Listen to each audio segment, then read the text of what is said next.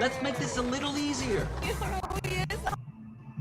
So currently I'm assigned to graveyard patrol here in Spokane Valley. I enjoy graveyard. There's less traffic.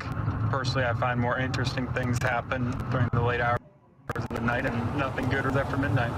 Pride myself in pulling guns, drugs off the street. Figure it's my way to get back to the community.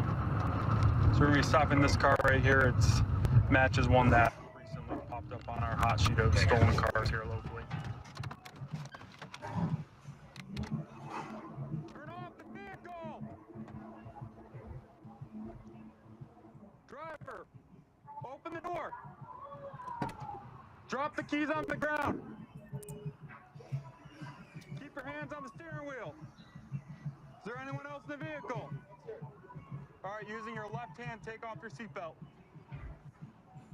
Exit the vehicle, keep your hands in the air, face away from me.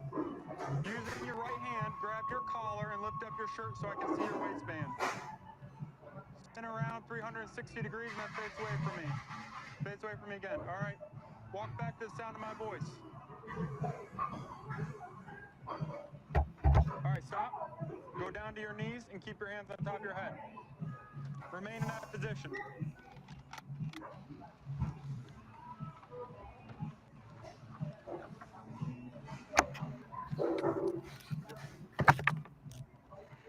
Jump up for me, man. Just have a seat on the bumper right here. So here's the deal. Right now you're detained, you're not in custody, and you're not under arrest, okay? What's going on? The reason I stopped you tonight is this car was stolen. Are you the registered owner, or? She allowed me to use it. Okay. And then it goes deeper than that. I'm probably going to attorney if she's trying to say that it was stolen, but it is not stolen at all. Who's she? Her name's Rose. She needed a caregiver. I was living over there. All my stuff is over there. So you were her caregiver? Is that what it was? Yeah. Well, and we were going to make it legal, but so now I was just helping her get her plans together and whatnot. Did you know she reported stolen? No, I did not. Okay. Does this surprise you? Absolutely. You don't. Oh, it does. Okay. All right. At first, you didn't seem quite so surprised, but so when did you get the car? I got the. I've been driving for her since Sunday. That's when she gave me the keys. But yeah. So I mean, it's just weird. She reported it stolen. She gave you the keys to go buy boots for her. Is that familiar? Yes, sir. Okay. Well, yeah. She had me go pick up some boots that she had already purchased. Okay. And I did that. I brought her boots, and then she gave me the keys today and said that I would be able to take the car. She's gonna give me a call and let me know when she needed it back, but I had got my phone signed. Okay. If we call her, will she verify that all? I'm not sure. So somebody had told me that she was mad at me, and I said, yeah, well, I don't understand exactly what's going on, but I do know that she's a pretty vindictive person. Well, we'll try and get it all sorted out for you, okay? Yes. Just hang out for a minute longer. So we're seeing if anything is left behind before we return to the owner. See if he left anything. Make sure there's no guns or dope laying around. She basically said she gave him the car to go buy, and he never came back with it. And looks like we got a meth pipe in the center console along with a bag here, tube dope. Oh.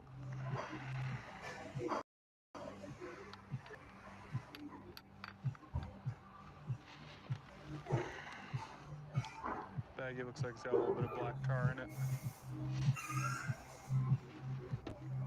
All right, partner, I just wanted to clarify a few things on your side.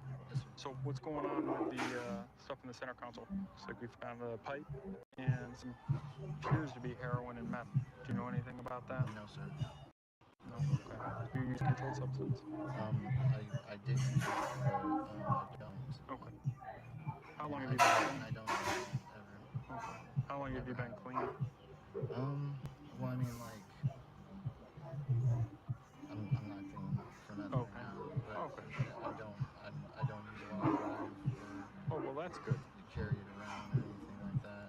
So, as far You as, just get it and use it right away? well, I don't. How long have you been clean? since yesterday. Okay. How often do you usually smoke? I don't know, as much as any other meth head would do. I mean, I'm trying to be as transparent as possible. Sure, I get that. So here's the only issue I'm running into is some of your stories here are not making sense and not adding up, okay? Because, Like, as in, well, you at first told me that you picked it up Sunday and then had it until now and hadn't been able to get a hold of her. After that, you changed your story. I must have been confused. Okay. I'm confused. I can understand that. Yeah. Like I said, I had permission to use her Okay. vehicle. I'm not stealing it. I never did steal it. There's not ever been one time where it was going to be stolen. Okay. Because the issue we're running into here is she sent you out to pick up a pair of boots, right? And then you never came back with it. So it makes sense if someone was to go get a pair of boots, there's like a timeline of expected time they're supposed to return on that. But when Sunday they tell you to get a pair of boots and then we're now to tonight, and that's not what it was. we're gonna go downtown for possession of a stolen motor vehicle, right? And then you're also now under arrest for 2 counts of possession of controlled substance. So sit tight for a second. So you'll have your So tonight's a pretty slow night, which is a good thing. Lets everybody to kind of pick up on their proactivity and whatnot, which has been pretty slow lately with a pandemic and obviously our proactivity trying to minimize everybody's exposure. It's like to work the downtown corridor here as we get a lot of window smashes and thefts from these businesses out here. Your local Ashley store has some of the top-rated beds on sale now. Click the link or visit Ashley.com to shop and save today and see why Ashley is America's #1 furniture and mattress store. Ashley.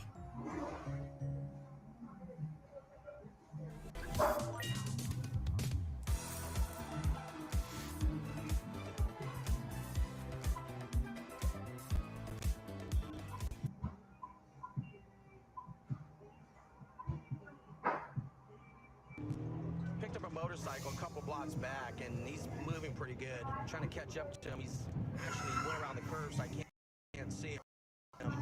Definitely faster than the speed limit around here. And he's taking off from us. Colt Sanford, failure to yield. Birch and 5th motorcycle, TC. Yo, man, put your hands up. Get flat on the ground. Do not move, you hear me? Just stay right there, you understand me?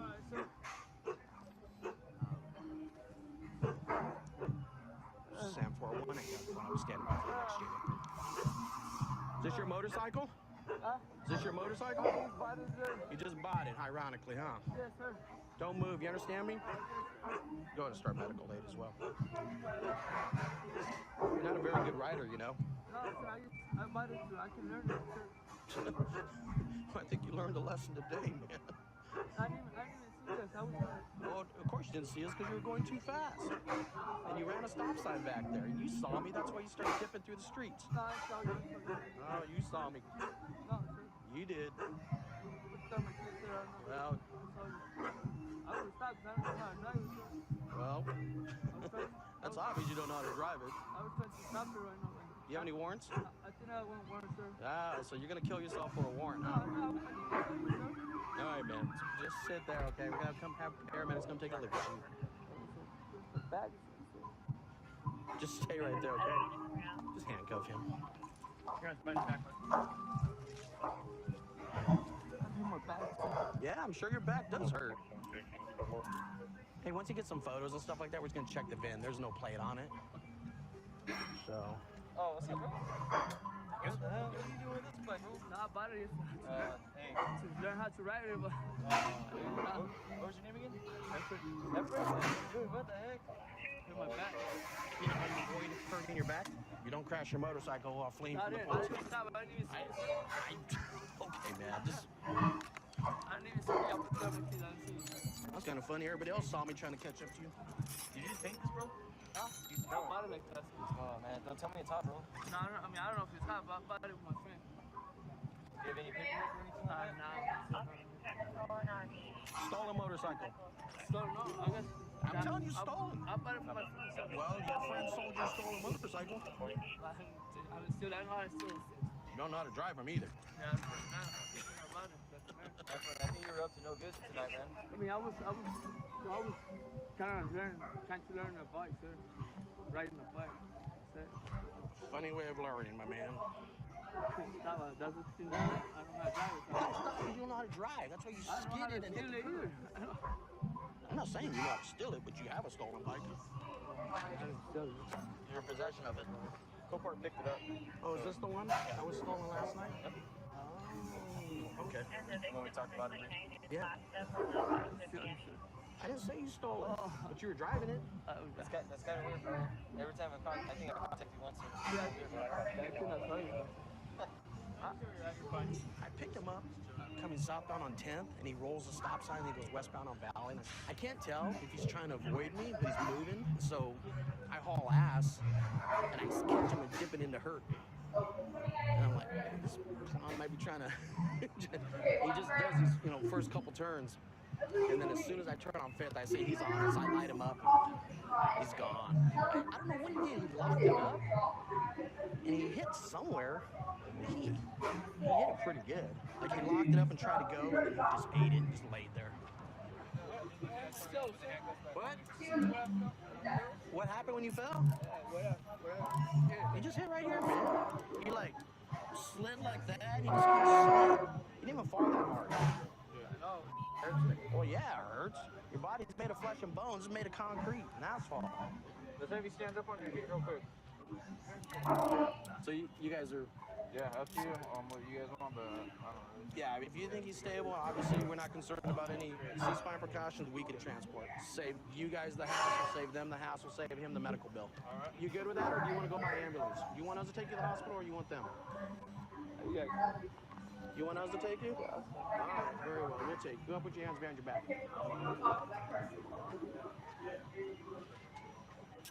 Can't be doing that, man. I know. Honest, I know. If I would see I would stock this. I don't want to get hurt. I don't want to hurt nobody. Well, I don't want to see you get hurt. But you're doing things wrong. It is what it is. It's part of the game, you know? So that bike come on, stolen him? Yeah, it got stolen last night from down the street. I'm not saying you did it, but I'm saying it was stolen last night. Obviously, he wasn't a very good friend, huh? Anyways, that's what you're being arrested for. Possession of a stolen motorcycle and evading. We're going to take you to the hospital to get checked out. Sir? Because obviously the jail won't take you if you've been involved in a collision until you've been checked out. Okay? No worries, man. Nothing personal, but you got to get your life right. I'm going to grab your jacket. Thank you, sir. Good luck to you, D. So, you caught him the first time. Now this time, so obviously he has a problem with stealing vehicles. Yeah. And he's not very good at it. At least we know he's stolen 2 vehicles. I'm sure many more. Right. So, and I'm sure you'll be next. Oh, yeah. It'll be a trifecta. Recently, I was blessed with a new son, and one of the things I do when I come home after shift, I'll go in his room when he's sleeping and watch him sleep, and he's sleeping there peaceful, and watching him, it just kind of solidifies the job that I have and trying to make Escambia County a safer place for his future, and I'm happy with that, and I feel good about it. This car in front of us doesn't have functioning brake lights, so we're going to go ahead and pull it over.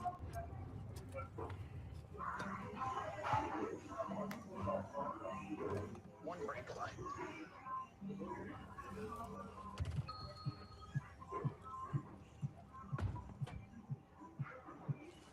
Man, Hey, buddy, how you doing today? you got one brake light. That just now. I'm having a problem with Yeah. the brake lights. 354. Can't answer that yet? Yeah. Little by little, 26. All right, you got your ID with you, man? I lost it. Somebody stole it or something. I went down to report it in. Okay, do you have your ID, man? No? All right, we'll do it this way again. You don't have a front bumper either, man. You get your front bumper on there. I need to. I got one price for $50 Yeah. So, do you hang out at the Quality Inn quite a bit? I got a friend up there I can drive to every once in a while. Yeah? Is that the one that I saw y'all with the other day over there? He went to one room, you went to a different room? Yeah. Which room you usually go to over there? I just go over there wherever with him. He knows a couple people over there. I don't really know nobody too much. Does he live there? I think so. Yeah, okay. He's always there. That's why I see him. What's your first name? Doyle, D-O-Y-L-E. All right. Hang tight, I'll be right back. Anything vehicle you know about? Nothing? Nothing? Has there ever been anything that's illegal? I don't know. Not you know? Okay. All right, hang tight. We'll be right back.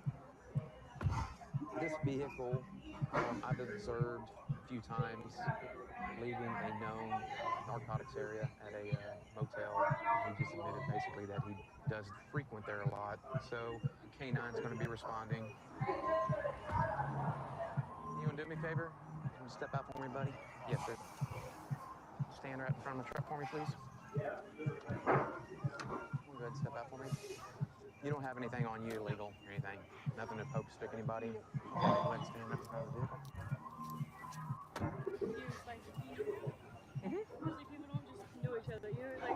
Well, when you frequent an area quite a bit, like this gentleman, and this is my area, me and him cross paths quite a bit and stuff like that. We see each other a lot. Okay, so obviously you've seen the dog alerted, right? Am I going to find anything in there? What's going to be in there? Some weed? That's it? Less than an ounce or gram? Something like that. I don't know. It's supposed to be like a little bit under an ounce. Okay, where is it at? This side. Let's see. Look right there. Right there. That? Yeah, that's it. You sure that's not spice? I don't know. They sold it to me as weed. I thought it was weed. I was under the impression. I don't know. I think they might have lied to you. That definitely does not smell like marijuana. I thought that too. I thought I ripped off. I don't know. I haven't had a chance to really check it out. You have not? I hadn't had a chance to really check it out. You want to go ahead and detain him for me? Appreciate it.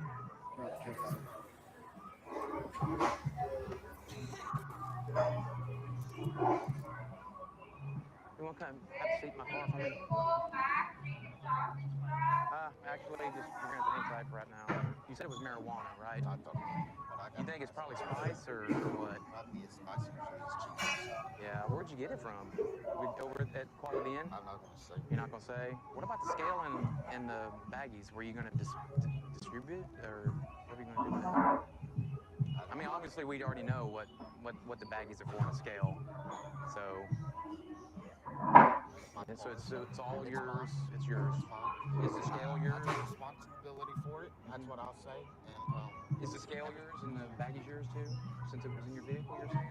yeah, everything. Ain't that the law? Everything in your vehicle is yours. Yeah, well, that's what. I damn sure ain't gonna let my beautiful woman go get locked up for it or anything like that. You just picked her up. All right. I'm gonna let her get in no trouble. Let's go with this vehicle up here, sir. Yeah, sure. Ma'am, come over here. Give him a kiss.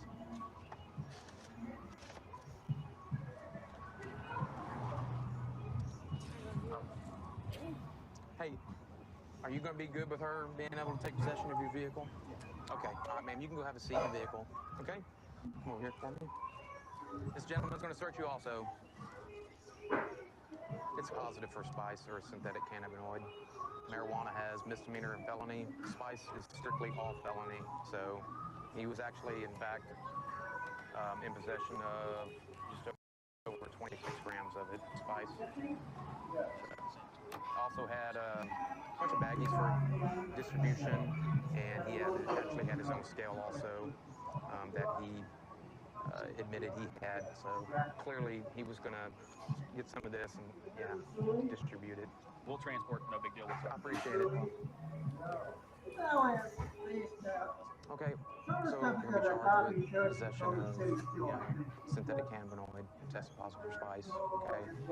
And for possession with intent to distribute, since you did have the baggies and you had a scale. You just got out of jail. I'm homeless. I lost my job. I lost everything. Doing whatever I have to do to make it. Like, every day, I'm do what I'm not proud of it. I go to work every day. All right, yes, sir. Alameda County Sheriff's Office. We patrol unincorporated areas of Alameda. I patrol the San Lorenzo and Hayward area. Been out here solely within the agency, but this is the most challenging. One, you got to worry about another deputy, and then obviously your own safety. We're going to stop these two guys right here. They're on bikes, riding on the sidewalk against traffic. Hey, stop! Stop! Hey, Sheriff's Office, stop, dude! Hey, tell them two bikes, stop.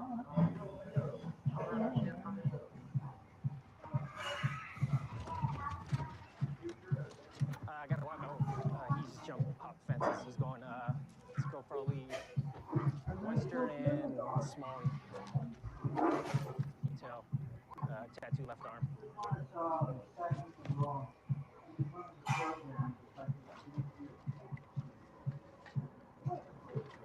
Just a bunch of spray cans, nothing.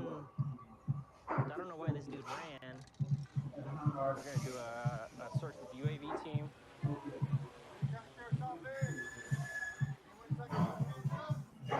Alameda County Sheriff's Office.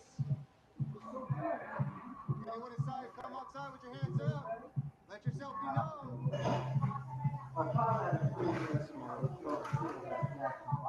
Alameda County Sheriff's Office. Let yourself be known. Check the small building. The garage, and then we got a small hallway. All right, here we go. Oh, hey, don't move. Hands up, all the way. Stand up. Stand up. Face away from me. All right. All right, keep your hands up, dude. All right, don't move. What's your name, man? Yeah, this is our outstanding. What are we running, dude?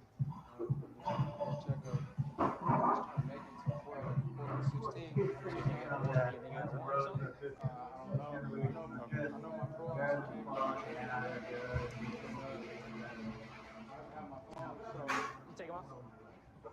All right, come out. Joe, we'll take her in custody. I'm back up.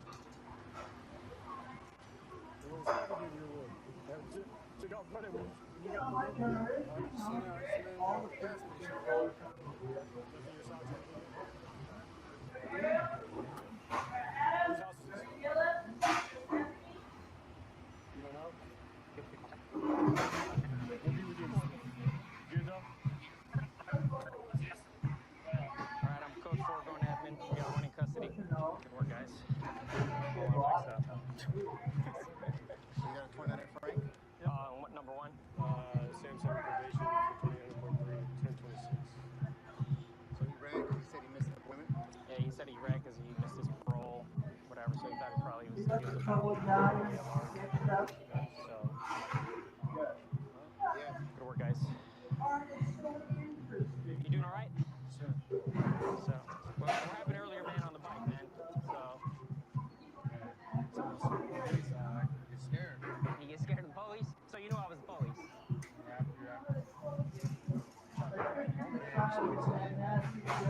Scared. They just killed my little brother on Kelly Hill.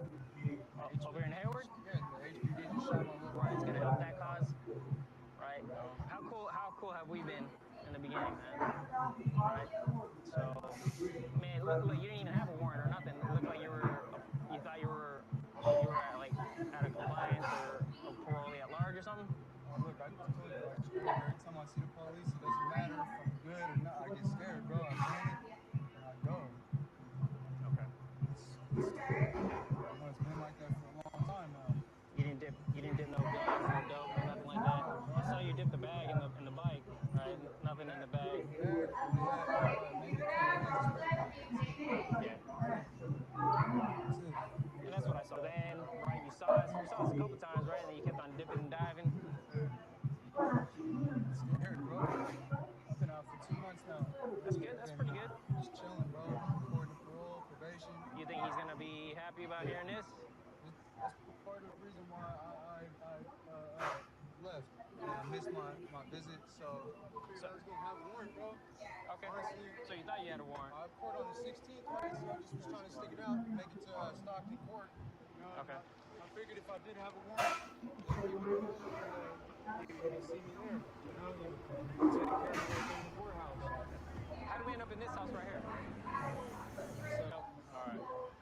anything when I went in there. Went in there and just tried to So I'll place you under arrest for basically running, right? Resisting, obstructing, running. I'm gonna have to get a hold of the parole officer. He's riding a bicycle on the sidewalk. It happened bootsy, man. It was something so small they didn't even have to run, right? I would have ran your name, you would have been clear, and you would have been free to go. You would have been a free man. Maybe we would have parole searched, right? So we're going back to the car. We're going to Santa Rita to get you booked in, all right? I like to cook. I love to cook Italian food. My mother even made me a cookbook that I used to watch her cook, and I haven't had an unsatisfied customer yet. There's a car over here with the door open. Actually, there's no other cars in the parking lot other than the one that's usually there. I've been hit before, so I'm gonna take a look to see what he's doing. Paris 254 occupied vehicle check. How you doing? Lunch. Looking at my email. What are you eating? Wingstop. Okay. Well, you're in the middle of nowhere. Do you have a driver's license? I don't have it on me. I just bought this car. I have the pink slip. I just bought it. I'm on my way to DMV to get put in my name, like a debit card or something like that. Are you on parole or probation? And where are you from? San Diego. I'll let you know. I am on probation. I asked you if you were on probation. You said no. Oh, I misunderstood you then. How did I'm not on parole, but I am on. I have a warrant. Any weapons in there? No. Be honest with me, okay? I have something in my pocket. Probably. What is it? It's meth. What's that? It's a bag of drugs. Okay. Well, why don't you step out for me?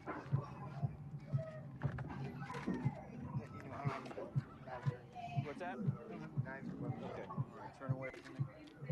Hands right back here. Checking over. Okay. So, what are you on probation for? Well, last year I had some trouble with. Yeah, there's some dope in there. Anyway, GTAs. I didn't really steal the cars, but I got some GTAs last year, so I'm on probation for that.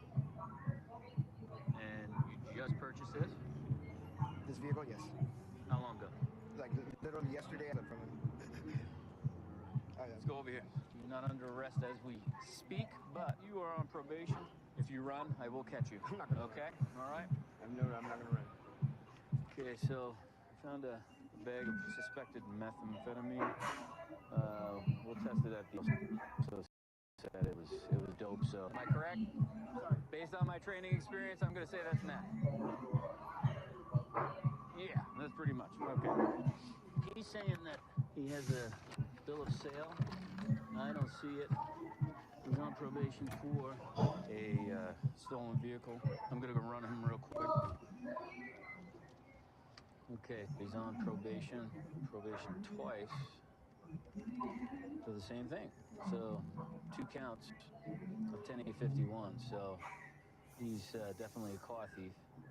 So I'm going to take him in for probation violation and also the methamphetamine. Well, you're on 2 different cases. So you're under arrest for possession. You're going to be violated for your probation. Okay. And then hopefully while you're in jail, you'll be able to get help.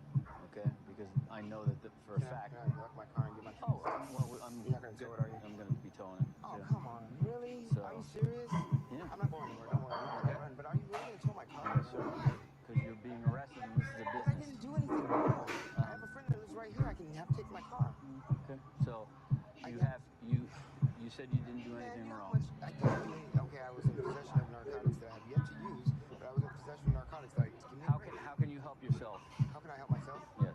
Get into a program, but I'm gonna have to tow my car out because I just spent $3,000 on it. I have no money now. Okay. And you're gonna want me to tow it out, and I can probably lose it. So that was great. Okay. That helped. So me out. help yourself out. Where did you get the dope? When I get the dope, I found it on the street. Oh, I didn't find it on the street. come on. So I'm not gonna rat anybody off for it. Back that dope. I'm just trying to help you. I am. Release. It's That's not a dime bag, first of all. Well, it's gonna be a book of release because it's not an ounce. Okay. Your violation is not going to be a book of release. What do you have in there that you need? My keys, my wallet's on top. Paris 254. Is there a transport unit? Violation. Okay. It's a violation, which is a felony. Okie dokie. And it's a small amount. small amount is usable amount. It's a usable amount, right? So I'm not hurting anybody else but Well, myself. maybe It's a fine. maybe Kenneth, maybe I'm saving your life. Maybe I doubt it, but Okay. maybe I'll get killed in jail. Listen. You're not helping me. Okay. Well, you're not helping yourself either. Okay. Well, I was minding my own business. I wasn't causing any problems for anybody. This is what we're gonna do. I'm not tow your car. Okay. I believe you. That's the reason why I'm not going to tow it. Okay. We'll lock it up. Now, just to let you know, if I do find out that this is stolen, I'm coming back and I'm gonna be towing. Put a mask on you. Hold on, I'm gonna check it.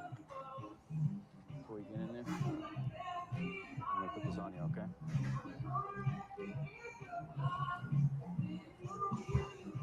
How appropriate is that? Oh, not bad. Is that comfortable? All right. Next time I see you, join me in being clean and sober. How about that? I know you got upset, okay? But I can always be fair. Thank you. There's always something going on. That's what drew me out here. I enjoy getting to work the swing shift. It's nice because I get to work part daytime and part nighttime. When you get to see the strip light up, it's kind of a special thing, right? All right, we're heading down to a burglary. The homeowners heard noises when they came over to check on the property, so we're gonna go see if we can help them out.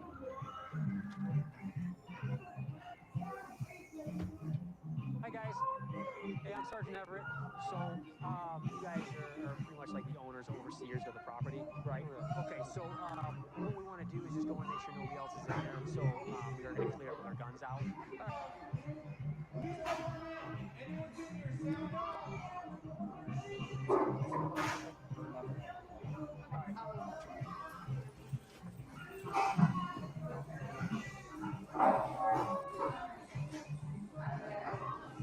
What do you have?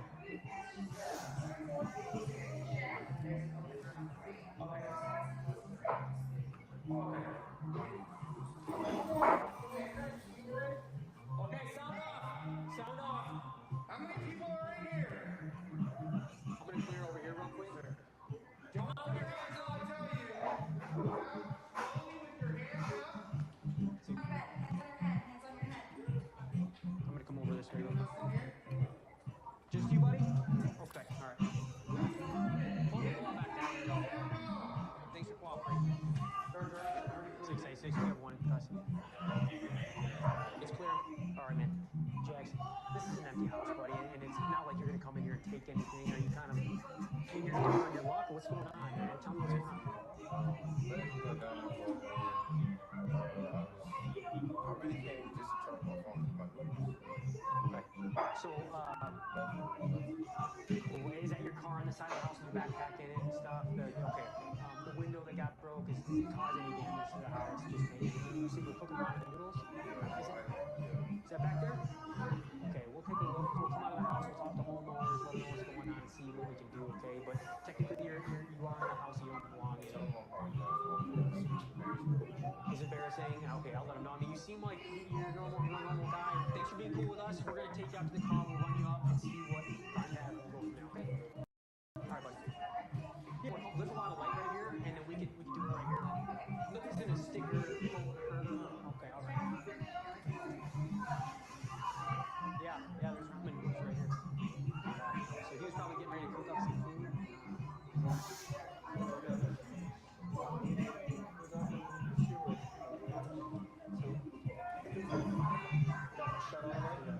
Was it like that, or did he do that?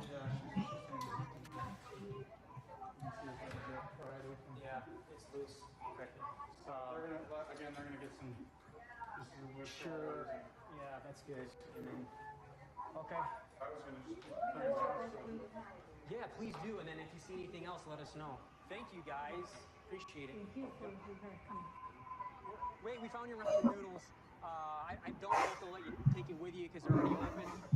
It looks like Akuna was taking a look at the. Oh, is that like a tool or something? You just kind of pried it a little bit. Is there a screwdriver or something? Or? I think they'll be okay. I think they'll be kind of a piece of wood but fine you for that? Like, I don't think they're gonna fine you for that necessarily, but it's something that we need to just find out. And if you're truthful, that's good. You know, because obviously you can just. Because like honestly, this situation, man, like going through hard times, bro. Turn my car off. It's putting out a lot of heat. Going through hard times.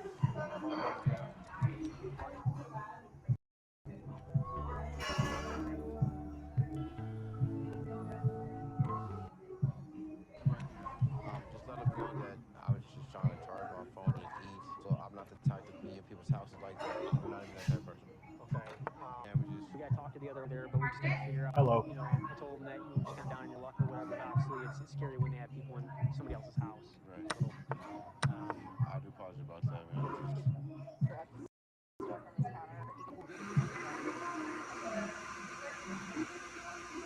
Hey guys, so because you're the representative of the property, I just gotta ask. He admitted he used a tool to pry that open. I know there's damage to that. He was you guys didn't invite him in, obviously, right? So you guys today. Okay, great.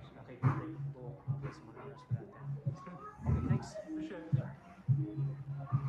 Of having the screen, cracked, and then their window. They appreciate you wanting to pay them back, but they said they just wanted to go through the courts for that to make sure that everything's done through restitution. And I know you're down on your luck. There's a lot of places out there that'll give you resources to help get you off the streets and get you help. Okay. I've been going to help selling houses Tomorrow you were gonna go down there. Okay, well. Tonight, you're going to be going to jail, and it's gonna be for the. It's not going to be for home invasion or anything like that. When you're talking to them, it's just going to be entering an occupied dwelling, and then you got those burglary tools, those 2 screwdrivers. Okay, so. I always wanted to be a cop. The first person that got to me was a police officer. He was able to get me on a helicopter in the hospital in time to save my life. So I always wanted to be that person to help somebody out when they needed it. We got a call, there's a guy breaking into a house. Leslie just took off on foot, so we're gonna patrol this area, see if we can find him. I think I just saw a shadow run across the street.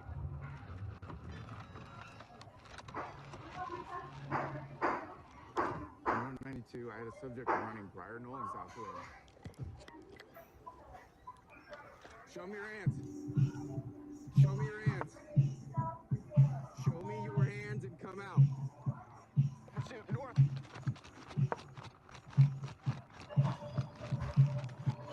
Going,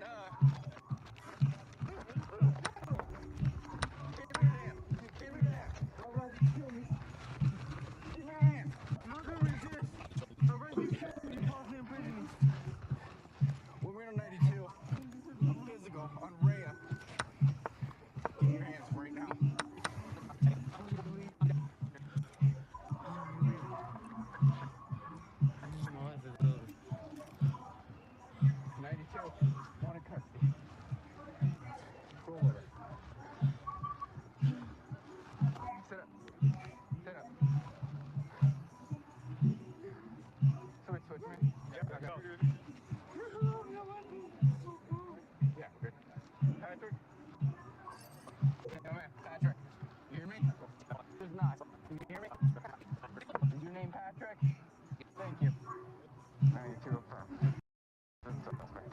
This guy smashed the upstairs window. Okay. She called in live, like, hey, this is happening right now. He's breaking the window. We roll around corners, like, about 4 houses up. We see him taking off. And we see the cell phone running down the street. And this is the guy. This is a Rather you have me shoot you than go back to jail. I'm tired of trying to build myself back up over this. I told her before she called the cops, I'm gonna get she wanted to argue, press the issue. I'm gonna call the cops to make it hard for you. Okay, well, what happened tonight, man? You took off running from me, but what happened before that? What happened was she disappeared on me today after accusing me of being with some females, and typical black people, white black women, we argue, and I'm gonna give some bitch when you wasn't. I'm gonna go do some petty. I'm like, okay, drop my daughter off at her grandma's house. Will you come home? Give me my rent money for the month. And she pressing the issue because she's like, oh well, I ain't got no money for rent.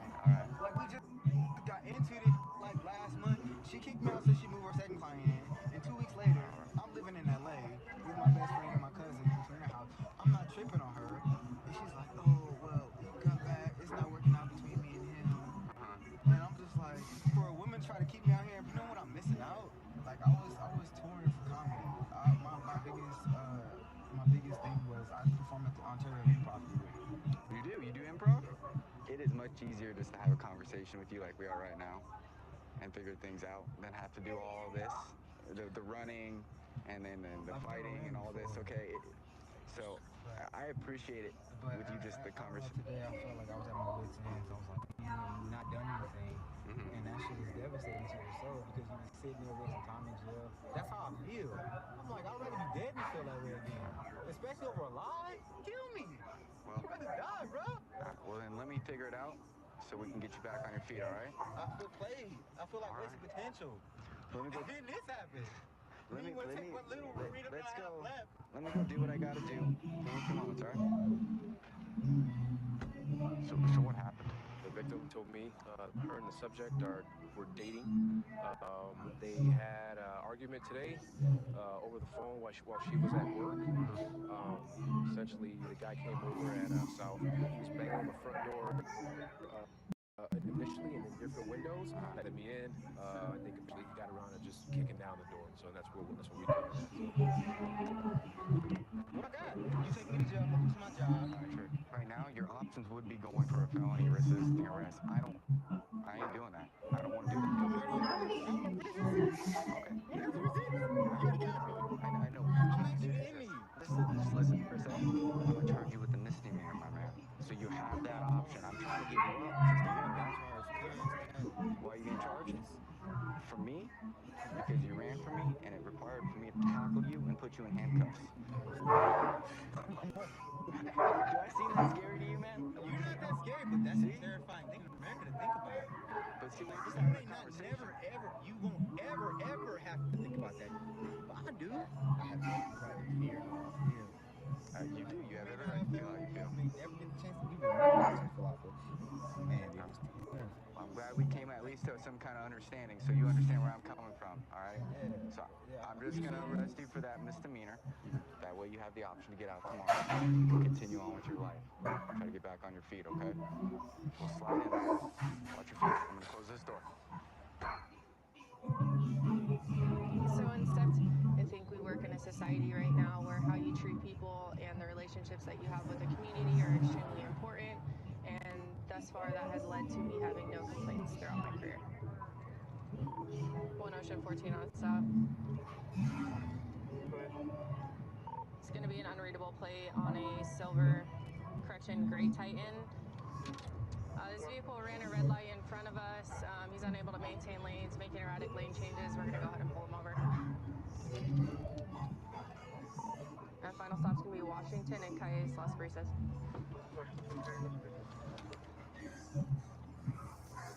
I like it. Yep, it's mine. The prices blow my mind. I feel so rich. Yeah. I feel like a billionaire. I'm shopping like a billionaire. I'm shopping like a billionaire.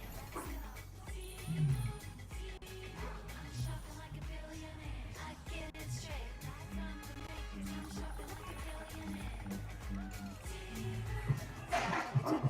Shop like a billionaire.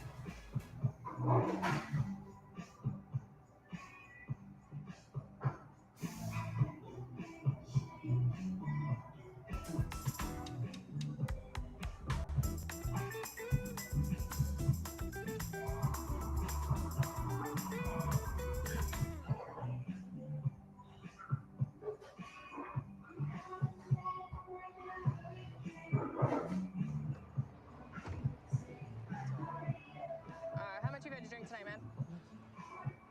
Come on, you reek of alcohol. Okay, so nothing to one? Just one? Okay. You ever been arrested for DUI before? No? Okay. What did you drink? Just What is it? One what? Modelo? Okay, the can or the bottle? Just a can? Okay. All right, hang tight for just a minute, okay, man? 1 Ocean 14, copy, code 4 East right one. All right, so he blew the red light from Avenue of the States onto Washington. Originally, he said he had nothing to drink, and then he said he had one Modelo. He's 19 years old. So we're going to pull him out and odor of alcohol on his breath. He has slurred speech. All right, Ulysses, we're going to go over here to the back of your car, okay? Right over here. So how much did you have to drink? 2 beers? Okay, so I want to do some field sobriety tests on you to make sure that you're safe to drive, okay? Are you going to comply with those tests? All right, I'm going to have you walk right here for me, okay? So you can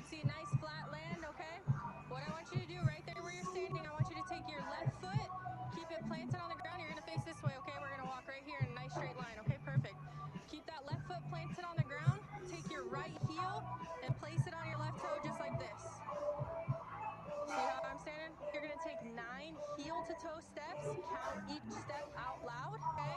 1, 2, 3, 4, 5, 6, 7, 8, 9.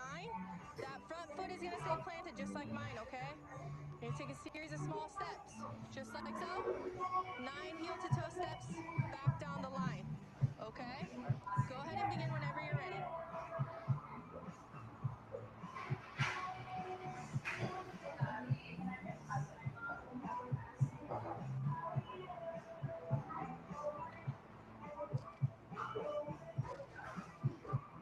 You done? Okay. Were you counting? Okay. Do you remember what I told you to do next? Move on to the next test, okay? For this test, I'm going to have you choose one leg. You're going to place your foot 6 inches off the ground, and you're going to count out loud for me. You understand? Yeah. Okay. Go ahead and begin whenever you're ready. Mississippi. Two Mississippi. Pick it up. Keep going. One Mississippi. Two Mississippi. Three Mississippi. Four Mississippi. Five Mississippi. Six Mississippi. 7, 8 Mississippi. 9 Mississippi. 10 Mississippi. Okay, relax. Put your shoes back on. Stay right there for me. Okay, you are under the age of 21. Okay, so I'm the state of California advisor. Okay, are you going to comply with that test? All right, this test is really simple, okay? All I want you to do is take a deep breath for me. I want you to wrap your lips around the tube and blow until I tell you to stop. Okay, give me just a second. It's calibrating, okay? Okay, take a deep breath for me. And blow, blow, blow, blow. Okay, perfect. We'll take it one more time just to make sure it's accurate, okay? Okay, same thing. Deep breath for me, okay? Wrap your lips around the tube and blow until I tell you to stop, okay? Blow, blow, blow, blow. Okay. For someone who's under the age of 21? 0, right? Because you shouldn't be drinking because you're under the age of 21, okay? So you blew up .022024, okay? So you are over the legal limit in the state of California, okay? So go ahead and turn around for me. Put your hands behind your back, okay? You'll be placed under arrest for driving under the influence of alcohol under the age of 21, okay? Hey, can you take him to your car? How much did I do? .022 and a .024. How can I talk to him? We'll get you there, okay? Hey, so he's been drinking, okay? And he's not 21, so he shouldn't be drinking. And he especially shouldn't be drinking and driving you, okay? You understand how dangerous that is? Dalton's right. If he comes to pick you up and you see how he is, you gotta tell him, like, hey, you can't drive me like that. You know what I mean? Because what if he kills you or kills himself or kills somebody else? Absolutely. You know how a 1-year-old baby. Okay, so you have a reason, right? He's gonna go to jail and sleep it off, and he'll be out in a couple hours. Okay? Fair enough? Okay. And call whoever you need to come get you, okay? Okay. He wants to talk to you real quick. Alright, so do you understand how much danger you put her in? And she's got a baby, right? That's what she told me? Can I say bye to her? Yeah, you can say bye to her. She's gonna come to you, though. You're gonna go get out of the car, okay? People think of Las Vegas as a place to come gamble, party, and all that kind of stuff. But there's a lot more than just that. My family and I, we love to go to Lake Mead and go out water skiing, wakeboarding. We have Mount Charleston. There's a ski resort up there. You go snowboarding. There's a lot more here in Vegas than people realize. Alright, so it looks like we got some people asleep at the wheel. This stop sign. Parked right next to the stop sign. That's not a good thing. So flip around and take a look at it. Possibly impaired drivers. Baker 3468. I don't know if I want to wake them. Just I won't be able to tell. Those are so tinted. It's going to be occupied 2 times. Looks like the driver and passenger are dead asleep. Sorry, unit available in near 10. Baker 3, she doesn't want to go in there. Right there is just out, zoned out. She has gloves on, but odd. I'm trying to see if I can see any paraphernalia or anything that would cause them to be out like this. This is definitely not your typical drive. Alrighty, let's see if we can.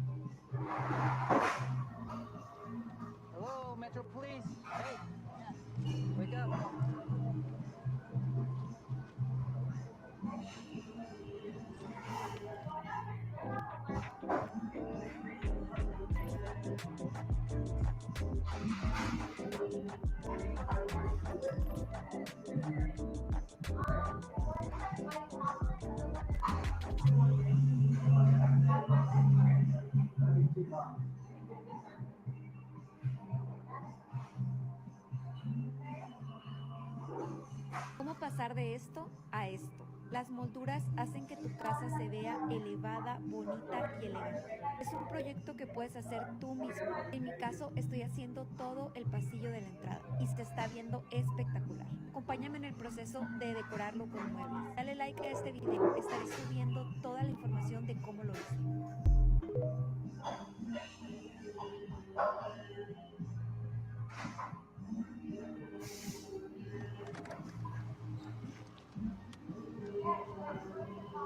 Now you go ahead and step out for me, okay? Come on. Go ahead and, ma'am, can you step out for us?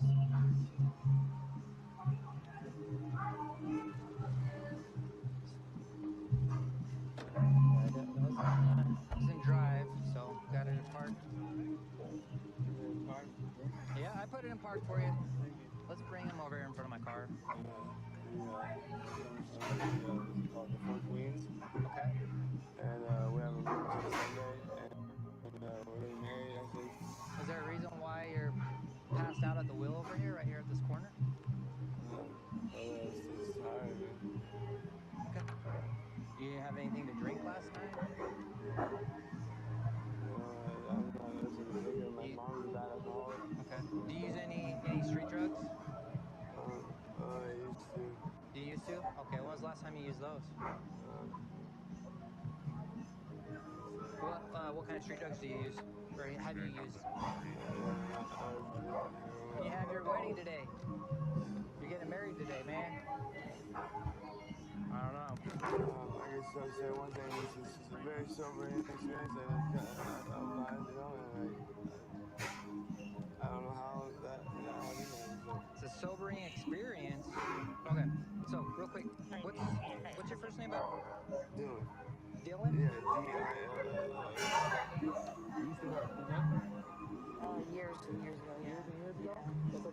I just keep my jewelry and my change and stuff in there. We were here to get married, actually. That's why we were in Las Vegas. We're staying at the Fort Queens. There's also scales you got. You have the same thing over there. That's that cough stuff. It's just the residue of the heroin. It's still. Alright. So the pills, though, like. Muscle relaxer. That's probably what he's on. Here's the thing, because I passed. Yeah, those will pass. He's on pills, though, just because of his speech and how his face is sunken down. Yeah. He's like super high on pills. And where were they sitting at? They were right underneath the center console, where his hand was resting when he was sitting in the car. Okay. Alrighty, man. So, we did find these pills, okay? These pills, in order to be in possession of these pills, you're supposed to have a prescription for them, okay? Unfortunately, you do not gonna, it's a felony. I can't sign and release you. So, Baby, I had to go to jail, man. So go ahead and relax your hands, alright? I know hey look, you've been really cool with me, and I really appreciate it. Alright? I'll let you talk to her before we take you anywhere, okay?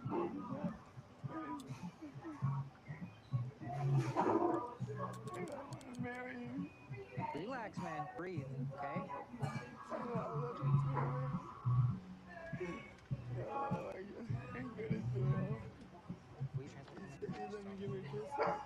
Absolutely. I'll let her come over here and talk to you really quick. All right? He goes.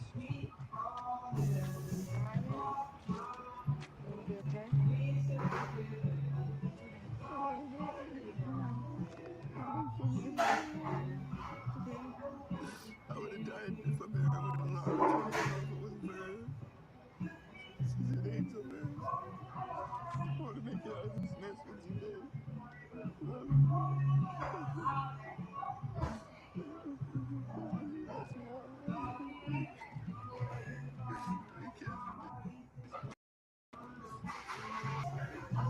Yeah, of course. Hey, look, he's telling me, look, he wants to get married. I hope you guys the best. I really do. You're free to go. Thank you. The season changing this time of year, it actually helps us. The suspect that's taken off in the woods, they have a little bit less cannabis to hide under. I'm going to use a gas station up here. He buys his smokes here. We're going to pull in here and see if he's using it again. It's about the same time he comes through. There he is. Yeah, it's going to be the map code. Party's got multiple warrants. Tell me that confirms. 8-3, start down to Mexico. We're on Lee Highway. It is showing for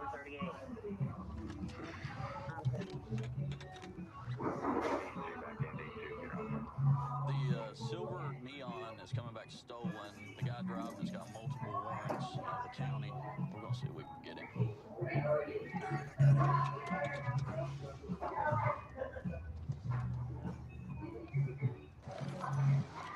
Don't move, Emery. Don't move. Put your hands up. Put your hands up. Come here.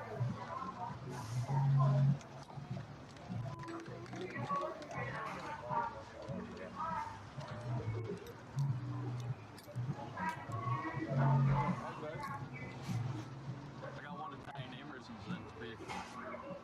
Stand right there. Who's in the car with you? Stay right there. Get out. What's your name? Emery, you got a bunch of warrants, and the car's stolen. That's stolen? Yep. No way in hell. I bought that from the car lot, real talk. You did? A tag stolen. My name is Christina Bissett, and I'm an attorney at Morgan & Morgan. A lot of the times clients will call in and they're scared and stressed. They don't know what to do. It's our job to step in and really show them how easy it truly can be. With Morgan & Morgan, the process in general. Morgan & Morgan attorneys, they made the whole accident process a lot easier for me. I could be in a different state, and for me to just do this, click this e-sign, I'm like, okay, it's easier than you think. If you're injured and you don't know what to do, go to forthepeople.com. Then I just drove off. Okay, with the tag stolen, I know that for sure. Who to tell you, I just drove off. Okay, either way, you got a bunch of active warrants. Robbery, all kinds of stuff. You got dope in there? Got dope on me. Okay. All right, let me get some gloves. You know what I mean?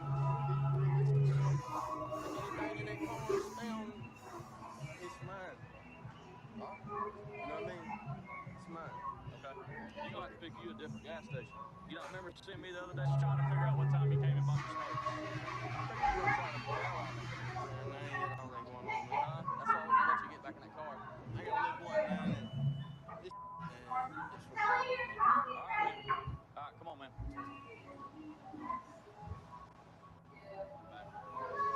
Did you search the car? Did you search it? No gun? He usually has a gun on him. Still got a smoke cigarette? Yeah, we'll probably go over that in just a second. Yeah, I'll probably let you smoke a cigarette. All right, just hang tight. So I already confirmed he got a bunch of warrants, and I knew the tag was stolen. I was assuming the car was stolen as well, but the car's you can't drive. You're suspended. So I'm going to have to tow the car because the car didn't come back to him either. You're not going to catch any charges. We'll figure out your ride. Okay? You're suspended.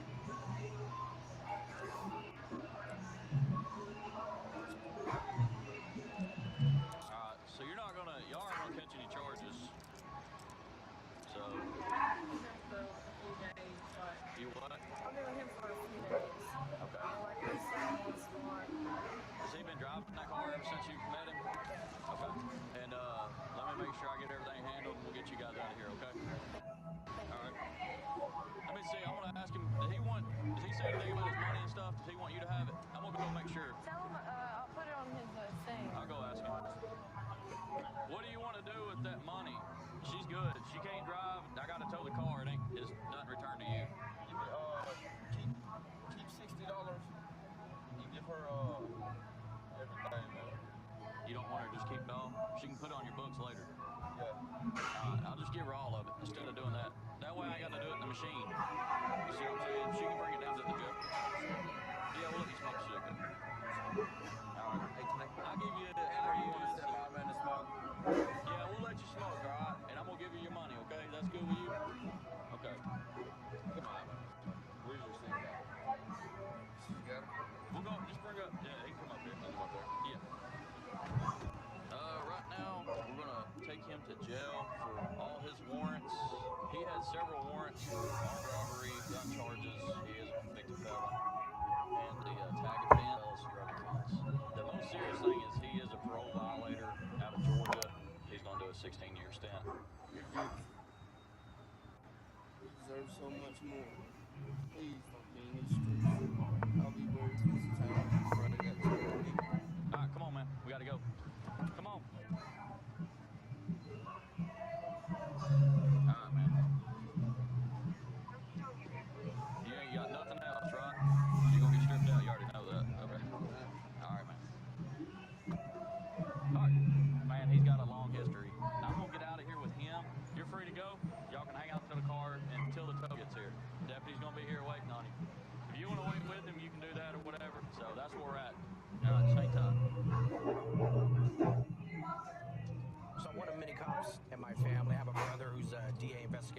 County.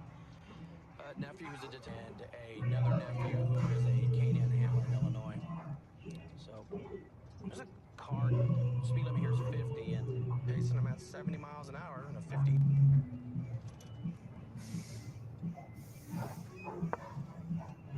He's going about at least 80 miles an hour in a 50 mile an hour zone. So we're gonna find out what's going on with him. Call the safe park clear for stuff.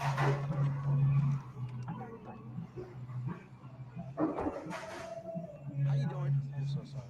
You have your license registration? I'm so sorry. Why are you going so fast, man? Oh, so that's not good. I don't want you to step off the brake and then you start rolling forward. Everything okay with your license? No, I was supposed to go to and from work. Alright, man. How fast do you think you were going? Well, be honest with me, man. We're gonna be candid with each other because we're gonna be straight, right? Yes. Probably about 60. Yeah. More? I paced you at 70. Yeah? Yeah. I'm sorry. You were going about 80. I'm happy. You know what the speed limit is there? 50. It's 30 miles an hour with the speed limit, buddy. That's not good, huh? All right, man. Hang tight here, okay? Stand for clear for one.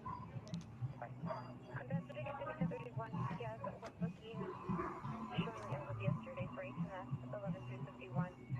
arrested yesterday for transportation of drugs. He's real nervous. He's sweating. 45. Hey, what happened yesterday? Uh-huh. I went to jail. For what? For firearms. Firearms? Yeah. Any firearms in the car right now? No? Okay, well, you know your license is suspended, right? Yes. Yeah. So I'm going to have you step out of the car real quick so I can take care of some business. Keep your hands on your lap. There you go.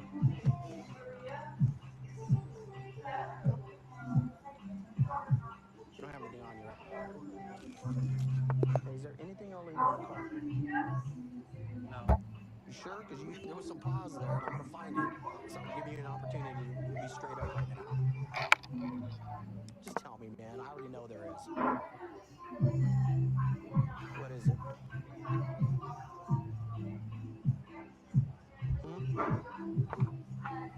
Some pills. Some pills? What are we talking about? A boat? No. No? How many pills? Where are they at? They're In a cup? Where at? it's really stiff. I need to change. I really do. Who's that young lady in the car with you? Okay. What's her name? It's Alyssa. Alyssa? Step out of the car, okay? Have you ever done anything? No.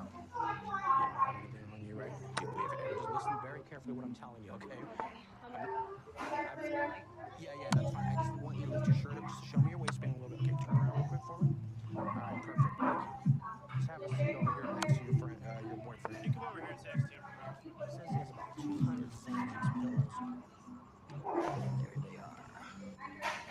Nominations of cash, multiple cell phones, all packaged probably in increments of 50 to 100 pills. Hey, do me a favor.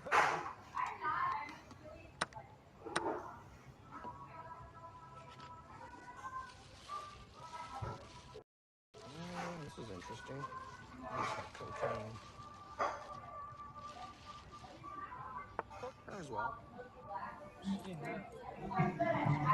know, we're just doing this right now. Just for everybody's safety, okay? Maybe stand up here. Actually, you still there?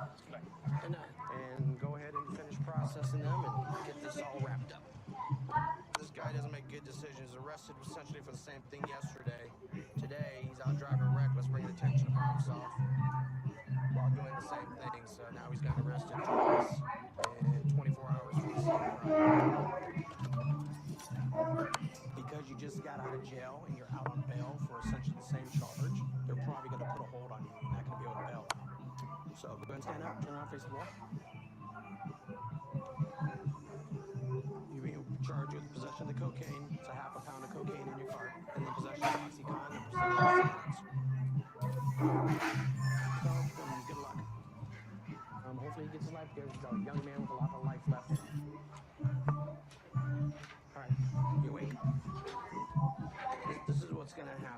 Right now, I'm going to release you. I'm not going to book you into jail. Okay? But what is going to happen is the case is going to be presented to the DA's office, and they're going to determine the charges are going to be filed. Do you know how much that cost from the car? It's like over 800 pills. It was 400 pills, and there was a half pound of cocaine. Hopefully, getting arrested twice in 2 days, you can get your life in order. This is not the game you need to be in. Detectives will typically follow up on burglaries and thefts and things of that nature that happen. Myself and my 2 other teammates will try to follow up on that, develop suspects, and try to go pick up people whenever they try to open the sheets off the farm. Cars are going to check out with suspicious vehicle right now. We're just trying to catch up to him. He ran.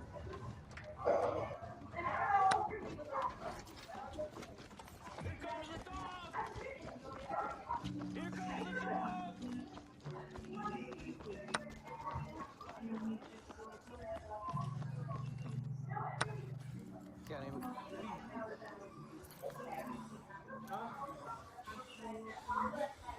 We're gonna be west behind the car wash. Apartment complex, west side. Go to your right.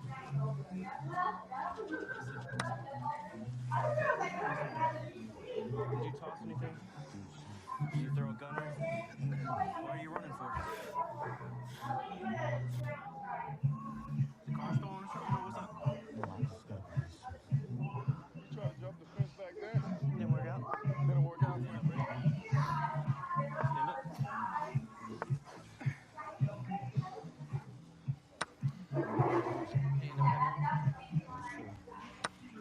Try to jump the fence back there because I kind of lost him in the bushes and I hurt him.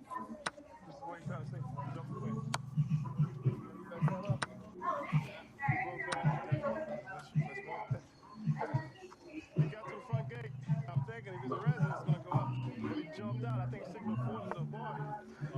Yeah. And I light him up. He took up running. That's when I saw this. I saw you gaining on him too. So. He was already out. He was out of gas.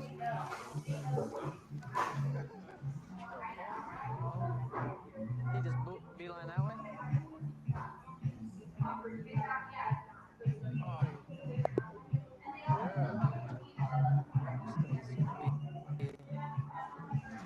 Marijuana. Looks kind of like a moon rock. They got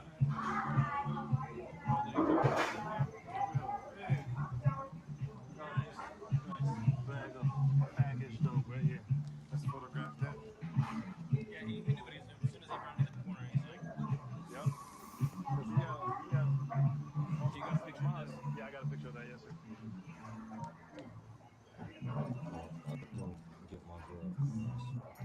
Alright, buddy. What happened? Pull behind the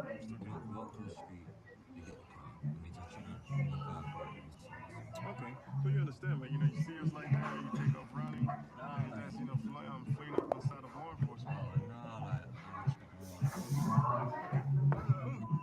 Let me ask you, man. I got behind you here, turned my lights on. You jumped out of the car. What's up with that?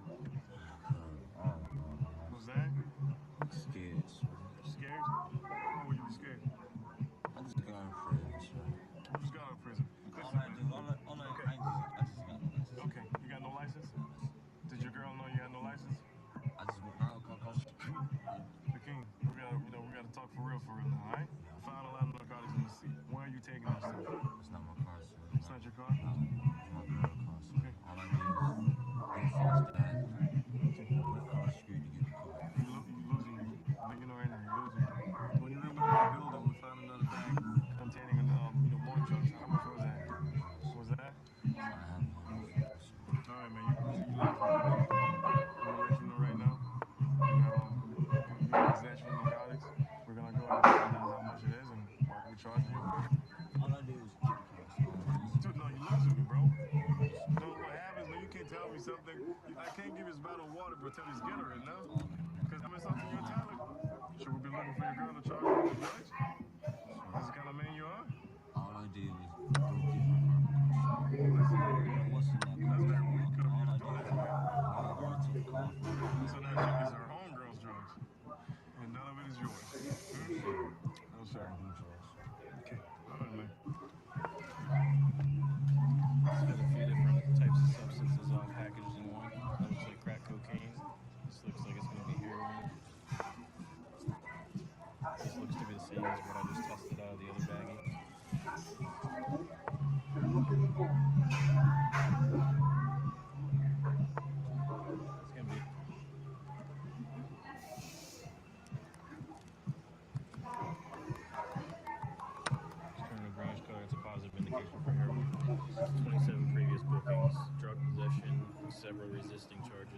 So this isn't anything new for him.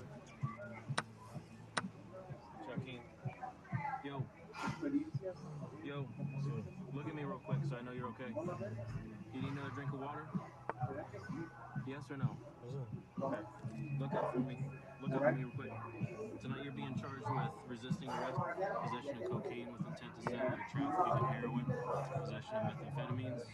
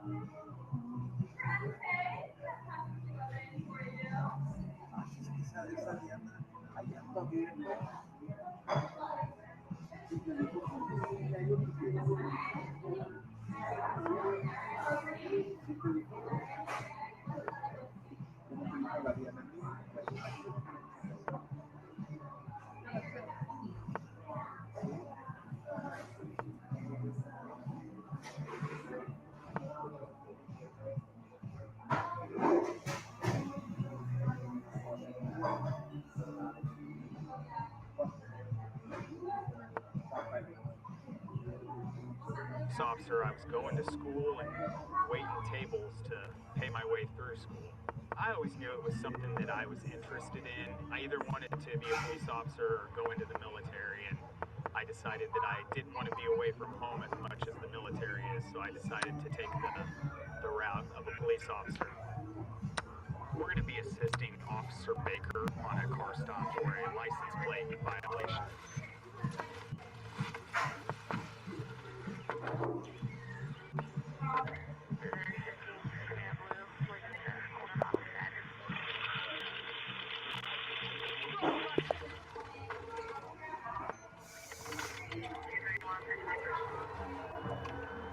Westbound Wilson, passing Kentucky, traffic only charges, about 80.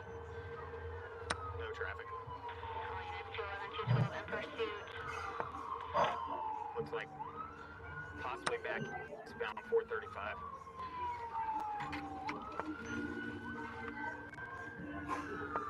White male driver, bald. We're gonna be back east on 24 highway. And he's getting on to 435 north. Got a guy failing to yield for us. We stopped, and when we got out of the car, he took off on us. So we're now in a pursuit. 10 west exit. We'll be heading west on on 210.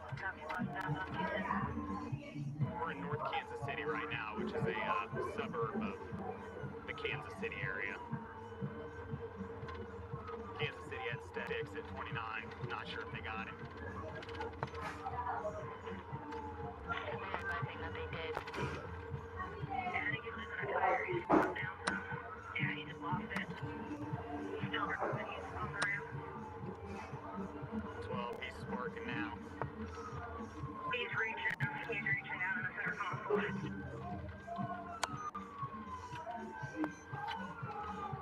12, he's trying to jump out on us. We'll be here. Hold up!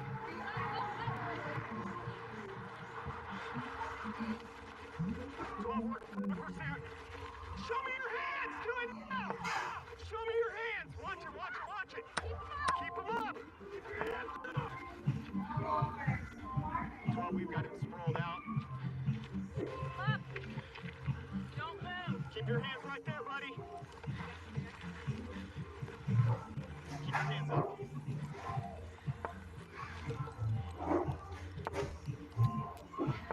Exit 4A. Copy 12, clear the air, 1 custody. All right, go ahead and step up for me.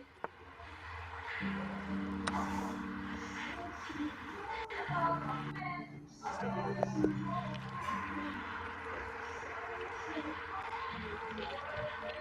Where you running, man? Over this, but you're gonna stay right here, okay? Spread your feet out for me. Get out of the car. No. You got warrants?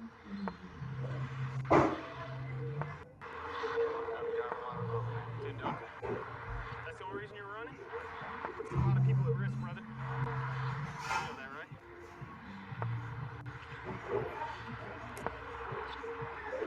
So you're just suspended. That's it. You don't have a seat, man. You need an ambulance? No? Okay, you have any injuries? None? Okay. Is that your car? Whose car is it? Okay. We're going to have a seat in the car. Is he going to be pissed? He's not. What's that? Yeah. I probably would be too. All right, go ahead and have a seat. Watch your head, watch your knees, all right? Make sure you don't need an ambulance or anything. All right, brother. Yeah, good job, man. He got in quick, man. Yeah, he got in quick. Dumped off on 22 Highway. Yeah. So I went to catch him. Yeah. And he had turned off on Cedar, and I saw him. And he went to Wilson. Normally people just turn straight off on Wilson. So he was trying to avoid me or in his place to get back on my file. So. Good job. Excellent. He's revoked. And he has some warrants at Kansas City. Probation violation for J8. So. Which side hit sticks? Backwards out here. Looks like he got both tires. The front one was going off the first. I guess here's where the sparks are coming from. He was going very far, was he? Are you the one that hit sticks? Yeah, I was sitting on a stall auto on northbound, and they put it out that you guys were coming across, and I was like, man, I'm stuck on this. Yeah. So they said you're getting close to 34. I was like, well, maybe I'll hop on there. So I went in, hopped out, got my sticks in my arm, and I see one of your guys' lights. I was like, oh, he's coming. So I run across 3 lanes of the traffic, hopped the barrier, and I saw him coming. I didn't have time to hold the handle for him. Like, I just chucked them all, and unfortunately he ran over all of them. And we heard they got him stopped here and caught him. So appreciate your help, man. Yeah, no problem. Always appreciate the help. All right. You're going to Independence Police Station, okay? Why were you running, man? Didn't want to drive while revoked? You didn't have any warrants or anything? Not no dope or anything before? No? This is the first time? Alright, man. You put a lot of people at risk, brother.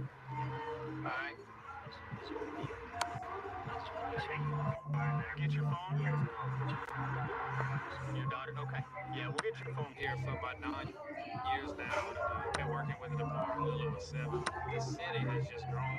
We've had a lot of people come here. The growth, we welcome it, but with the growth comes a lot of crime. So it's keeping us busy. We have a lot to do, which is good security, so I can't complain about that. It's an 06. Let's just make the stop on it. trying to catch up to a possible stolen vehicle. It's a Chevrolet Malibu. It's matching the description of a stolen vehicle that we have. Here's the same. It's kind of driving erratic. It ran the stop sign back there, ran the red light, so we're just checking on it. Just making sure it's gonna stop. They're running.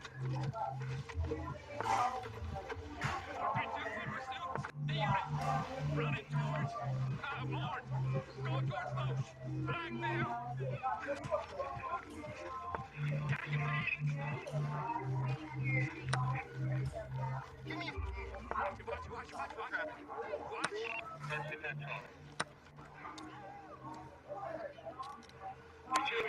got one in custody.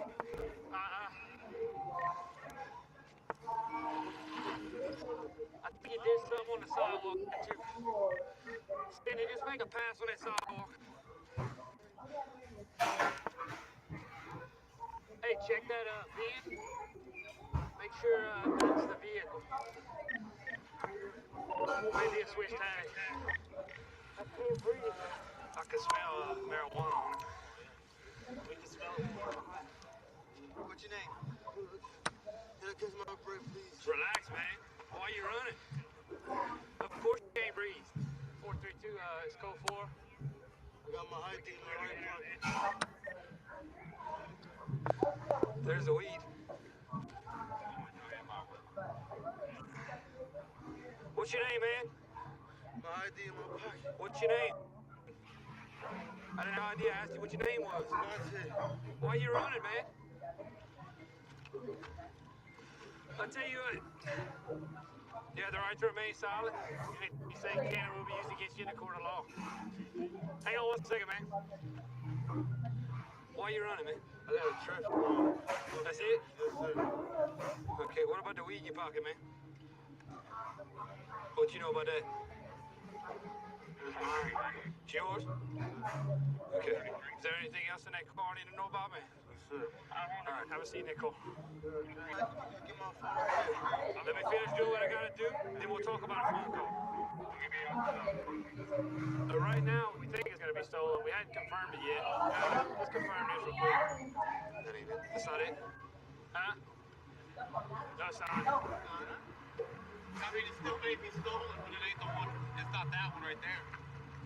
No, the handle was supposed to be going on it. The handle and the, we run the vent. Yeah, it looks like got a bag of weed in there. This is gonna be for passenger right here. Plain view. Same thing that he had on him. Let me talk with him. How you doing? What's your name? What? Nathan what? Okay. They're in your rights, man. Okay. What's your partner running for, man? I don't know. He just said the car was stolen, and I was trying to get out the car. Why he thinks the car was stolen? I don't know. You don't know? So let me ask you this, man. There was some marijuana in a little plastic bag on the center console, plain view. That's for you. For what? What's it for? Your partner? It's not. So what if he says for you? It's not mine. It's not you? Okay. So you don't have any idea why he tell you that being stolen? So he just told me to get out and run. I was like, where you want me to go? He was like, just follow him, and I just got out the car. So, you obviously went the other way. Yeah. So you just run when people tell you to come and the police are behind you? I wasn't running to go nowhere. I was just running to the side. I mean, if you're not doing nothing wrong, you know you shouldn't be running. I didn't want to just stay in the car. I got out. You got some ID on you, man? No, sir. You don't have any warrants or nothing, no? All right, man. Sit tight. I'm going to come talk with you in a little bit, all right? He's saying it's stolen. He said his friend was saying it was stolen the whole time. The NCIC head doesn't come back as a 68. So where is he at? He's in your vehicle? Let's go talk with him.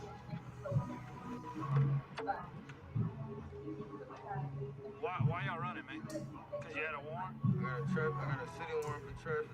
Okay. You said that vehicle's not stolen, man? That's my girlfriend. That's your girlfriend's vehicle? Please, I can take my jacket off. Just relax for now. Okay, you got it on. If you didn't run, you wouldn't be in that situation, right? I just got paranoid. I understand. Y'all been smoking a little bit tonight or what, man? Y'all was kind of bloodshot. How much y'all been smoking? Just smoked a blunt? All right, is that what y'all doing whenever we let y'all up? Is that why y'all really ran? I knew regardless I would have spotted, like, alright, There was some more for your partner? I'm taking my time. Okay, man. Just sit tight, man. We'll see about getting the shirt off and get the phone call, all right? It wasn't a stolen car we were looking for. Narcotics user, and he approached me while I was off duty and thanked me. That was the turning point to get him to stop the narcotic use. We just got a call from some of our detectives. They've got a possible location on the subject's wanted for a armed robbery and attempted murder. We're going to meet up with him and see what other information we have.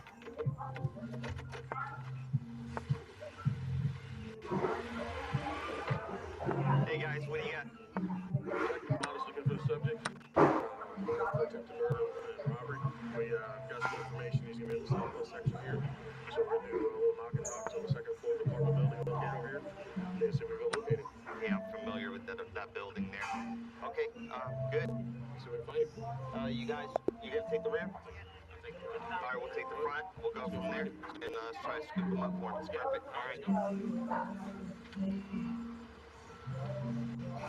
Can you approach the apartment where we think the subject may be? We have some other units that are on the other side.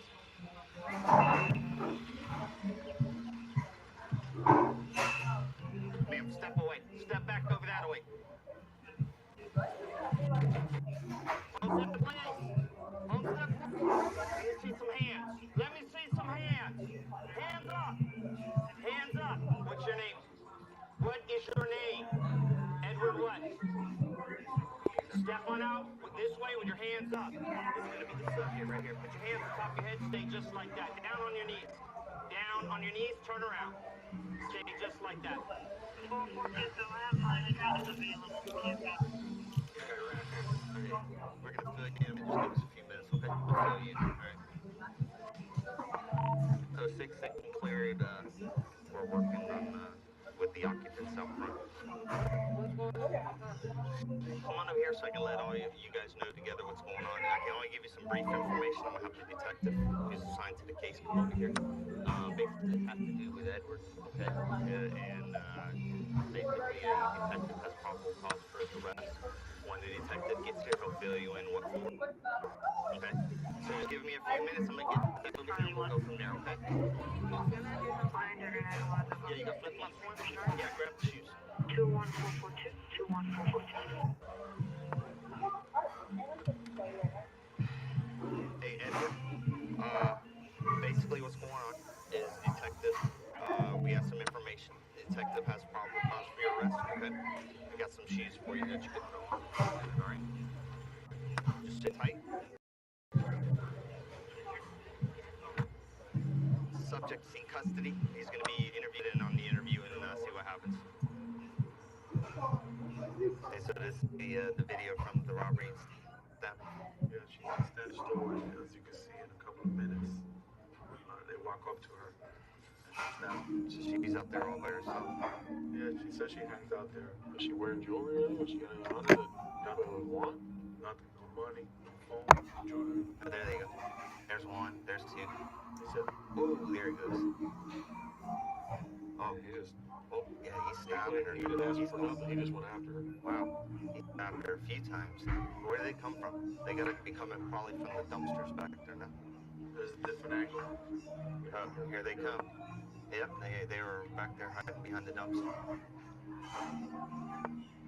Oh, there they go. 1, 2, 3, 4, 5. 5 different blows. What are you gonna do now? I'm gonna interview the subject. Hopefully he confesses to it.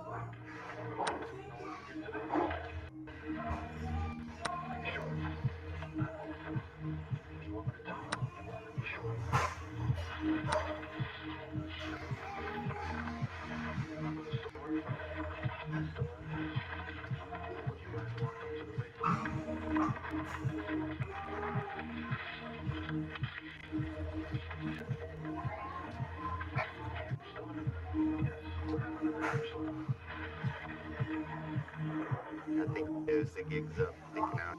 He realizes that he's probably caught on surveillance tape. And he just confessed. He said he didn't mean to stab the victim.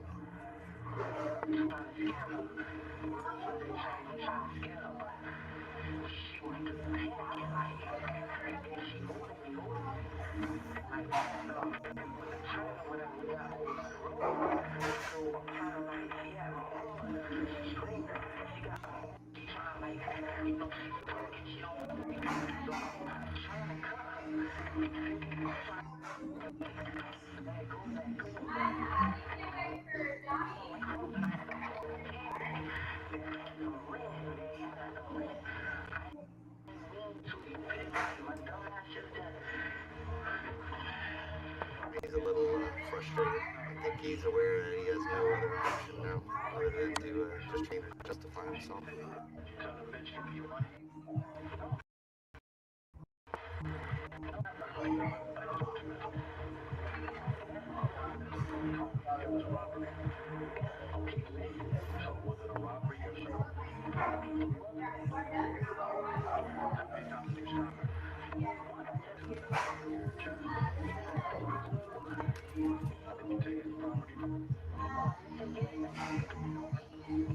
Said it was just a confrontation in which he stabbed her due to the fact that they were struggling. And then he's now just changed his story and admitted that it was a robbery.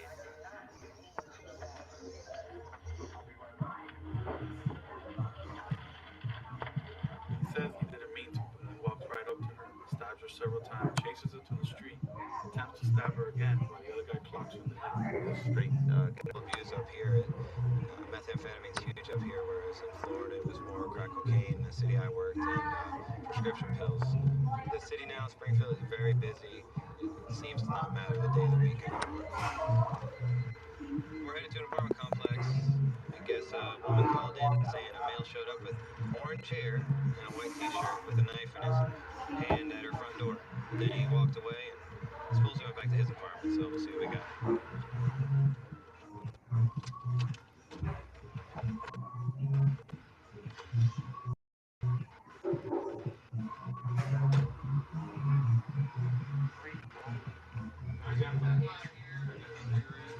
You know what? It doesn't matter about how powerful it is, whether it's 5 or 6 of them down there. It's powerful as if it was one test. What's the deal with the knife? Well, let me explain this to you, officer. These people downstairs have repeatedly decided they want to smoke their pot outside. All right? I have, in front of other neighbors, said that do not do that because I could be exposed to going to do a drug test, right? And if it's bellowing up over here, which mine, and they have no problem doing so, then I do have a problem because if you have an apartment and you want to smoke your, then you need to go in where you live at, whether you have a newborn child or not, because probably that's where the newborn child comes from. Why are the neighbors telling me that you're running around with a knife being on everybody's door? Because I've had threats. I've had somebody that was just abused and assaulted on my front here. Okay, so Over the bull that lies within this whole layer of this crap hole that I live in. I'm getting out of at the end of the month. about you running around with a knife, Throwing beer cans off the ledge, false, is that what you say? and at police cars as they pass by. Oh, I was throwing beers at cars. Supposedly. Is there a trap? For one, sir, you need to reevaluate your statement there because did you see a beer can being thrown at your car? It was my car. Why are you going to people that you think are just smoking weed with a knife in your hand? That makes people a little nervous. Because they've done it, and there was a security guy What here was the point of the knife? What was the point of the brought it knife? up. What was the point of the knife? I wanted to ask you for ideas. I don't smell any food. Any remnants of food when you're drinking. What kind you got tonight? You all out or you got any left? Well, no, it was Milwaukee's best. Okay, so why are they throwing on the ground down there? Do you not have to use trash tall boys down there, man. Right there and there. Well, I don't know. You're gonna come with us. Let's go. You don't come over here and do any goddamn thing when the month feeds me. You could have called us tonight. Freebie? You could have called us tonight. Freebie? Answer his calls. You could have called in a drugs complaint, right? I think I saw the problem. Better ways to go about it than showing up with a knife to people and I threatening know, but you can't get nothing across to these people no matter what. Call us and call in a drugs complaint. I've done that. Never. I'm the bad guy. You just got a little misunderstood, I guess. He's yelling at everybody in the beds in the apartments. They just kind of walked out. We just got pulled off and threw the bear cans out his car.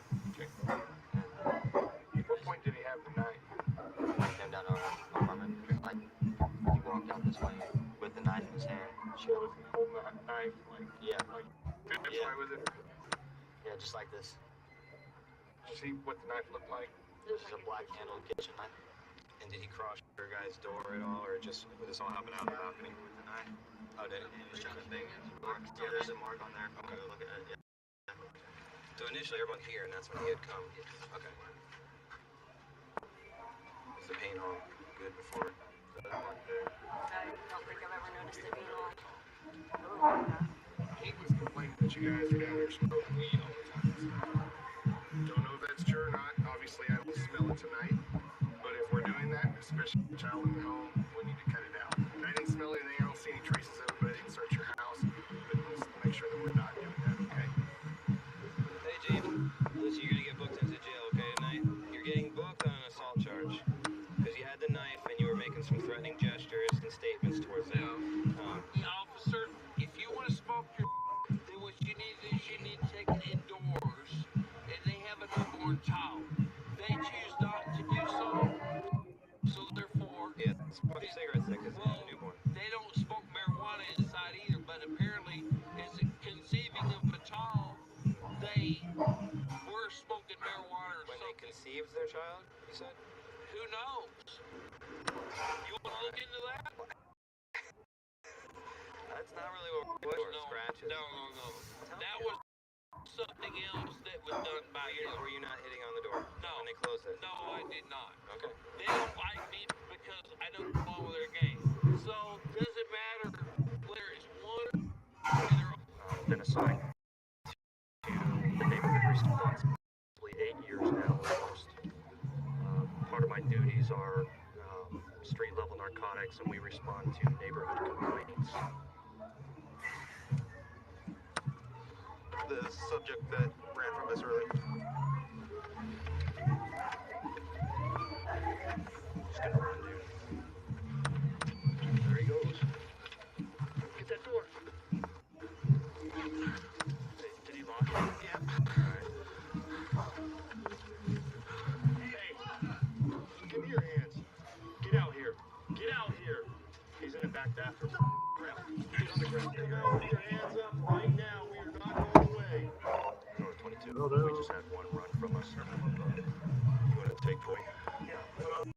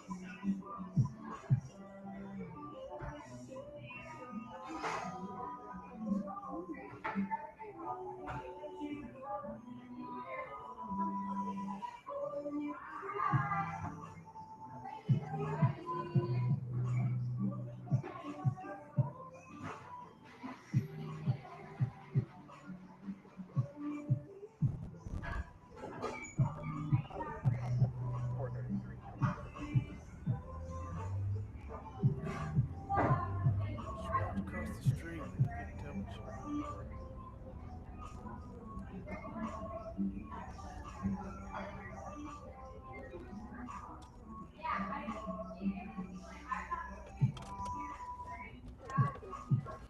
Hey! I don't know, what are you doing? You're walking up to cars? That's your uncle. So when I stop him, he's gonna tell me he's your uncle. Stand right there. Hey, pull over! That's your uncle. He looks pretty wide. Sit on the hood of my car right there, dear. Hey, hey, hey, hey! 464. I got some. Hey, stop! On the ground. Don't move. 464 on the northwest side. Run. Get out. Get down.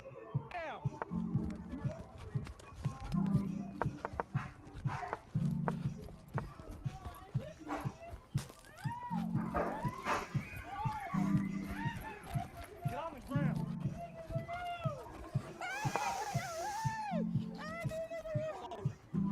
Roll over.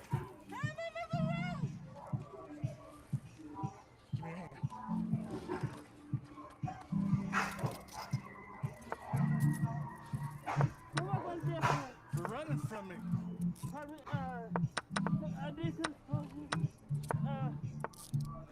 I'm going up Park County. 464. I can't go to jail. You got one in custody for running. Just south of the AISC building. Houses the buses.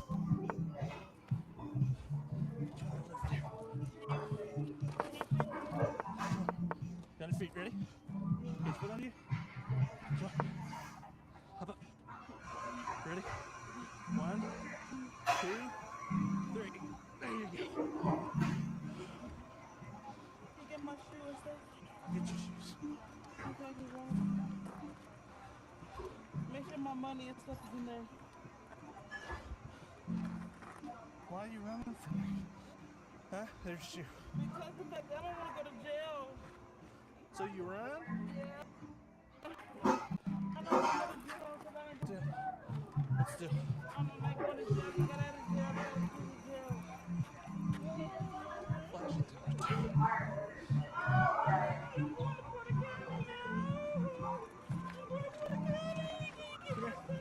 Yeah, I'll get it. Come here. You get my stuff.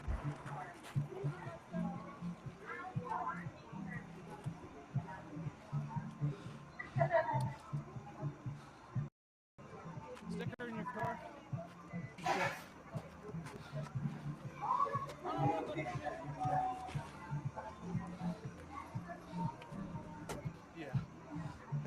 razor wire. One hit her and hit that pistol. The other one, I think, actually hit her in the arm, but didn't make a connection.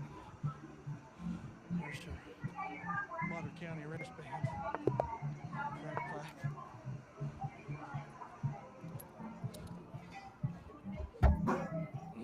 There's lots of prostitution over on 9th Street here, so we were to come up here and see what was going on. So people are keeping out. We pull up, and it's what I thought was going on first. Was flagging cars down on top of the phone type deal, obviously moving birds or something like that. So anyway, she's walking down the middle of the street, so I've got a reason to stop her. She's heading the roadway. So go to stop her, pull up here and have her, I'm going to tell her to sit on the hood of the car until I get someone else here with me. As she walks back to sit on the hood of the car, she just walks behind the car and takes off running. Come on out. Get your car over here to the back of this car.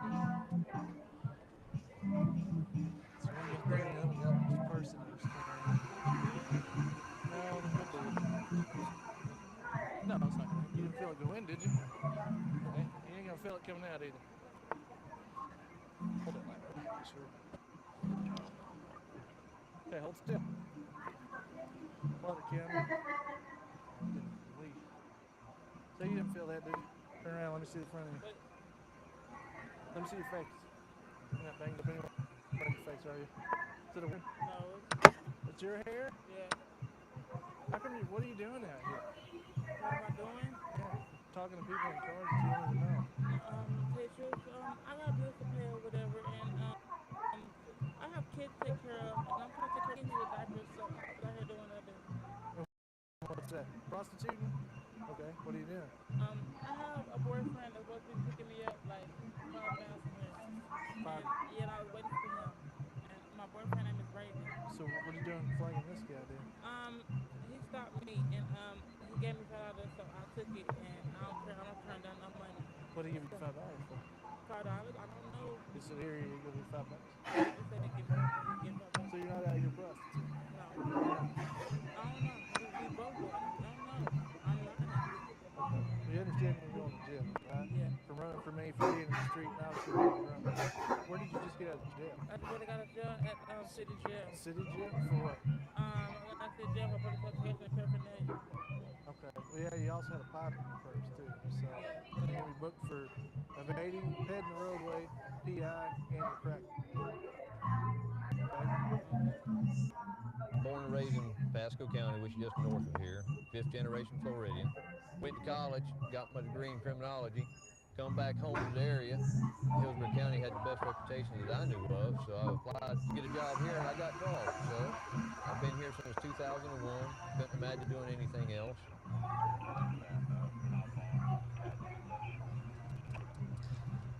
Just got contacted by one of our canine units, so he's up at one of our local motels. He observed a hand-to-hand deal behind one of the buildings. We're going to go up there and see if we can assist him. The hotel's got a history of drug and prostitution. The other units are already here, so I'm going to make contact with them at the actual room that the male and female were observed going into.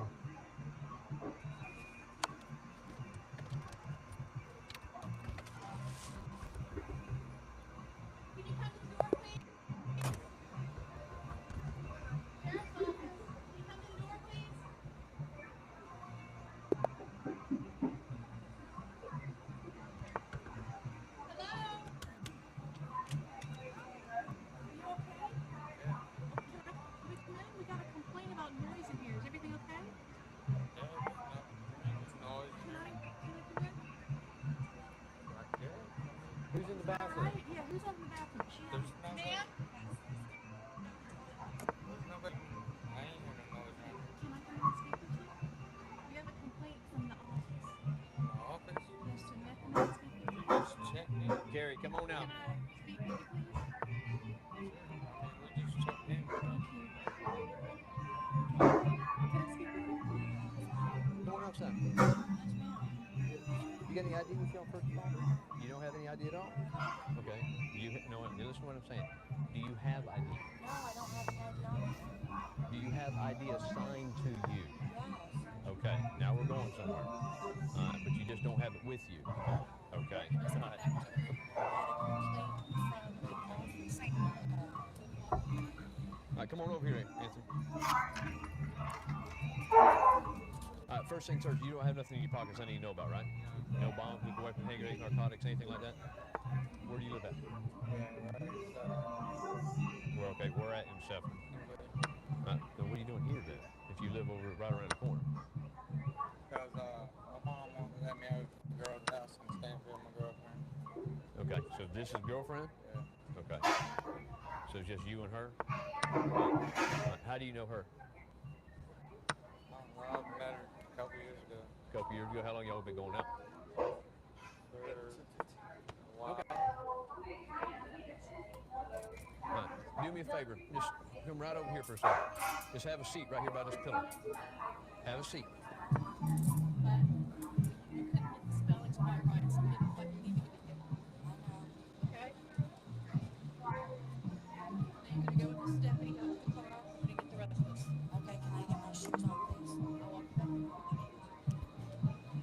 You need to be man up and be truthful with what's going on. Staying over here. Young girls in the house. Now define girls. Any girl. I mean girls. Especially when you don't know their name. Right? Okay. How old are you? You're 28? Okay. And you still live with your mama? Yes. Okay. When was the last time you bumped? 10 months? So you were dry on the wagon for a while is what you're saying? Back into it, unfortunately? No. Say that again now. No? All right. Then what are you doing over here then? Trying to get a piece of, I don't know what you call it, sugar. You're trying to get, you're trying to get what now? You're trying to get sugar tail. That makes sense. You had a motel. You can't bring them home to mama. Okay. How you know this gentleman you're with? I've known him for a while, but I told him my name was Bailey. So he thinks you're Bailey? Why would you tell him that? Okay. I know, but when I first met him, was when I originally got discharged and I was in trouble. What was it for? Okay. Where do you normally shoot at? In the back of your hands? Okay. And where the big veins are on the top? Alright. Whoever it is, they have to leave a message. Okay?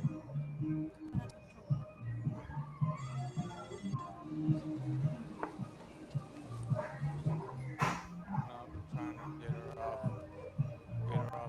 because she was smoking crack when she first came out, and I told her she's gonna do that, and I'm not gonna have nothing to do with it. She went to that drug program, she got help, she came out, and she was good, and then now she started messing up. I don't want to see that. Do you know how she makes a living? You know what she's been arrested for in the past? If you know her like you say you do? Yeah, she's been arrested for prostitution. Okay. You know her real name? It's Carrie. Something like that, I don't know. Do you see how that, I'm kind of worried about your well-being if that's her prior arrest or what she does and she's still shooting and stuff like that and you're spending time with her. See what I'm saying? You know? Hey, just hang out right here on the curb for me, okay? All right? Yeah, just right there on the curb. You see what you said transaction-wise? Found out what room they were in. Come to find out, they've got a complaint on them already for the same activities of in and out of the room with different persons from the security guard that was on property. Make contact, find out who it is. She's got a warrant for her arrest for prostitution. After she gives us a fake name. After she offered law enforcement, that's right. And find paraphernalia in the room on her admission that it was in the room. And that's kind of where we're at. Right now, we're going to do the paperwork on her, get her down to booking, and give a few nice, kind words of advice to the gentleman who was spending time. I got no charges on him, so he's come back and enjoy the room he's rented for the night. But he'll enjoy the room by himself. When you talk about working in Vegas, it's as unique as you can get. As you'll see when we're out here, we're going to come across drug dealers. We're going to come across regular tourists asking questions. We're going to come across male prostitutes, female prostitutes, cross-dressing prostitutes. It's the whole melting pot thing. Is every walk of life is here in Vegas. We're going to stop this young lady up here because she's walking in the street where the sidewalks are provided. So we're going to stop and talk to her up here. She looks to me like she might be doing something.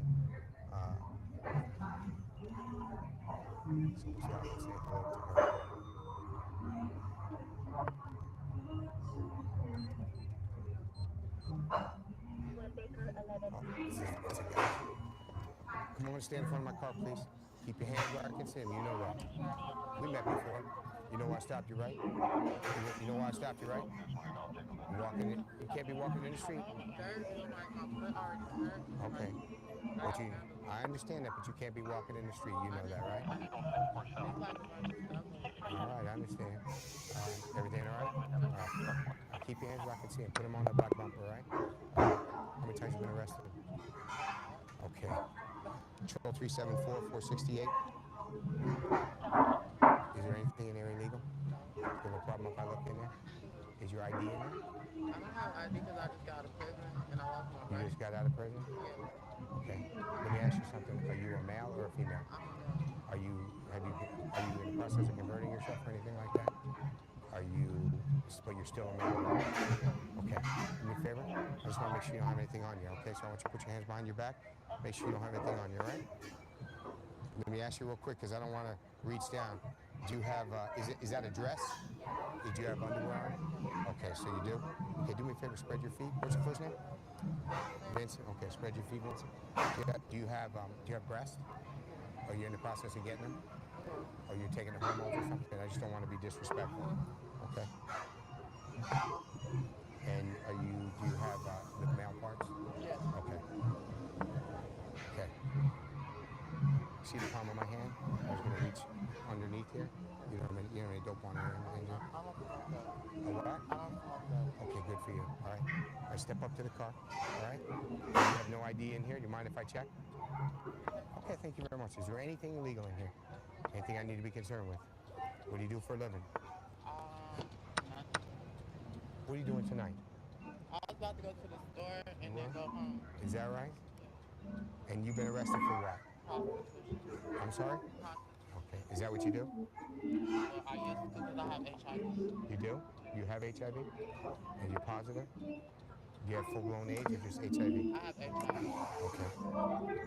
How long have you been doing prostitution? Since I've been 15. 15 years old? And how many times have you been arrested? A lot. What did you go to penitentiary for? Felony for prostitution. Felony? Okay. Okay. Just hang out here for a second. Okay. So what are you out here, if you've been in prison for it, what are you out here doing it again for? You got no business out here doing it, right? Yeah. You see what I'm saying? There's absolutely no reason for you to be out here doing that, right? I just left a friend's house and then I was going to the store and then I was gone. Okay.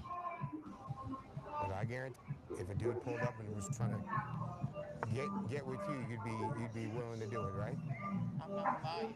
Because it's all about the money. All right. You tell someone when they stop you that you got HIV. You're gonna tell a trick that you got HIV. Yeah. I'll be with you in a minute. All right. We didn't catch him doing anything illegal, as in reference to prostitution related, but we caught him walking in the street. All right. He's walking down the middle of the street. So that gives us a reason to stop him and talk to him. And as we originally figured out, he's probably going to be a prostitute.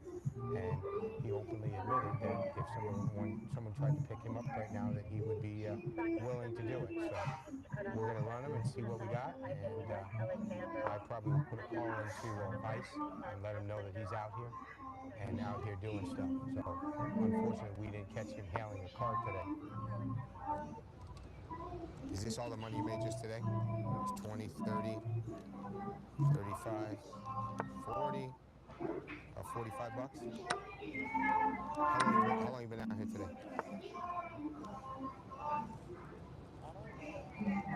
understand the felony prostitution and why you went to prison, right? Do you know why that was?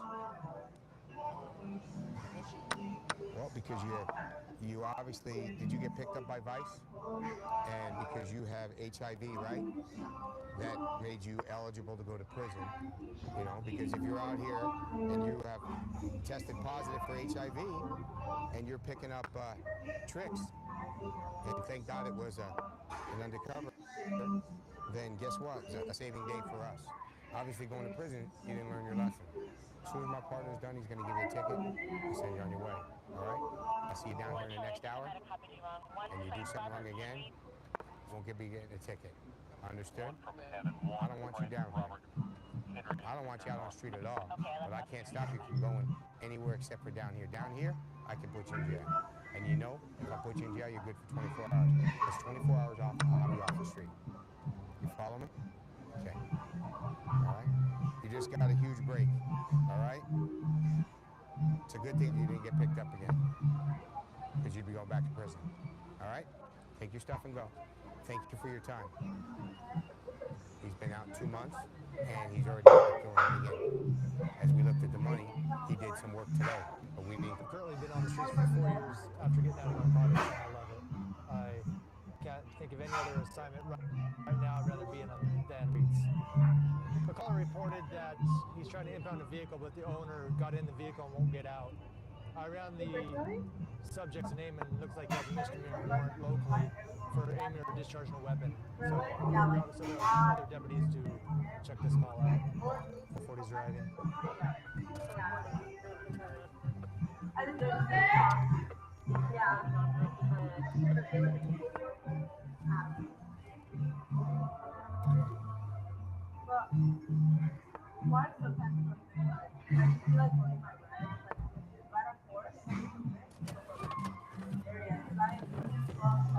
Hey Keith, Stanley white male in 40. I said get a call. Yeah, is he still in the truck? Yep.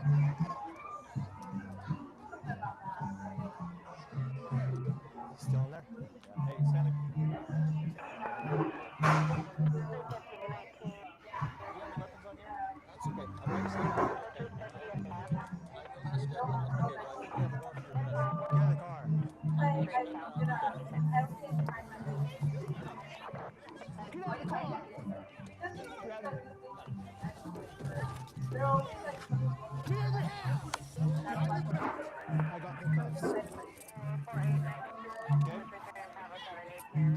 When we say get out of the car, we mean get out of the car, Stanley. You understand us?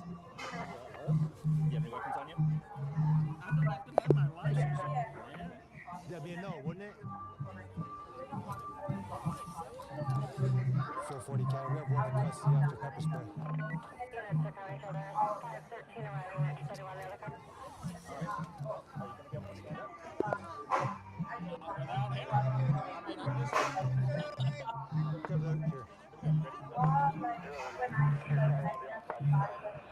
Let's go back this way. That's the glass.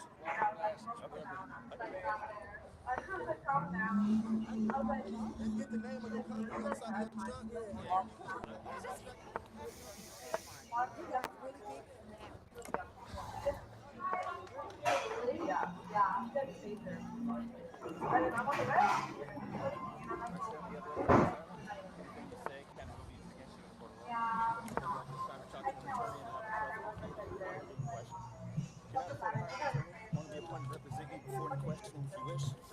You can decide at any time to exercise these rights and not answer any questions. Make any statements. Go and have a seat. Hold on. Don't get in yet. The switch is out. Let's switch handcuffs off, Stanley. Stanley, did you know about your warrant? Yes, I know what it is. It's failure to pay on pointing a fire. Yeah, aiming or discharging a fire. It's local. Okay, well, the warrant says aiming or discharging. That's what the law says. So that's why you're under arrest. I'm taking care of the warrant.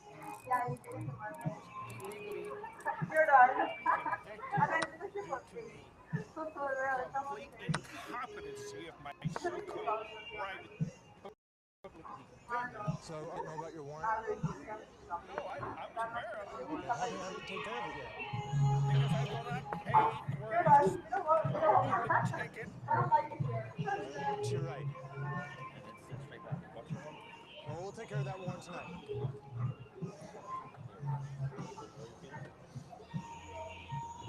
Hey, Stanley, how come you wouldn't get out of your truck after we asked you to a couple times? I wouldn't get out of the truck because I knew that he was going to tow it. There's absolutely no reason for him to tow it. There's a disabled sticker in the window. Well, my partner told you to get out of the car. You said no. I said, well, Stanley, you have a warrant for your arrest. You need to get out now. And then you refused, okay? Was I violent in any way? Doesn't matter. Was I violent in any way? No, I wanted to argue the point with you. Well, when you got a warrant for your arrest, it's hard to argue that.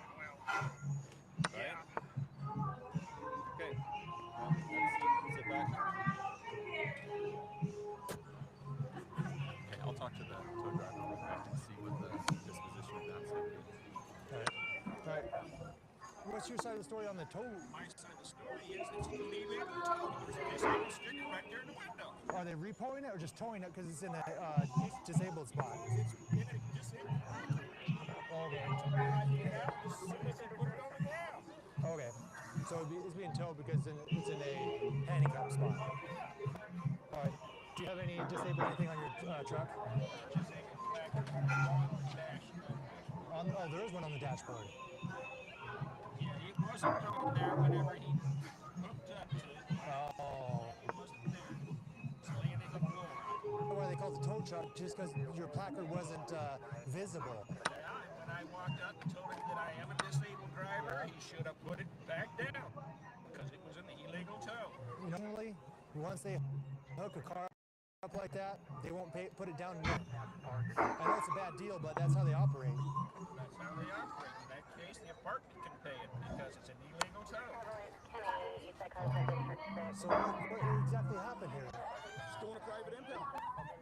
For the disabled placard? Correct.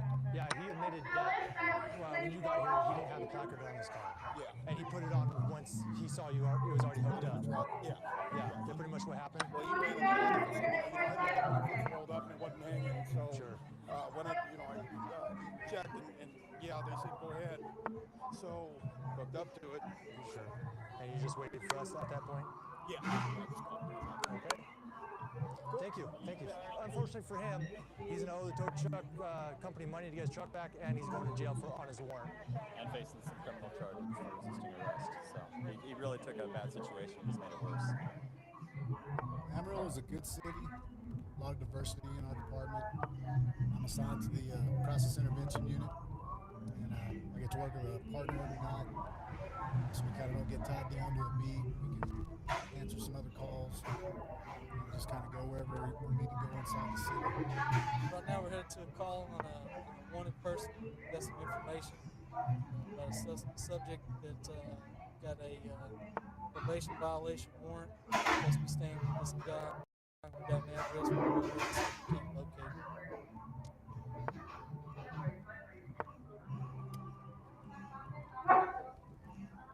It's right there.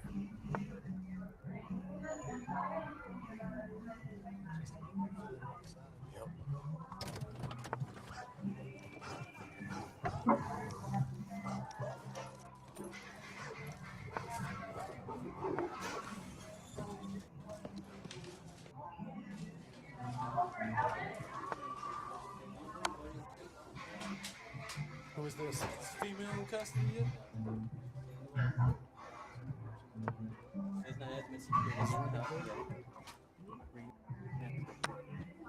What's your name on that? Stand against the wall. Right now you're just being detained, okay? You're not under arrest. Do you understand that? Okay, just put these hands up for my protection of your ears. Till we figure out what all is here, okay? Okay. Okay, all right. Just hang I'm tight. sorry? What's going on, okay? Lean up against the wall. You just got off of work? Okay, where do you work? Yeah. Oh, okay. I'm just gonna double lock these real quick, okay? So they don't tighten up on you. What's your first name? Ashley? The one and subject. Brad. We're at. Should be back. we had this pop here. Okay. What's your name, partner? Sam. Sam? Sam what? Okay. Did you know you had a warrant out for your arrest? Yeah. Okay. What's your warrant for? You want me to clear him? Okay. How long have you been staying here? 36 Station 2. Is this your address? It's a bunch of weed. That's what it came in though, right? Yeah. So y'all got a little bit more than just a little bit. How much is that right there? Are y'all selling? Because this is a digital scale right here, right? They sell weed out here? Is this your house? This is our house. Oh, this y'all's house? Okay. What's your first name? Francisco. Okay. Hop up, Sam.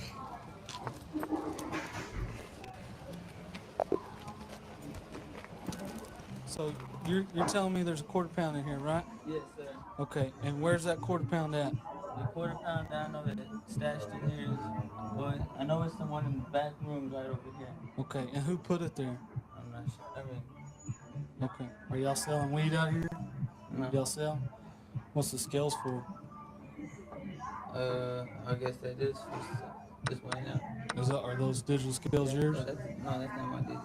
Okay. So that's not your phone or your keys? That's my wallet and that's my keys. Okay. So, Francisco, you want to show me where this rest of this dope's at? Where's the only weed? piano where he stashes is in the room that, like, he's always mainly in. Okay. It's over here in the corner. I mean, I'm not sure where it is, but it's over here. So you don't have a problem with me going back there and getting it, right? You can go and check it out. I'm not sure where it's at. Like I said, I know it's in the back. But this is your house. This is our house. Okay. So can I go back there and get it? I mean, you're gonna have to. I mean, yeah, you're in the house. Okay. Hang tight for me real quick, all right? Right now, the owner of the house has given us consent to search. The guy that we were looking for that was wanted, that was supposed to be here, was in fact here. He was going out the front as we were at the back door. Stopped other officers out front, and he had a pretty good size, a couple of baggies of marijuana on him. So we came back in and talked to the homeowner about the weed that we had found on him. Obviously, you can smell the marijuana, the burnt marijuana here in the house. He's got digital scales and the plastic baggies to put it in. They do that. They get large amounts, break it down into smaller quantities, and sell it out on the streets. That's what it looks like he's doing right there. So I'm hoping to find a little bit more. Okay, here it is, right here. Yeah. You can see. Beckham, did you take pictures over here? Yes. Okay. Yeah, he's got his plastic bag. He's got his digital scales. He's got the knife he's cutting it up with. And there's that right there. So we need to get some pictures of that.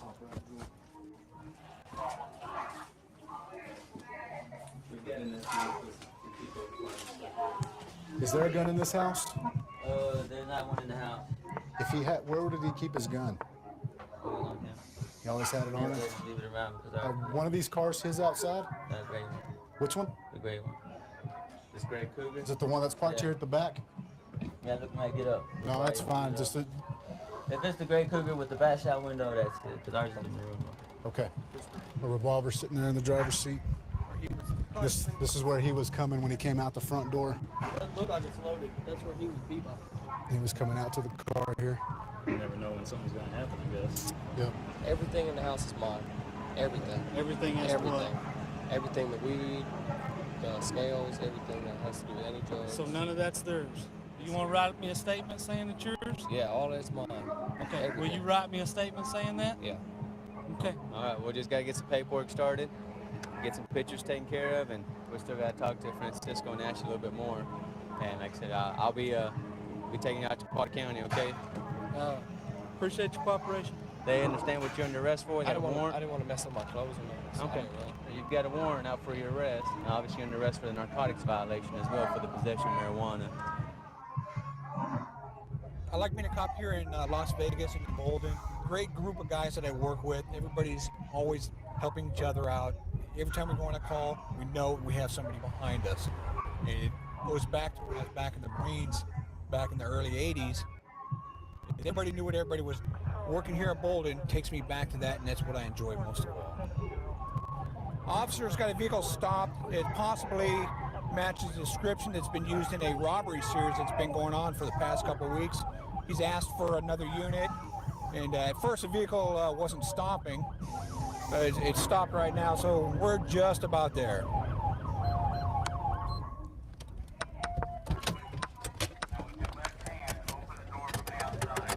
Step on out, keep your hands up.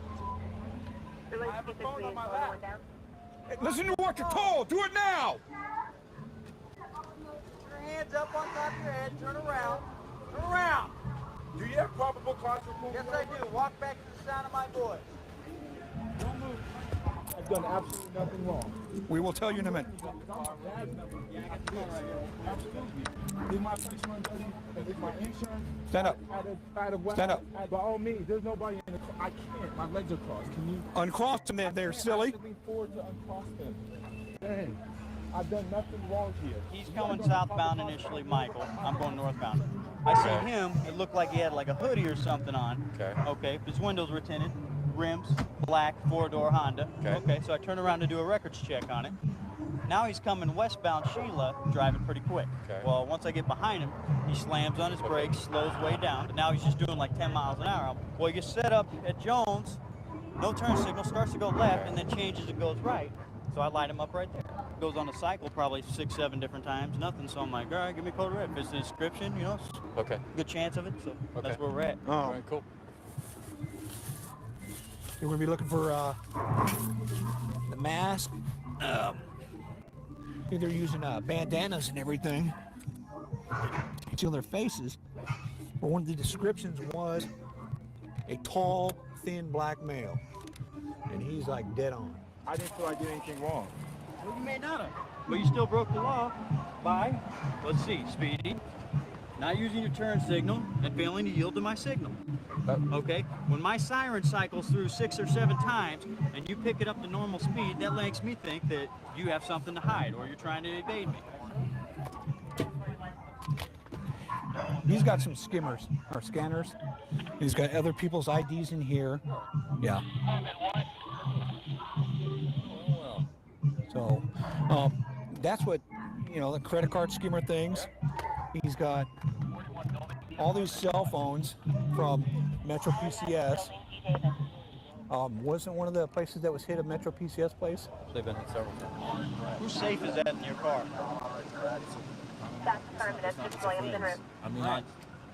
Yeah, I've had it for a long time. But I've been holding it for a friend.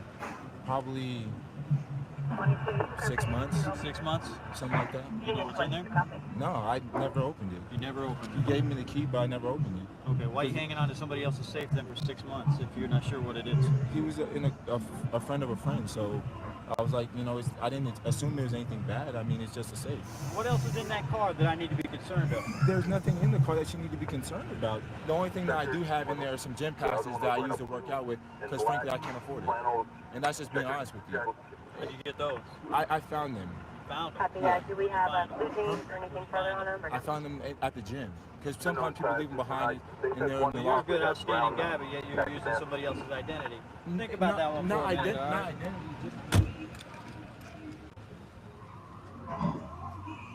Do you have any reason why you have these in your car? No. Where did you get those? You have a bunch of IDs. That's illegal to have on you. The past I found all of those. Why'd you keep them? Because I was going to give them back. Honestly, at some point I was going to give them back. I don't know why I was holding on to them. I was going to give them back at some point.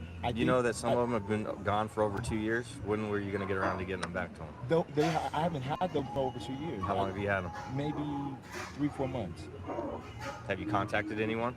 I've contacted my boy. Actually works at the fitness, and I was gonna contact him, but I haven't been able to reach him. I called him, he hasn't picked up. And like I said, all those passes I found, that as far as with the safe, I was holding it for a friend.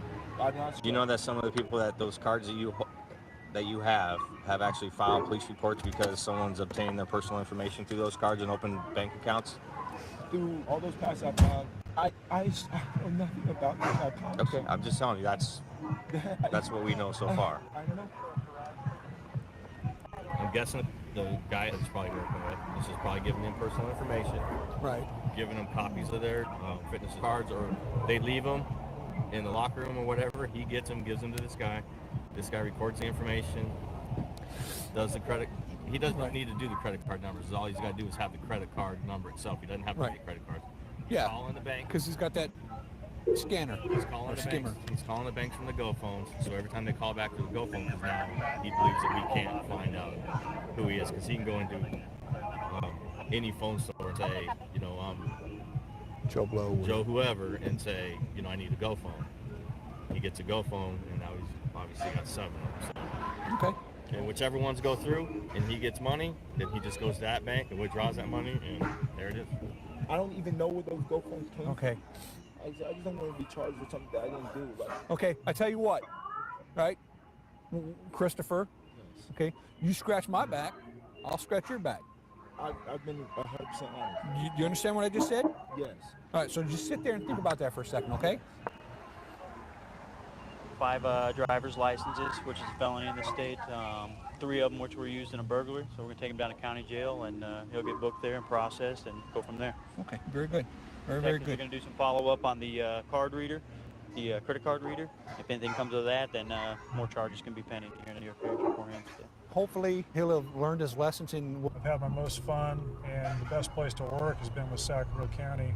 Brant and I were partners for about 2 years on the SWAT team. It was probably the highlight of my career. Done various other jobs, which are all opportunities I attribute to being at this department. 24 X-ray pursuit. We're westbound Orange Grove from Watt. It's a white sedan trying to catch up to it. Just speed at this point. We just northbound Roseville Road. Okay, we're in the area where there's a lot of stolen cars that are dumped here, and so we just had a car pass us, and it's taken off on us on a high rate of speed, so we're going to try and catch up to it. Okay, 24 X-ray speeds are about 80. He's passing vehicles on the shoulder. Yes, sir, and I'll start all 3 units unless you want to add yourself. It's actually a silver sedan. We haven't been close enough yet to catch the plate. Just past Myrtle, still northbound, approaching Watt. I'm northbound, approaching Watt. Approaching. On the right shoulder. Okay, we're going to go southbound Watt.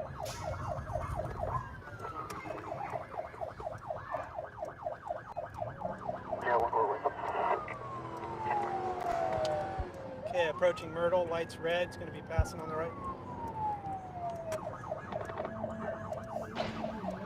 901, 901.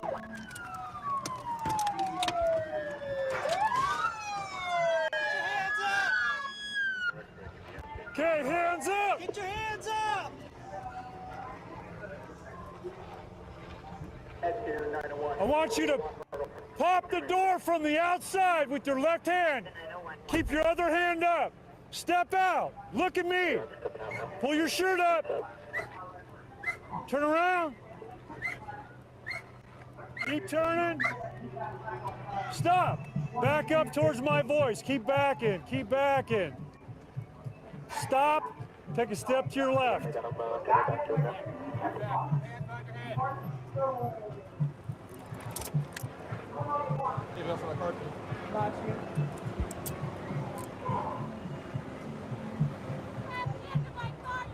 K9, you want to clear the car?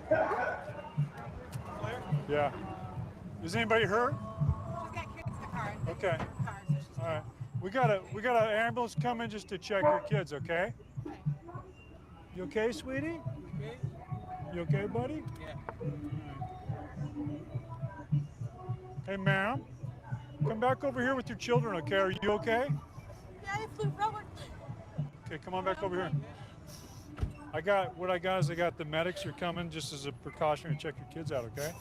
What's your name? Tara. Tara. You okay? Mom, so this guy was like in a high-speed chase and he slammed in the back of us just now. This guy slammed in the back of us. Yeah, but I like flew forward on my seatbelt. You okay, sweetie? On and it What's like your name? choked me and I let me see. Okay, you all right? Yeah, I'm fine. Okay. If you want, We can take your children and over here in the shade on the lawn if you like. Want to do that? The baby girl screaming. We tried to tour us until we got on this very busy street here. No one's hurt. Hey, what's your name, man? Preston. Say again? Preston. Preston. Are you on parole? Yeah. Okay. You want it right now? You large? Yeah, I would have been this week. Okay. You ain't got to answer no questions if you don't want to, but I just want to ask you something here. Because we were going pretty fast around these corners, you know, and why were you running? Was it just because you were at large, or the needles? I mean, you look a little strung out to me, but... Yeah, I've been awake 8 days. Well, I don't know why I ran. What are you shooting with the needles, meth, or... Yeah. I put it in the car. It might not be stolen yet, but it would have been tonight. Oh, okay. So how long you had that car? I've been seeing it sit there about 4 days, so I just took it. You took it today. You've been driving it all day long? Came here all day. All day. And then, I mean, what were you doing in this neighborhood, man? Were you going to go steal another car? What were you going to do? Man, I was going to go do me a shot of crack. Oh, you had the needles loaded up, huh? One of them was. Where were you going to do that at? Right there in the back corner of there. Oh, okay. Gotcha. Pull up So, right there and woo. You just changed your mind when you saw the cop car, or what? Right. The gap looked bigger, man, but it seemed like the cars were... Yeah. No, I hear you, man, but you understand. I mean, I know you're motivated. You don't want to go to jail and all that stuff, but check it out, man. You can't pick a busier street. I know, I still got There were morals three. in my heart, bro. Did you see the people in the car? You know, you just looking at the car, or what? Just looking at the gap there? When you hit that car, you're just looking at the gap, huh? Man, I mean, my eyes, everything was fuzzy, dog. I didn't know. There were 3 little kids. I mean, their parents, man, they're crying, and they're, you know what I mean, everybody's concerned over there, but, you know, we got the medics here. Everything hopefully will turn out okay, man. How you feel about that? Man, I feel like bro, but I mean, what can I say? I did what I did. Say sorry a million times, it ain't gonna change what's been done. It's not. Yeah, it's been a lot worse. Okay, you're not injured at all, huh? You got cute kids, very beautiful. You all right? Okay. No, yeah. We are cooking up all kinds of delicious recipes to help you get dinner on the table. I promise you'll be a... Welcome one and all to another day, another episode here at The Damage Report. I am John Arilla, and I am particularly lucky for many reasons. I can't go into all of that. But today, the reason I'm lucky is that I am joined on the show by the one, the only, Anna Kasparian. Anna, how's it going? Howdy, it's going well. How are you doing, John? Howdy to you too. Glad to have you here. We were having a vigorous discussion of electric charging before the show, and Anna said, and this is a quote that can never now be taken back, John, you're the first person to make a good argument. And so that also is now going to go into my Twitter bio. So that's permanent. Thank you for that, Anna. How's it going? Well, if ever there were one who would make good arguments in regard to various facets of climate policy, it would be you. So, well, we are actually going to try to do that today on the show. Normally, our first block is we dive into like the big, usually America-focused domestic political thing is. We're not going to do that. We're actually going to be zooming out a little bit to talk about something that is arguably important, the future of our world. We're going to be talking about climate change, specifically focusing on climate change mis and disinformation today. Producer Mike did a great job of putting together a sort of broader look at the problem and some of the different forms it comes in. So we're going to be talking about that in just a few minutes. But don't worry, if you're here for the topical political news and discussion, we've got that in heaps. Not only with Fox News being sanctioned by the judge in the Dominion lawsuit or not handing over some video. And when we show you the video, you'll know why they probably didn't want to hand it over. So that's going to be fun. It involves Rudy Giuliani. So it's a hot mess in video form. Dianne Feinstein trying to ward off calls for her to resign, but the calls keep coming. They're coming from inside of the House. That actually makes sense. We'll have to describe that later on. And they're going to be talking a little bit about state legislators being expelled from their state legislature, some making it back in some newly expelled, but should they have been? We're going to talk about that. And then once we get to the aftermath, it's going to be nothing but fun. We didn't get to our story yesterday of Lauren Boebert deciding that the Declaration of Independence wasn't everything that it could be, so she just rewrote it. We are going to get to that. And Donald Trump is running as fast as he can from the impending E. Jean Carroll sexual assault lawsuit. So that should be fun as well. In advance of all that, if you wouldn't mind hitting the like button and sharing the stream so that people know we're live, that would be great. And if you want to send us any comments, tweets, or super chats, either to let us know about breaking news, perhaps make a little joke, maybe even get yourself a blue card, you can do that, and we'll get you locked in for that, and we'll respond as we go. But with all that said, Anna Kasparian, are you ready to start the show? Super ready. Let's do it. Okay, let's do it. Let's do it, starting with this. We can't start off the conversation saying the science is settled. That is the wrong way to start off the conversation. The right way to have these conversations is actually listen to what the science says on both sides. And believe it or not, there's a bit of science on the other side. He wants control of your life. He's going to control how much meat you can eat. Can you imagine that? We really are at the altar of climate change. And don't worry, folks, I'll let you know climate change is absolutely real. It happens 4 times every year. Yeah, those are seasons. Anyway, what you heard there was climate change misinformation, or perhaps a better term, disinformation, because all of those individuals know that what they're telling you is BS. But it's a big problem, honestly. And it's time that we take stock of the different forms that misinformation of this sort comes in. Understand that, obviously, for many years, the GOP has been trying to muddy the waters around climate science, the climate crisis, while the rest of the world, for the most part, is ready to take this seriously, ready to try to fight back against what is happening to our climate and to our planet. Now, there's a lot of forms that the muddying of the waters comes in, but climate misinformation is one of the big ones. And although the form can vary, sometimes it's a religious appeal, sometimes it's making you afraid that you're not going to be able to get a Whopper, sometimes it's implying that there's good science on both sides. All of it is designed to do the same thing, which is cause you to be uncertain about that which is certain. All of the lessons that have been taught from thousands of climate studies conducted by hundreds and hundreds of climate scientists for decades in every country in the world. And what they have said is indisputable. The climate is changing. We are responsible for it. And if we don't do anything about it, then the future's gonna be bad. Like really, really, really bad. But as you saw in that video, climate misinformation comes in a few different forms, and we want to prepare you to respond to as many of them as possible.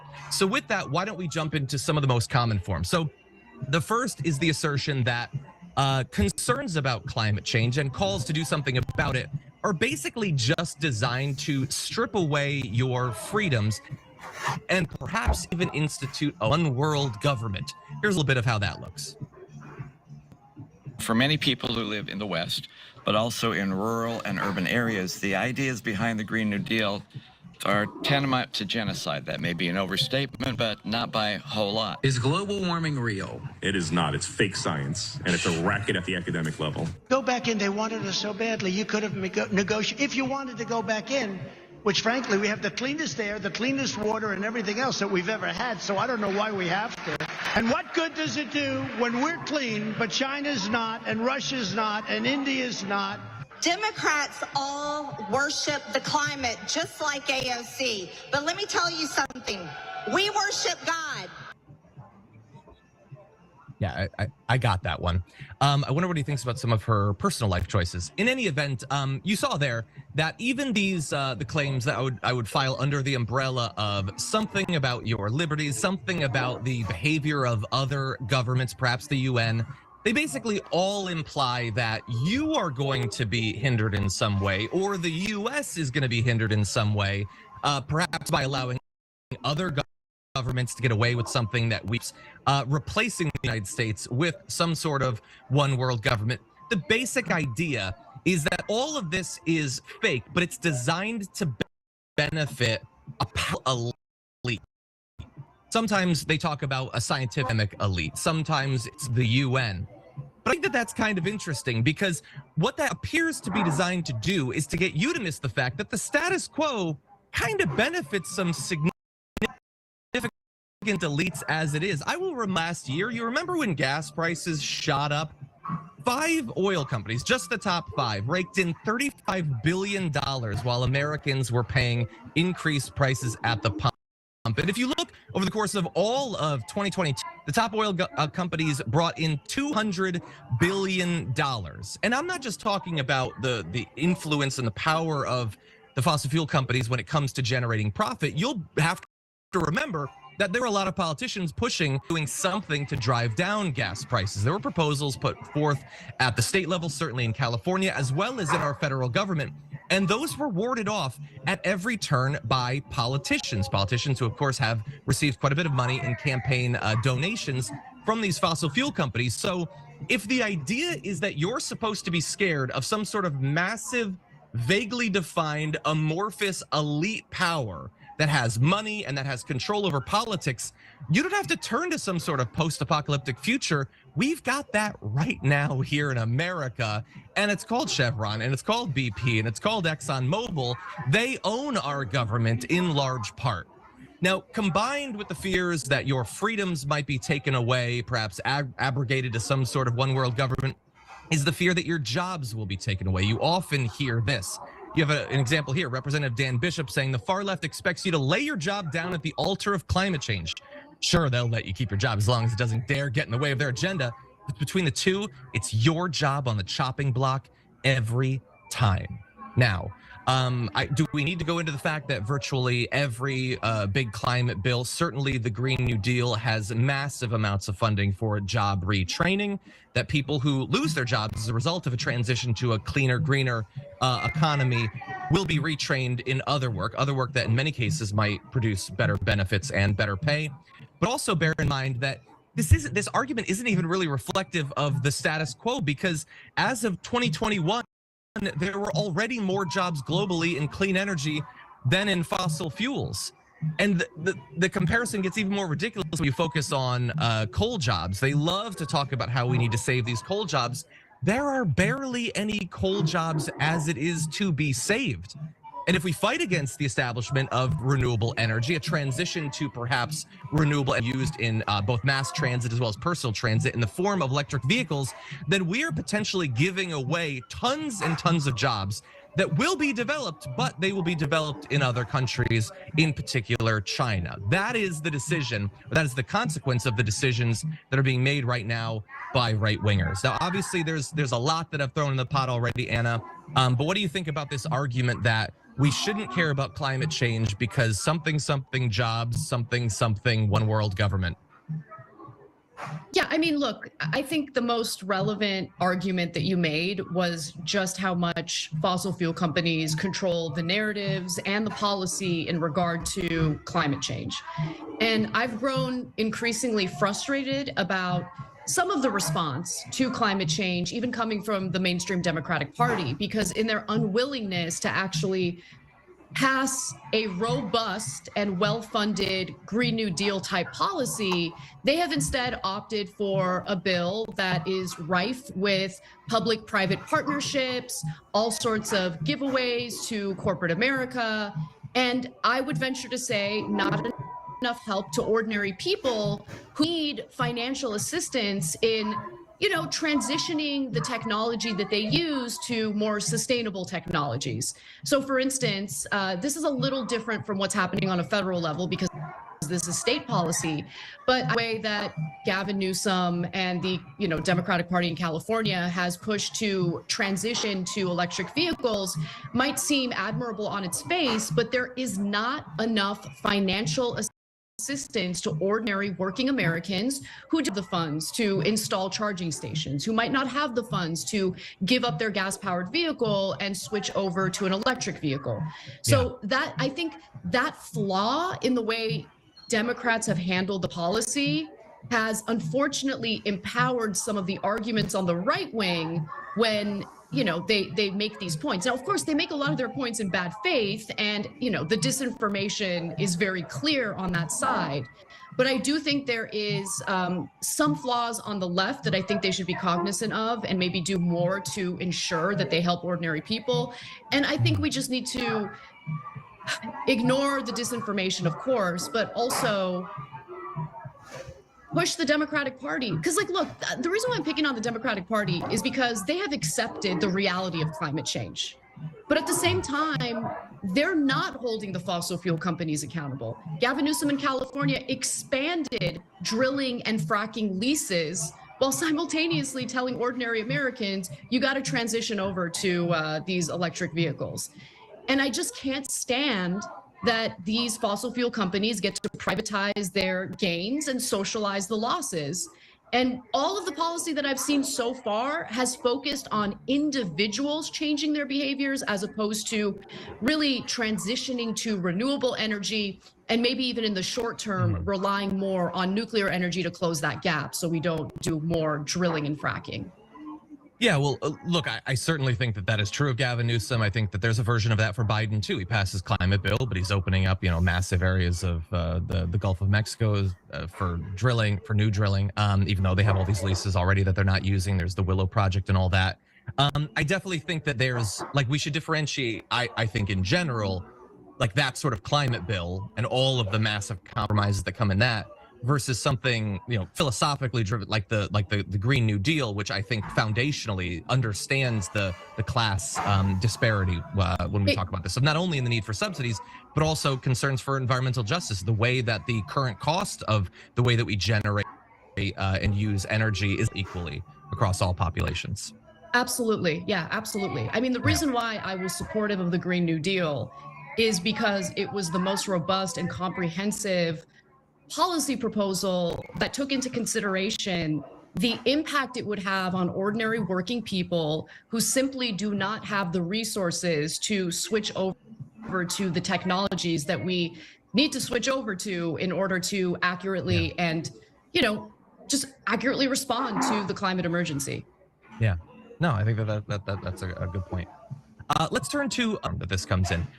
One argument that you often hear when it comes to climate change misinformation is that it's just natural. It happens, sure, which is already an admission that they wouldn't have made a couple of decades ago, but it's always been happening. Take a look at a few examples of that. Well, listen, of course the climate is changing. The climate has been changing from the dawn of time. The climate will change as long as we have a planet Earth. Sure, the climate is changing. And one of the reasons why the climate is changing is because the climate has always been changing. The climate is changing, and the climate has always changed, and it always will. There's archaeological evidence of that. There's biblical evidence of that. Anybody who's ever studied any geology knows that over periods of time, long periods of time, the climate changes. So again, let's pause for a second to note that they now make it seem as if, it's totally natural to just admit that it's always been changing. That is very much not how this process has gone down in the past few decades. In broad terms, they initially said that it's not changing. Then they said, okay, it is changing, but it's not due to us. Eventually, they will transition to, it is changing, it is due to us, but it's too expensive to actually do anything about it. And the entire point of all this is to wait just long enough that they can say, yes, it is changing, it is because of us. Oh, dear God, maybe we should have done something, but it's too late now, so what are you going to do? And all of the oil barons have already been in their graves for 20 or 30 years at that point. That's the arc that we see here. But I do want to talk about the argument that the climate has always been changing. Sure, in some forms, the climate has been changing. Weather also changes, to go back to Lauren Boebert's point about the seasons. That isn't what's happening here, though. And while we can have a debate between climate scientists on the one hand or right-wing shills for fossil fuels on the other hand, why don't we instead focus on a group that seems to have gotten it right from the very beginning? And that is, of course, the actual fossil fuel companies who understood what was happening, understood that it wasn't natural, and were actually shockingly accurate about the predictions about how this would play out many decades ago. I'll remind you, we've previously talked about this on the show, ExxonMobil made breathtakingly accurate climate predictions way back in the 1970s and the 1980s when no Republican would admit that anything like this was actually happening. Their scientists found and detailed how global heating was human influence. And in fact, they predicted long before I saw it being widely talked about that the carbon budget for holding warming below 2 degrees Celsius over real times, they already knew exactly what that was going to be and how we might exceed it. They weren't ignorant of the timeline of the effects either, how this would proceed decade by decade. I want you to take a look look at this. This was a slide that was presented to brief representatives of many of the major oil companies. They figured out then that by 2005, we'd have a 1% global average rise, or 1 degree Celsius global average rise that wouldn't necessarily be noticeable. At 2.5 degrees Celsius rise by, they estimated, 2038, and that is looking pretty accurate at this point, there would be major economic consequences, strong regional consequences as well. And by the time it gets to 2067, there would be globally catastrophic effects. So that is largely the message that these major fossil fuel companies' scientists were telling them internally and briefing others on as the 70s and the 80s and the 90s went by. You'll note, of course, that it doesn't appear that any of the actual leadership, let alone the CEOs of these companies, seemed to give a damn about the fact that this was being revealed to them. It was still full steam ahead, almost literally. And the thing is, they took this knowledge, they hid it, and largely embarked on a public relations campaign to convince people that this isn't anything that you should actually have to worry about. And we are going to show you some of the forms that this came in many, many years ago, but you don't have to go back that far to see that this campaign was still very much in effect. In 2013, for instance, Rex Tillerson, then the chief executive of the oil company, he would eventually ascend to an important role in the Trump administration, said that the climate models were, quote, not competent, and that, quote, there are uncertainties over the impact of burning fossil fuels. Look, a climate model is a climate model. It's not the climate. So it's never going to be 100% accurate. And scientists do agree about some of the specifics about how all of this will play out. But their scientists at Exxon at that point had already been sure for more than 30 years, longer than many of you watching this video have even been alive. He is just flat out lying. But despite that, they spent decades trying to muddy the waters. Take a look at a 1991 PR campaign, Doomsday is Canceled Again. This is from the Informed Citizens for the Environment, which was, of course, not a group of environmentalists. It was a front group of coal and utility companies. So look, in 1991, there wasn't apocalypse. They had this also in 1991. Who told you the earth was warming? Chicken Little. They all knew exactly what was going to happen. All of this is a strategy, a cynical, callous, cruel strategy to buy time, to get more money, to buy everything else. And look, I will end this section by showing that if you still somehow believe that climate change is just natural, over tens of thousands of years, things naturally get hotter or cooler, then why the hell is it, if we could go to graphic 11, that in just the past 60 years, we have seen a massive, unprecedented rise in carbon dioxide concentrations in the atmosphere? Whatever that is, and we can use a lot of terms, I'm gonna say horrific. It certainly isn't natural. Anna, what do you think? I think that under this system, you're always going to have a problem, a huge problem, with corporations putting their company's profits over the best interests of the entire country, the entire world, even go against their own interests. I mean, when you really think about it, destroying the planet for humans to be able to live in would obviously impact them. It would impact their offspring, their grandchildren. But it is incredible how human nature works, how there's some portion of humans who think that just being fabulously wealthy, having more money than you can ever imagine, is more important than sustaining and protecting the environment for humans to live in. So what I think continues to be a problem is that our government, we have a system of government that values and protects those profit motives above all else. We are supposed to have a system of government that looks out for the best interests of the people, and not have that as long as the corruption is literally baked into the system in the form of money in politics, yes, but also in the form of members of Congress having the ability to invest in these fossil fuel companies themselves by buying shares of individual stocks. Unless we change that, all of the discussions that we have about this issue will go nowhere. We're saying the right things, we believe the right things, but it's really a fruitless effort unless we change and reform our political system. Exactly. Yeah, I either outright ban that money specifically, money more broadly, or at least make the politicians terrified to be seen taking that money. or moving on to Yes. those jobs, 100%. Let's move to one final aspect of this. You'll often hear from shills for the fossil fuel industry that the climate might be changing, perhaps, but the science, it's not settled. Not enough for us. We can't be certain of what's going to happen. So why don't we just wait a really long time before doing anything? You hear this a lot from politicians, actually. You hear this from Senator Mitch McConnell saying, for everybody who thinks it's warming, I can find somebody who thinks it isn't. I don't doubt that that's true. Do we think that they're equal experts when it comes to the topic? I'm not entirely sure. Here's Congressman Andy Biggs, who says, there are credible scientists who say climate change exists. We aren't sure why. There are credible scientists who say that. There are credible scientists who say it doesn't. Okay, there are scientists who say it doesn't, and I'm sure they're very well paid by ExxonMobil. That is not the same thing as credibility, and simply saying there are people on both sides can really hide how many people are on each of the sides.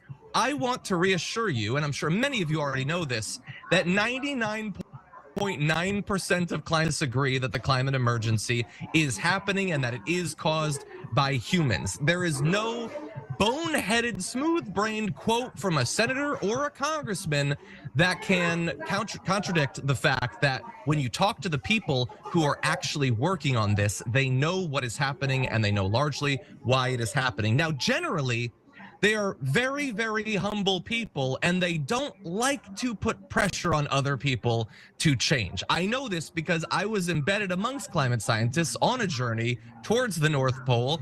They are super hesitant to talk beyond their own personal research. But despite that, things are getting so dark that sometimes they do feel the need to raise the alarm.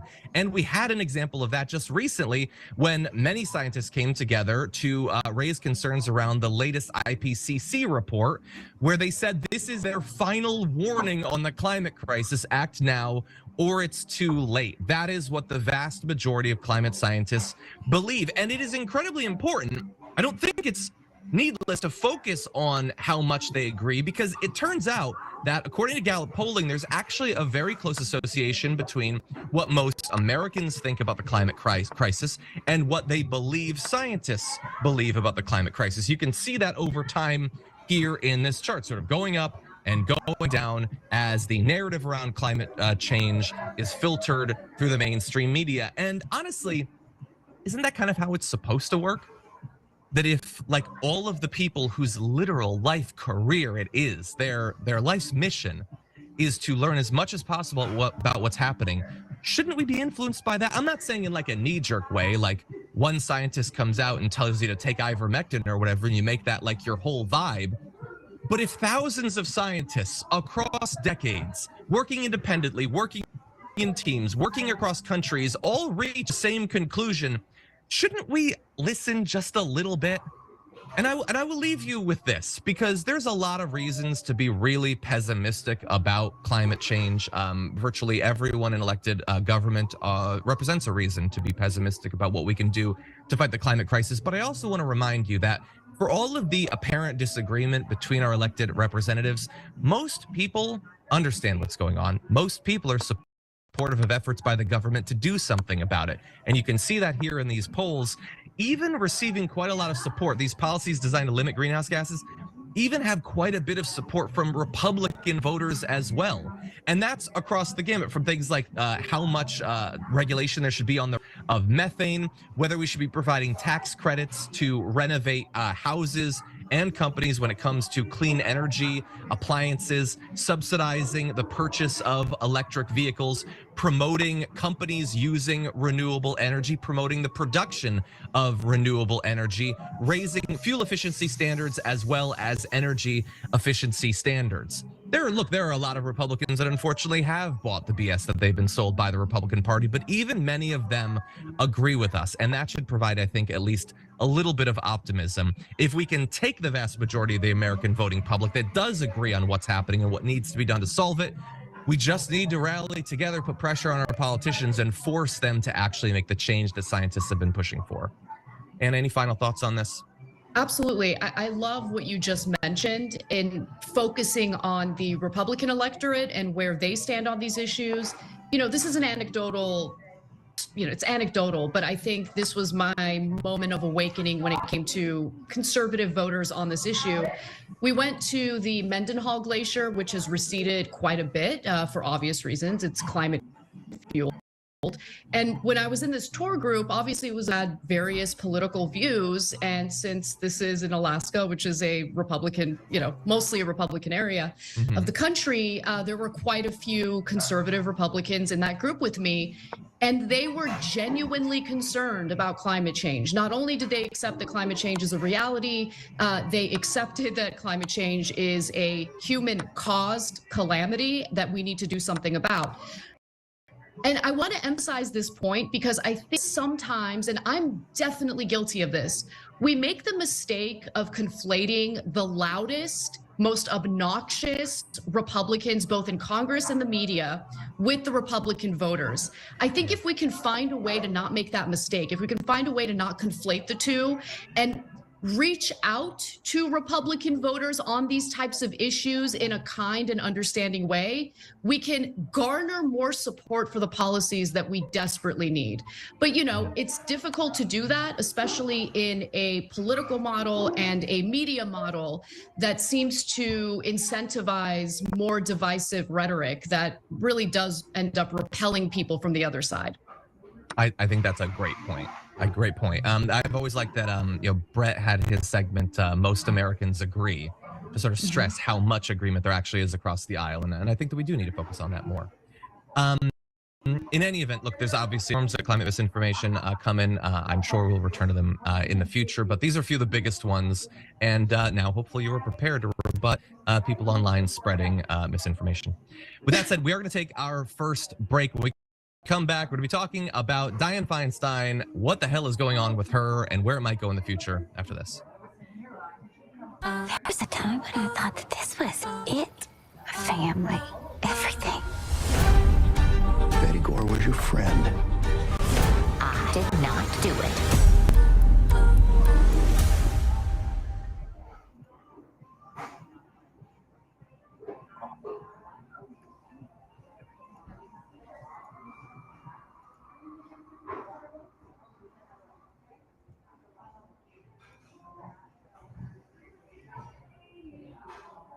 That does great work and deserves recognition. With that said, why don't we see what all of you have been getting up to out there? Let's see. Side Hustle Homestead Dragon for 5 months on YouTube says, I want to say how awesome and smart this audience is. Love to the Dragon Squad, rawr, and whoever these hosts are pretty awesome too. Come for the audience, maybe stay for the hosts. That's what I've always said. Donna Morton says, the problem I have with climate change is that when skeptics like me agree to help on a solution, people won't do it because we are not pure. Well, look, I mean, that's why I admitted that while scientists agree that climate change is happening and agree that humans are causing it, that doesn't mean that every scientist agrees on what should be done to fix it. I don't think climate activists agree on exactly what should be done. And I think that the solutions are going to need to be tailored from country to country, perhaps state to state. I am totally willing to engage in that argument. Okay, William Moore says in a super chat, Fort Lauderdale is underwater today. That's a good point. I did read about that earlier. After record rainfall yesterday, my friend was stuck for hours at the airport and still had to travel through flooded streets to get to the Airbnb. I believe I read that the airport is going to be shut down until at least tomorrow. It's probably fine. It's been happening for thousands of years. Can I jump in on that a little bit, actually? Because I have family in that area in Broward County, and it's bad. And interestingly enough, Florida, which is typically, like, they have heavy rainfall in Florida all the time, but lately it hadn't been raining, which was strange. And then all of a sudden it rained, I think 25 inches at once. Yeah, it's bad. There were cars. I mean, I have family that sent me videos of cars that were stranded on the side of the road. You could see the flooding in the road. I mean, it was a disaster. Wow, that is terrible.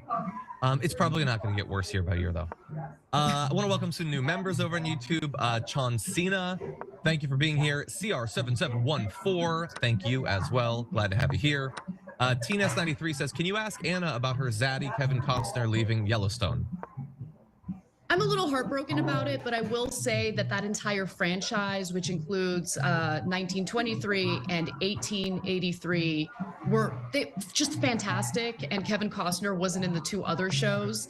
I just think that the programming there is really well done. So I have high hopes, even though Zaddy's moving on. They've created a cinematic universe. They have People actually on a little horses. bit. Yeah, they have.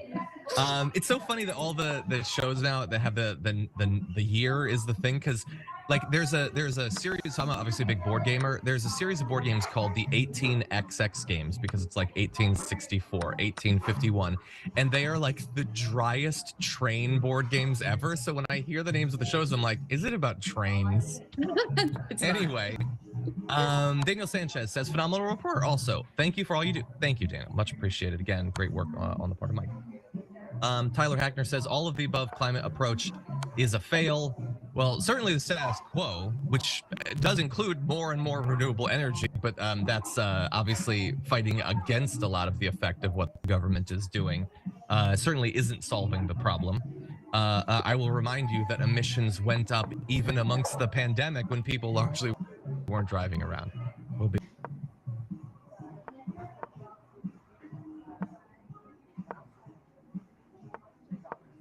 okay, everybody, if you're just joining us now, first of all, welcome. Thank you for being here. Also, please hit the like button. That would be a big help. More news. Why don't we jump into it right now? Some bad news for Fox News when it comes to their $1.6 billion lawsuit with Dominion. The judge overseeing the lawsuit said on Wednesday that he was imposing a sanction on the network and would very likely start an investigation into whether Fox's legal team had deliberately withheld evidence, scolding the lawyers for not being straightforward with him. Really? Fox News lawyers not being straightforward? That is a shocker. What's not shocking is that they did not hand over this video willingly. It took Abby Grossberg, who's separately suing Fox News, to turn over these videos. And we're going to watch the videos, and I think you're going to be able to figure out why Fox was not forthcoming with them. Here's the first. I'm going to be asking you for as much evidence as you can tell us about these lawsuits. Whatever you can tell us in terms of evidence would be really helpful. Okay, great. I can tell you exactly what we have. Perfect. And what about this software, this Dominion software? That's a little harder to tell you. Right, it's being analyzed right now. I mean, there are a couple of races that have been reversed because the Democrat was triple counted, two already in Michigan. Now, whether that applies to the whole state or not, I can't tell you yet. This Dominion software, does Nancy Pelosi have an interest in it? I've read that. I can't prove that yet. Okay. Can't prove that. I just saw that little bit of Alex Wagner at the end. Yeah, so bear in mind, that was obviously not played on Fox News. That's the sort of pre-interview talk that they do. Maria Bartiromo and Rudy Giuliani trying to prepare for the interview. It is very clear going in that Bartiromo is not a neutral arbiter of what's going on. She wants Giuliani to make the case that this thing was fraudulent. And Giuliani's like, I mean, I don't know. Like, I can't say anything about the software. We got nothing. I'm going to talk it up once we go on air, but I got nothing. And Nancy Pelosi thing, I read it on 4chan, but I can't actually prove it. None of this seemed to be an issue for Maria Bartiromo at the time. We have one more video we're going to play in a minute, but Anna, I want to give you a chance to weigh in. It's really interesting that. So what I want to know, and I obviously lean in one direction right now, because it seems as though all of these hosts knew what the truth was, or at least, to be generous, they didn't have the evidence, but their bias was so extreme that they were willing to air lies on their air over and over again in regard to the results of the 2020 election. You know, bias is amazing because it blinds you to certain things, but I think this particular lawsuit reveals just how nefarious some hosts over at Fox News happen to be, because in case after case, in news story after news story, you have various members of Fox making it abundantly clear that they themselves do not believe in the election lies, but then proceed to repeat them on air. You have Tucker Carlson saying some of the most vicious things about Donald Trump, calling him a demon, talking about how much he can't stand him, looking forward to the day when he doesn't have to talk about Trump on air anymore. But then he goes on air and he provides cover for the election lies. I am so happy that Dominion Voting Systems was courageous enough to actually go after Fox News over their lies, because it has been revealing. We finally have a better look at the internal workings of Fox News. And while it's very obvious that one can point to Fox News as right-wing propaganda, it was harder to provide receipts that it's just biased right-wing propaganda. Now, based on their internal conversations, it's very clear they're not interested in news. They're not interested in informing the public on the reality of what's happening in the country. They are very much agenda driven, and they are willing to push out the most insane lies in order to accomplish that agenda. Yeah, totally. If not for, I mean, the text that we've gotten, it's the most interesting look into what happened. Like, we previously had lawyers for Fox being like, I mean, they don't really mean what they say, but that's not the person making clear they don't mean what they say. Those Tucker text messages are amongst the most fascinating revelations we've ever had of a media figure. And also amazing, it's fascinating what it's revealed of the MAGA base, that they don't seem to care. It doesn't seem to bother them literally at all. So that was Maria Bartiromo with Giuliani. Here is a December 5th conversation she had with a Trump campaign person I think might even be more interesting. Can we just go off the record for 1 sec here? Yeah, of course. I don't want us to say it if it's not. That's why we're checking. I think they have looked at the machines. When the Secretary of State did its audit, there was a fair bit of looking at the machines. The audit came in pretty darn close to what the machine count was with the receipts. So, I don't know the outcome of those, but our understanding, again, this is from the Secretary of State's office, was that there weren't any physical issues with machines in those inspections. Again, that was on December 5th, 2020. Apologies, that was not Maria Bartiromo. It was a Fox News producer, but they were gearing up to have a big conversation about the machines. Maybe they could find something, and the Trump campaign person's like, no, they looked at them. They matched the audit matched the actual thing. There are no physical problems. We got nothing. I mean, that's basically what they're. But you'll notice that was not what Fox then did a big report on. Hey, everybody, I know that we're really frustrated about what happened with Trump, but let's move on from the machines because it's been demonstrated that there's no problems with them. And so all of this reveals what Fox News was doing, what motivated what they talked about, what they didn't talk about. And I am just fascinated to see as this trial goes forward. The jury selection, I believe, is today, actually. And the trial is scheduled to begin on Monday. So, I don't know, we'll see if Abby Grossberg is able to reveal some more information, if Dominion has some more things they've been sitting on. It's already been fascinating. Any quick final thought, Anna? I agree that Abby Grossman's involvement in this has turned out to be pretty fantastic. I was skeptical of her lawsuit in the beginning, but her lawsuit has ended up being incredibly helpful in revealing some more inner workings over at Fox, so I love it. The final thing I'll say is, I just don't understand the sociopathic nature of these people who can just lie to their viewers with a straight face and not feel awful about it.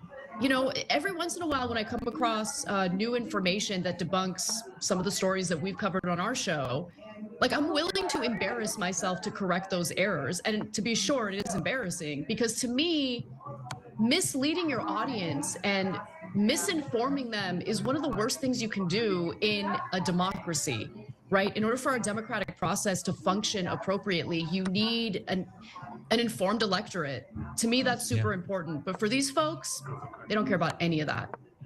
No, not at all. Look, we know there are people whose job it is, like at oil companies or whatever, they do horrible things that wreck the environment and ruin people's lives. They know that. They don't do anything. Like, people worked at cigarette companies decade after decade after decade after decade. Like, we know that there are people in all walks of life everywhere that are willing to make incredibly cruel, heartless decisions to personally enrich themselves. It also happens in the media. I think for some reason, journalists and we sort of lump some of these hosts in, even though the vast majority, I'm not a journalist or whatever.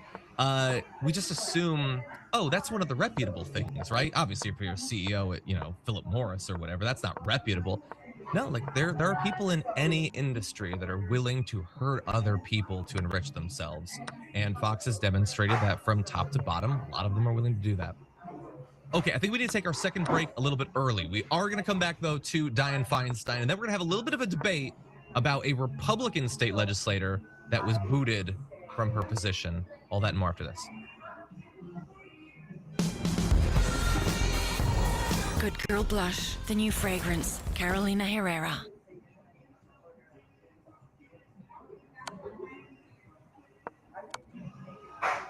Okay, everybody. By the way, you mentioned this, but a fan had already sent in a comment. Sonic Screwdragon said, Anna, your update on last evening's show, correcting your own mistake, shows what an incredible network TYT is. I really appreciated it. Thank you. I appreciate it. I got to be honest, the climate right now is so weird, even among the left, that making that correction made me worry that it was going to lead to more backlash. But I'm glad that our audience is smarter than that and they were receptive to that correction. So thank you. Nice. Yeah, I think I saw on either maybe Mediaite, I think they had like a little article about it actually. Okay, let's see what's going on in the chat. Proton Skip says, yes, John, please do more deep dives if possible. We're definitely planning to. You know, it is obviously, it's more work, it's more production. And so our team's like all like trained up and fighting shape now and ready to start doing more and more of that. But we're also trying to balance it with doing the vertical content and everything, trying to get our interviews back up and running. There's like so many different moving parts and it's difficult at times, but we're doing our best. Okay, let's see. Chauncina says, thank you. Since I wasn't a member, I didn't get a chance to watch BNW yesterday, so I made it on time today. What's your favorite match at Mania, Daddy? Also, I joined an Anna episode. It must be a sign. It must be. My favorite match was Rey Mysterio versus Dominic Mysterio, I think. It was just the storytelling combined with the acrobatic wrestling was just really good. There were a lot of good matches, but I think that one is underrated. I live for that acrobatic wrestling in the bedroom. Awesome. No, I'm just kidding. I'm kidding. I know. I'm sorry. Christian with a steel chair. No, hopefully not. Hopefully not. Anyway, there were a lot of good matches. I think there's a case to be made for Rhea Ripley versus Charlotte Flair as well. But yeah, just a lot of great stuff there. Okay, let's see. Nick Clark with a super chat saying, Anna's so right. Nuclear is a perfect power source to help transition away from fossil fuel. We can do it safely for very cheap. With thorium, thorium is far safer, unable to be weaponized. It is extremely abundant. Yeah, we don't generally talk much about nuclear MTD, or maybe we should. Look, I think it's a complex discussion. I think that one thing that can tend to be lost is that nuclear power is not one thing. There is not one technology for producing power through nuclear. There are very different ones with very different implications. Still incredibly complicated and incredibly expensive, but what were you gonna say? I just wanted to recommend a guest, both for your show and for audience members who might want to learn more about this from a leftist perspective. David Griscom is, I think, the best person on the left that I've seen so far cover the possibility of nuclear power as something that can, close that gap in the short term. So check out his coverage of that. And John, I can send you some info about him if you're interested. Yeah, that'd be great. Yeah. Yeah, I'm not familiar, but I would love to look into.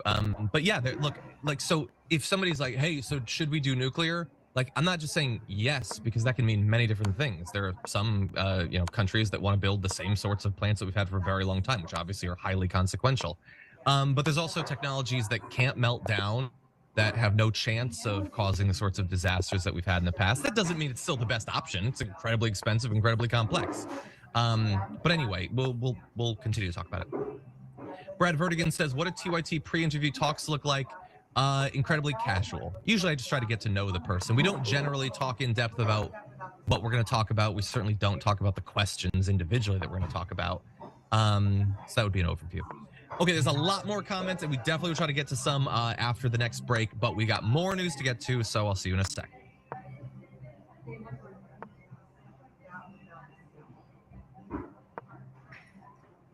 Okay, everybody, a little bit more time, 2 more stories for you, what remains the first hour.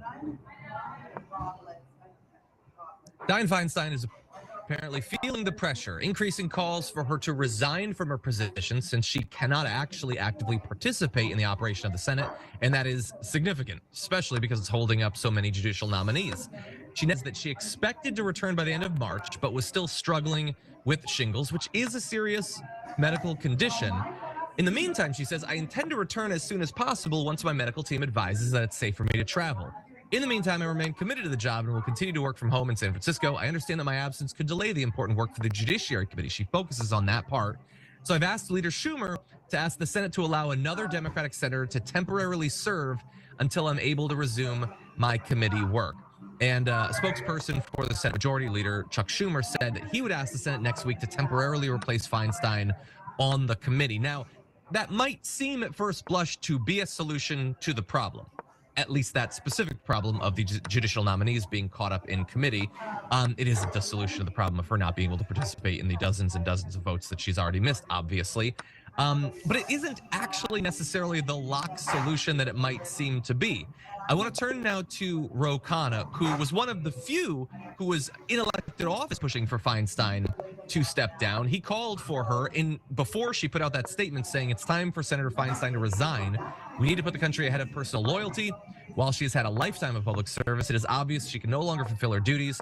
Not speaking out undermines our credibility as elected representatives of the people. Was eventually joined by Representative Dean Phillips, but he was the first. Now, that said, since then, she gave the statement that we read.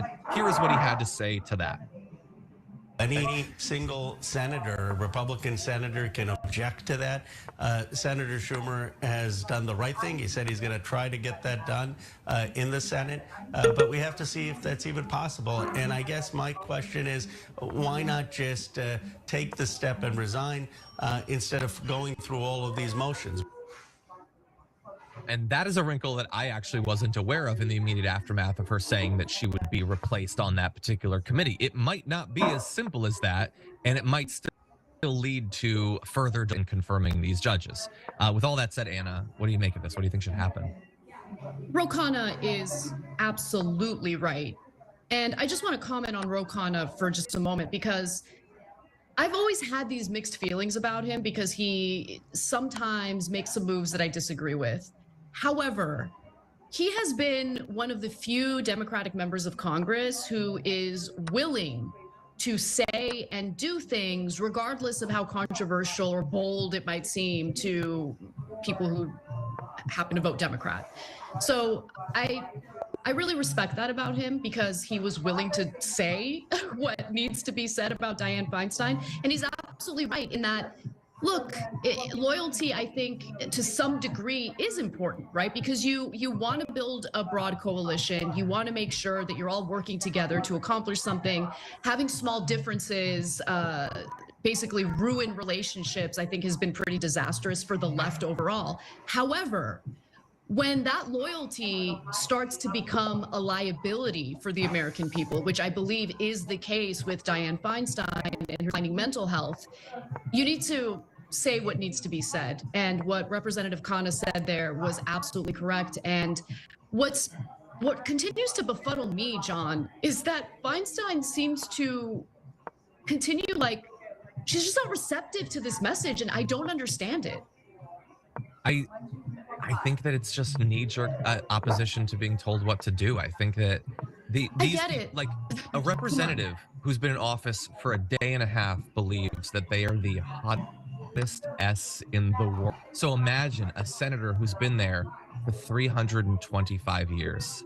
They believe that they are the most important, grandest, wisest person ever. How dare you plebes tell them when it's time to call it a day? I think that it's just opposition. They don't want to leave. They don't want to leave. It's honestly, you know, I have to bring it back to the WWE. It's like Vince McMahon, dude. You need to move on. Your era has passed, but they just hold.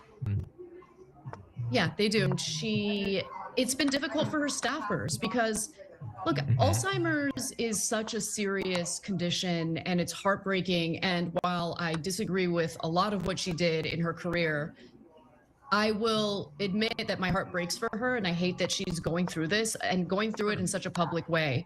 But it's also incredibly difficult for her staffers, because when you're going through that condition, and you forget things or you have moments where you're confused, typically you lash out. That's very common with people who are suffering from Alzheimer's. And so it's just not fair to anyone. It's not fair to the constituents who supported her. It's not fair to California, where she's a United States senator. Yeah. And it's, yeah, exactly. And so she needs to put the best interests of everyone else before her weird ego trip here. Or does she? Maybe it's not about mental health. Maybe it's not about missing these votes. Maybe it's not about holding up the judges being confirmed. Maybe it's about something else. Representative Nancy Pelosi said, "It's interesting to me. I don't know what political agendas are at work going after Senator Feinstein in that way. I've never seen them go after a man who was sick in the Senate in that way." Look, obviously there is a ton of misogyny in American politics. That is indisputable.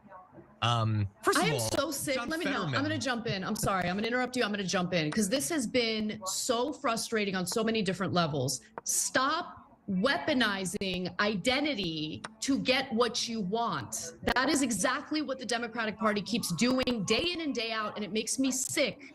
Okay, this is not about sexism. This is not about gender discrimination. This is about a United States senator, one of only about 100, right? Not only about, but of 100, who has a tremendous amount of power. She is suffering from Alzheimer's. Are you really going to try to make a BS argument about how this is sexism? Step aside, please. I just can't stand this. Come on. Yeah. Also, are like how many people are actively saying, "Hey, Biden, maybe it's time to go hang out with the grandkids"? Like, there is definitely sexism in American politics. That doesn't mean everything is sexism in American politics. Mitch McConnell needs to go to get a hobby, man. Like, there are some people. Anyway, yes, I agree. Well, we'll see. The pressure remains. Ro Khanna still wants her to step down. We'll see if more people jump in. With that said, why don't we move to one more, I think, fairly fascinating topic before we close things out.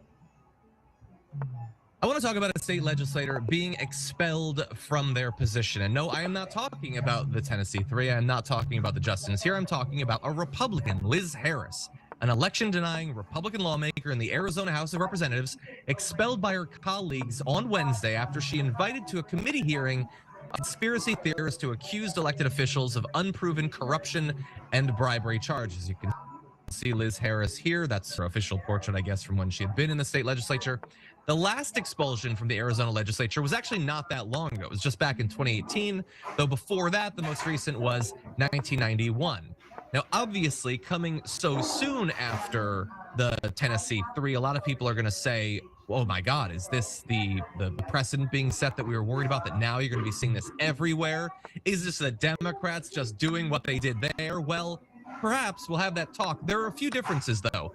First of all, Republican and Democratic representatives joined together to expel Harris. It was a 46-13 vote. Expulsion requires a 2/3 vote and is thus obviously quite rare, but this was actually bipartisan. And I want to give you a little bit more details about why she was kicked out. So Harris invited a woman to present at a joint elections hearing hosted by the Arizona House and Senate in late February, who shared unvetted allegations that various elected officials had illegally received bribes from drug cartels as part of an elaborate money laundering and property deed scheme. By the way, I will always love the lengths people go to like prove corruption when the corruption that they're engaged in is so obvious. It's just largely legal.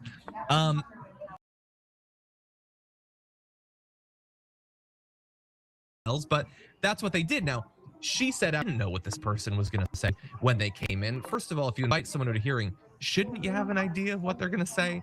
But anyway, the claim that she didn't know also kind of fell apart when some text messages were revealed.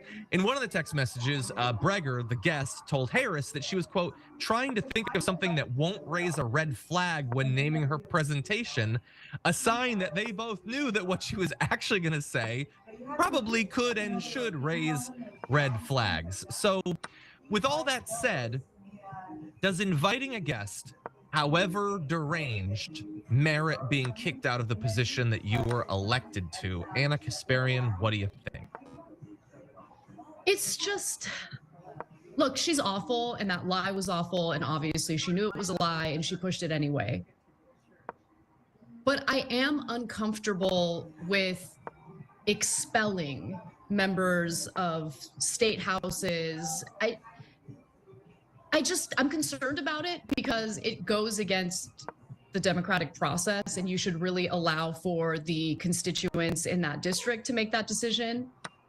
So I don't know. I'm a little torn on this. I don't want to be in favor of expelling politics I disagree with while simultaneously disfavoring the expulsion of politicians I do agree with. You get what I'm saying? Yeah, I agree. Like, I know that if you were to ask a right winger, then we obviously love this because it happened to us. And look, I'm not going to discount the possibility that maybe there's a specific aspect of this that I'm missing that justifies it. I mean, after all, Republicans did support it too, but I don't love it. And again, just like with, the Justins, expelling isn't the only option you have. Maybe have her future guests have to be vetted a little bit more carefully or something like that. Have some sort of warning or censure or something like that. To actually just straight kick them out because their guest was crazy, that's potentially a slippery slope too. So at least as of right now, I don't like this. I think that she should be replaced. Her constituents should see that she's deranged and should replace her. It's not the part of mostly the opposite party to make it happen. That's what makes me uncomfortable. I agree. Thank you. With that said, that is unfortunately all the time we have for the first hour of the show. Thank you, everybody who's been watching on linear platforms, listening on the podcast. For those of you on other platforms, there's more to come in the aftermath, so don't go anywhere. We'll be right back.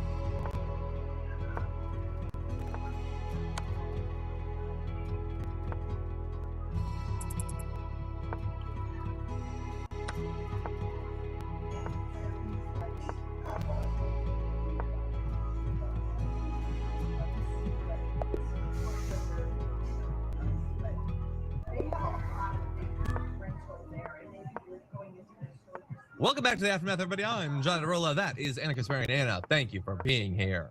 Hi, thank you. Glad to have you here. I want to read a few comments before we get into our stories, especially because our first story is Maria All DK says in the Twitch chat, totally not related to the current topic, but John, apparently I'm a monster. After rewatching the Tuvix episode, I still identify with Kez's stance. Anna has no idea what I'm talking about. No. It's this ethical dilemma that was raised in an episode of Star Trek that has really divided people for the last like 2 decades. Anyway, maybe I think it's worthy of like a deep dive, the philosophy that goes into this decision that was made. But anyway, thank you for I want to coming, watch Star Trek. Like, I've never watched it, so I want to get into it. I feel like I would like it. You should. Yeah. If you need suggestions for where to start, I can help with that because there's a lot of series and it can be confusing. Yeah, that would be great. Yeah. Diana says, isn't the manufacturing of the batteries for EV cars just as bad or worse than gas-powered cars? Thanks in advance. Generally, no, I don't believe that. But first of all, like with nuclear energy, EV cars tend to be made with sort of similar technology right now, but there are other forms of battery technology that are being worked on that can eventually replace it that I think would allay a lot of those fears. EV cars also, like some people will say that there are areas of the country where the way that the electricity is generated, they produce emissions that are comparable to gas cars. And that might be true for some, even though it's not true for others. But they also have the capacity to become cleaner as an area's energy production becomes cleaner, which is not possible with gas cars. We could switch over entirely to solar or geothermal, and people driving a gas-powered car would still be producing all the emissions they are right now. So, and even if they did produce the same emissions, it also depends, and this isn't really a climate change concern, but an environmental justice concern, that the issue with emissions coming from cars is that generally they affect people who live close to major roads and highways, rather than something being produced off outside of a city that isn't going to have the same effect on people living in that exact area. So there are actually a lot of considerations to weigh. But I appreciate the question. Thank you. Okay, let's see. Colin Hutton says conservatives don't want to conserve the planet. Oh, the irony. They do want to conserve something. It's their money. Skrilla, member for 6 months, says John and Anna, two of my favorite people. Thank you so much. I appreciate that. Oh, thank you. Frisco Dragon, member for 27 months, says Anna and John, wow, you both have had such a huge impact on my life. And thinking I'm eternally grateful. Don't tell Jank, but you're my faves. Hold on a second. I got to text somebody named Jank. I'm kidding. Anyway, okay, with that said, I think it's time for us to jump into the news, starting with this. Pearson has been in the news recently for helping to facilitate an insurrection at the Tennessee State House. You may have seen him. But you may not know what Justin Pearson was like before his transition. Back in 2016, Justin Pearson was an earnest young student at Bowdoin, the whitest college in the whitest state in America, a place that costs 60 grand a year for no obvious reason. A rich kid's school. If you're familiar with Tucker Carlson, you're probably familiar with where this is going to go. If you're not familiar with him, you might not know that this is going to become one of the most casually, openly racist segments on cable news that I'm familiar with. It's cloaked a bit by the fact that he's sitting at a desk in front of a big digital screen and he's wearing a tie. But these are the same ravings you'd hear from a drunk guy in a bar. That's all it is. See, Justin Pearson is an outspoken representative, and dear God, a black man at the same time, that can't be allowed. Tucker Carlson has very specific qualifications for you to actually be black, according to him. And so he feels he has come up with some ways that Justin Pearson apparently doesn't qualify. I apologize in advance for this next clip, but take a look. I want to bring together different voices, dissenting voices, voices that may be more liberal or more conservative, in order that we can reach a point of sort of the radical middle, where conversation and dialogue happens and growth happens. Join the People's Pearson campaign, and let's chart ourselves to a better future. I want to bring everyone together, said Justin Pearson, in a voice that if you closed your eyes, you could easily imagine coming from a suburban orthodontist. Justin Pearson wasn't white, that's probably how he got into Bowdoin in the first place, but he did a fantastic impression of it. What a nice young man. Has he considered the apprenticeship program at Citibank? That was the old Justin Pearson before his transition. I honestly don't even know where to begin with that. we could start with the fact that suburban orthodontists are actually obviously only white, because if that's what you're like, then that means that you're white. It's a transition now.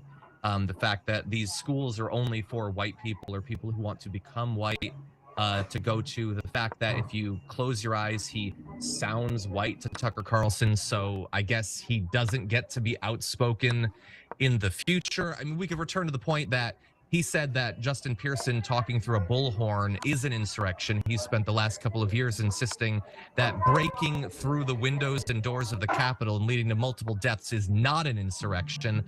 There was a lot of just insanely openly racist stuff. He gets to decide who is white, who is black.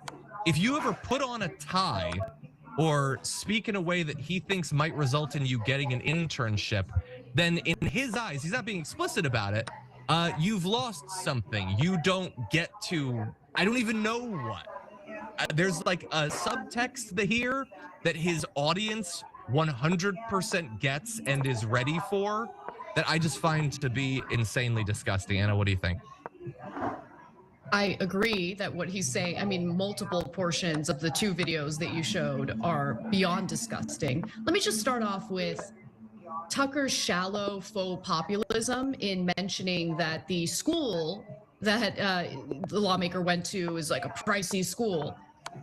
We're not talking about college when we talk about Tucker Carlson. We're talking about from the beginning of his schooling, grade school to the very end.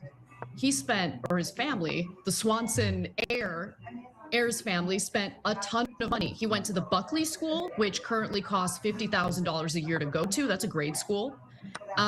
He sits in the lap of luxury. He was born with a silver spoon in his mouth, yet he has the audacity to go after a black lawmaker for getting an education and probably taking out quite a bit of debt in order to do so. He then proceeds to assume that this intelligent man got into the school simply because of his skin color, simply because of affirmative action, because God forbid anyone acknowledge that there are plenty of intelligent people who get into these colleges and universities based on their own merit, people of color.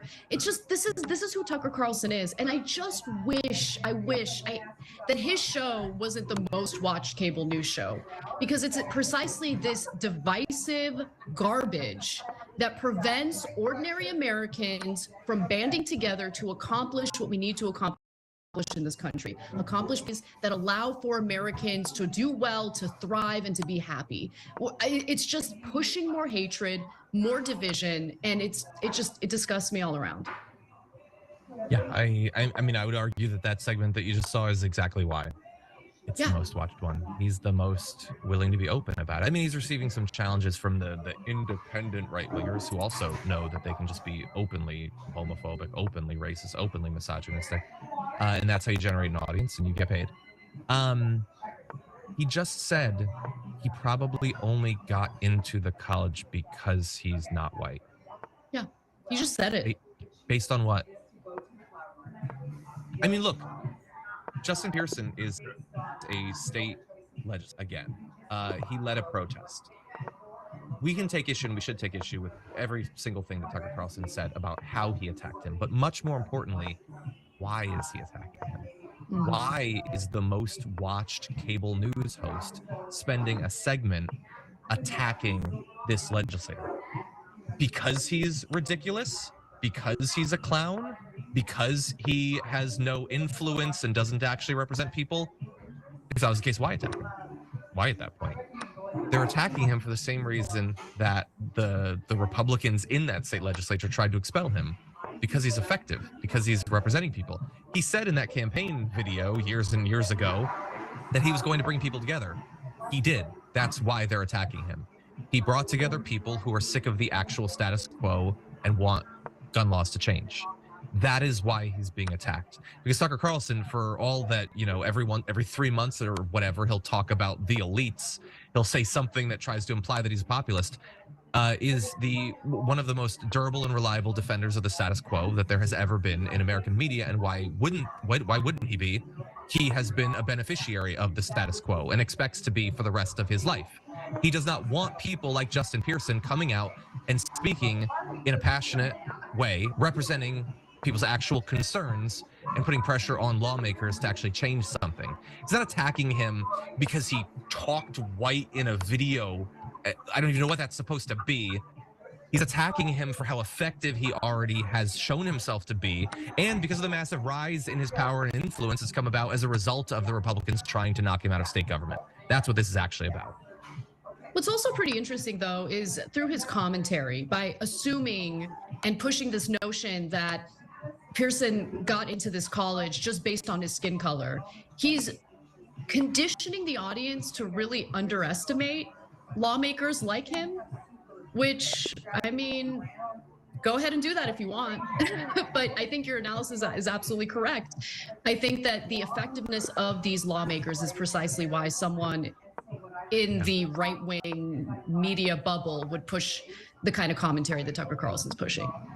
You know, by the way, I want to add just one extra thing, because we're talking about like him saying like, oh, he only got in because he's not white or whatever, which is an argument that they will continually spread. It's to make poor conservatives who they despise and consider to be rubes believe like, oh, some people are getting away with stuff. They don't have to struggle and work like I do.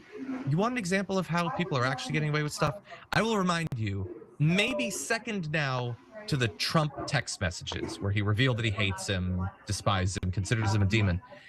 It is amazing that the MAGA movement did not turn on Tucker Carlson when it was revealed that he had appealed to Hunter Biden to help his kid get into Georgetown University.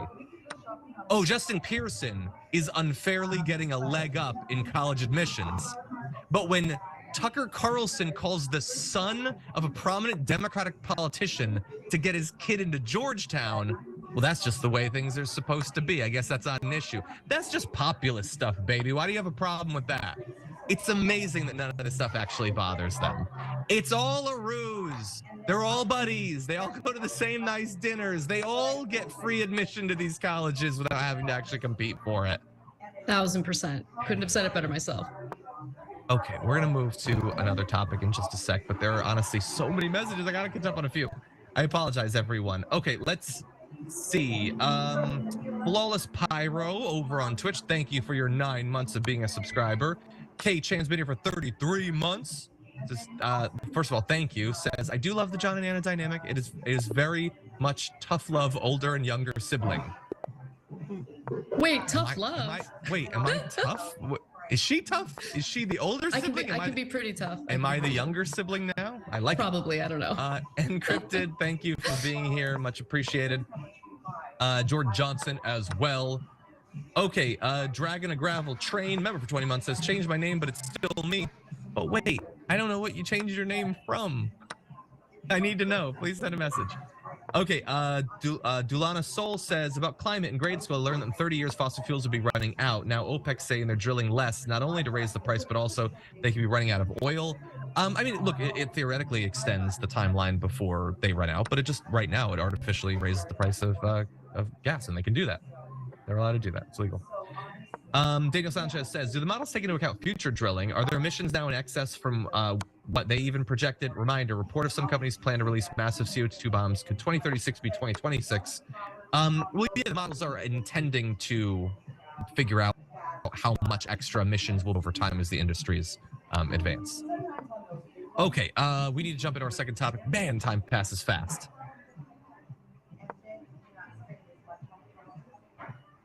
F block, if I don't know if I actually communicated about that.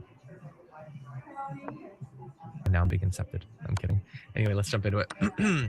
Donald Trump is now asking to delay his trial. Which trial, you probably ask? I know it is confusing to follow. This is the sexual assault trial that he's currently facing, being accused by E. Jean Carroll, and he doesn't want to have the trial right now. Not because he would gladly wait until he's dead and buried and just have it never happen. No.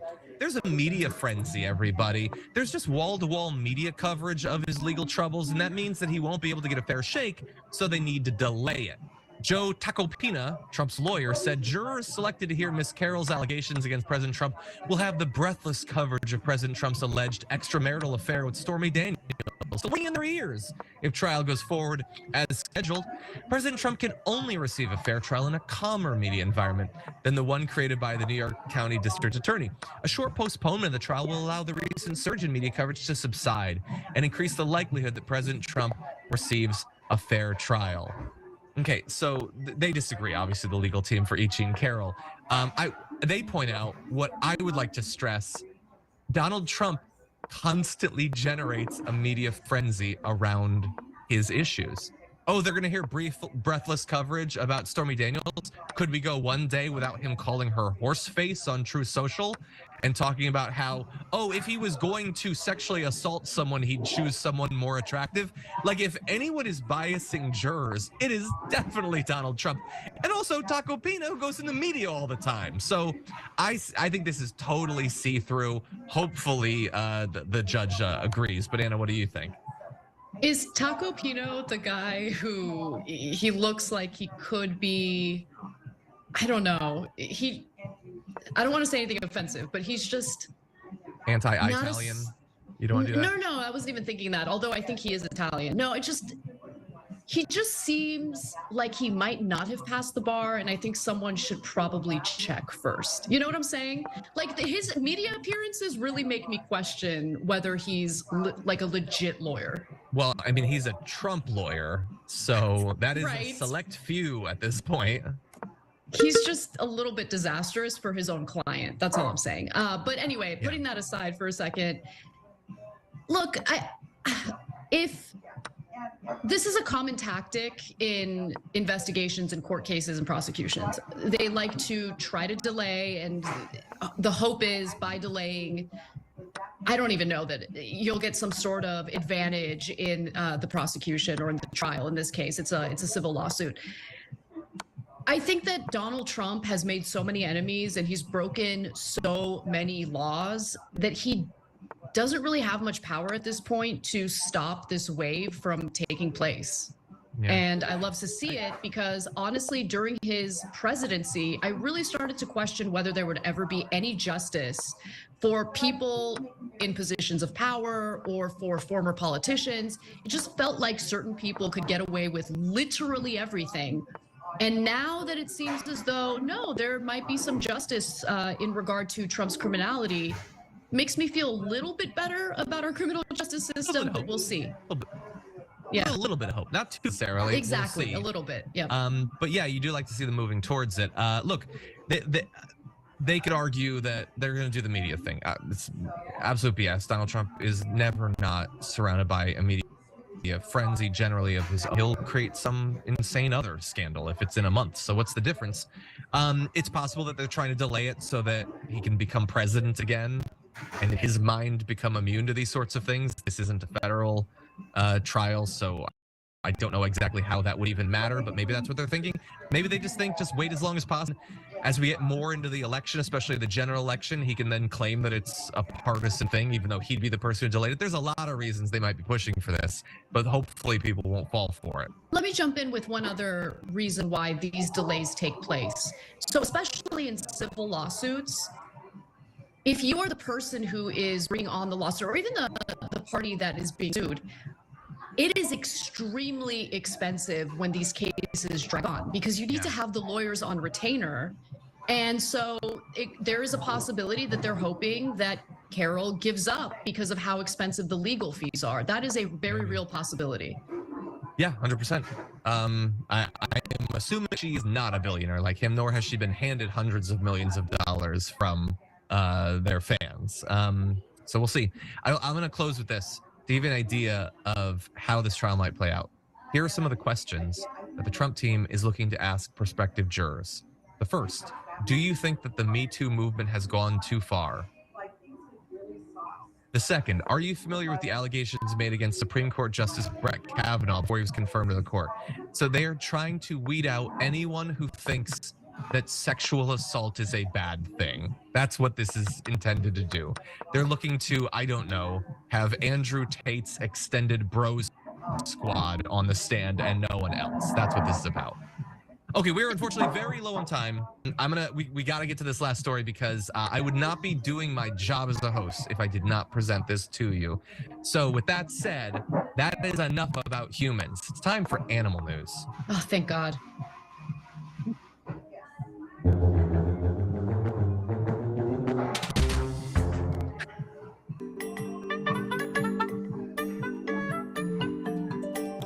Meet Pearl, the pocket-sized Chihuahua from the USA.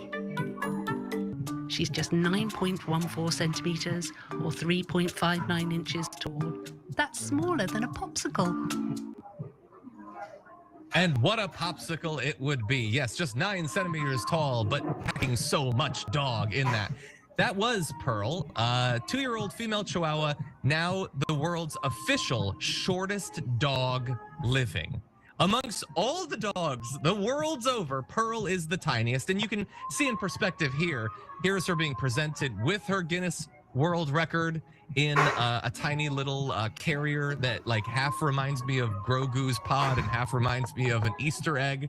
You can see her being measured for the award here. 3.59 inches in height is nothing. She's fully grown. Full-grown dog. She's not going to get any bigger than that.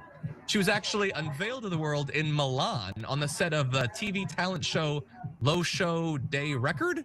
The person presenting her told the show's host, Jerry Scott, that Pearl is a bit of a diva. And you start to get that idea as you take a look at some of the ways that Pearl occasionally accessorizes. Fancy necklace here on Pearl. And we also learn a little bit about Pearl, including that she enjoys eating high-quality food like chicken and salmon, and she loves dressing up nice. Here is one of her sassy little numbers, coordinating, I think, with the owner right there in the background, dressed a little bit like Queen Amidala from The Phantom Menace. Anna, what do you think of Pearl? I think Pearl is an American hero. I don't even know if Pearl is based in America. It doesn't matter. Still an American hero. Super cute. Chihuahuas are great because they're super feisty. And I think that they try to overcompensate for their size by being super feisty, which I'm in favor of. Do you, Boost? But I will say that I like dogs that are a little bigger because I like to do things with my dog, right? Like I want to go hiking and I want to be athletic and active with my dog. And I used to have a little Chihuahua, which I had to leave with my parents because when I moved out of my parents' home, my mom's like, you're not taking the dog. So she was a Chihuahua and I couldn't really do much with her because of her size. She was so tiny. Like every step I would take when I would walk with her, she took like 100. So, you know, I like that she's a diva. And if that's what her role in life is, that's great. That makes sense. Yeah. More power to Pearl. Not too much power. Shocker.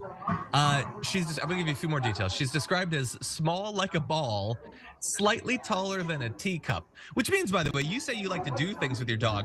I would love to walk around with my dog in my shirt pocket. I think that would be fun. Just like perched up, looking at what's going on. She apparently has a very calm temperament, so she's not prone to freaking out or biting people like some tiny Chihuahuas might be. Was unfazed at being on stage in front of a huge live audience. It's also possible that when eyeballs get that small, they might not be able to focus very far. So she might have had no idea where she was, I guess. But I will leave, she's so cute. I'm gonna leave you with one final photo of Pearl to scale on a human hand wearing a little pink sweater. Congratulations, Pearl, for this great honor. We love you, Pearl.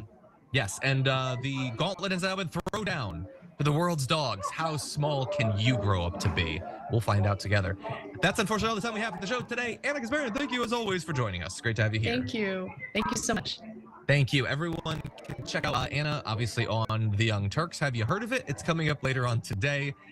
Indisputable is up next. But before then, you do have a little bit of homework. It's very brief. Don't worry. Tomorrow, Bert Ehrlich, we will be doing our Garbage People of the Week. You have a chance to vote for the Community Garbage Person of the Week by going to the community tab at youtube.com/The Damage Report and voting. We'll reveal the winner, loser tomorrow. For now, though, stay safe out there. Stare. I'll see you soon.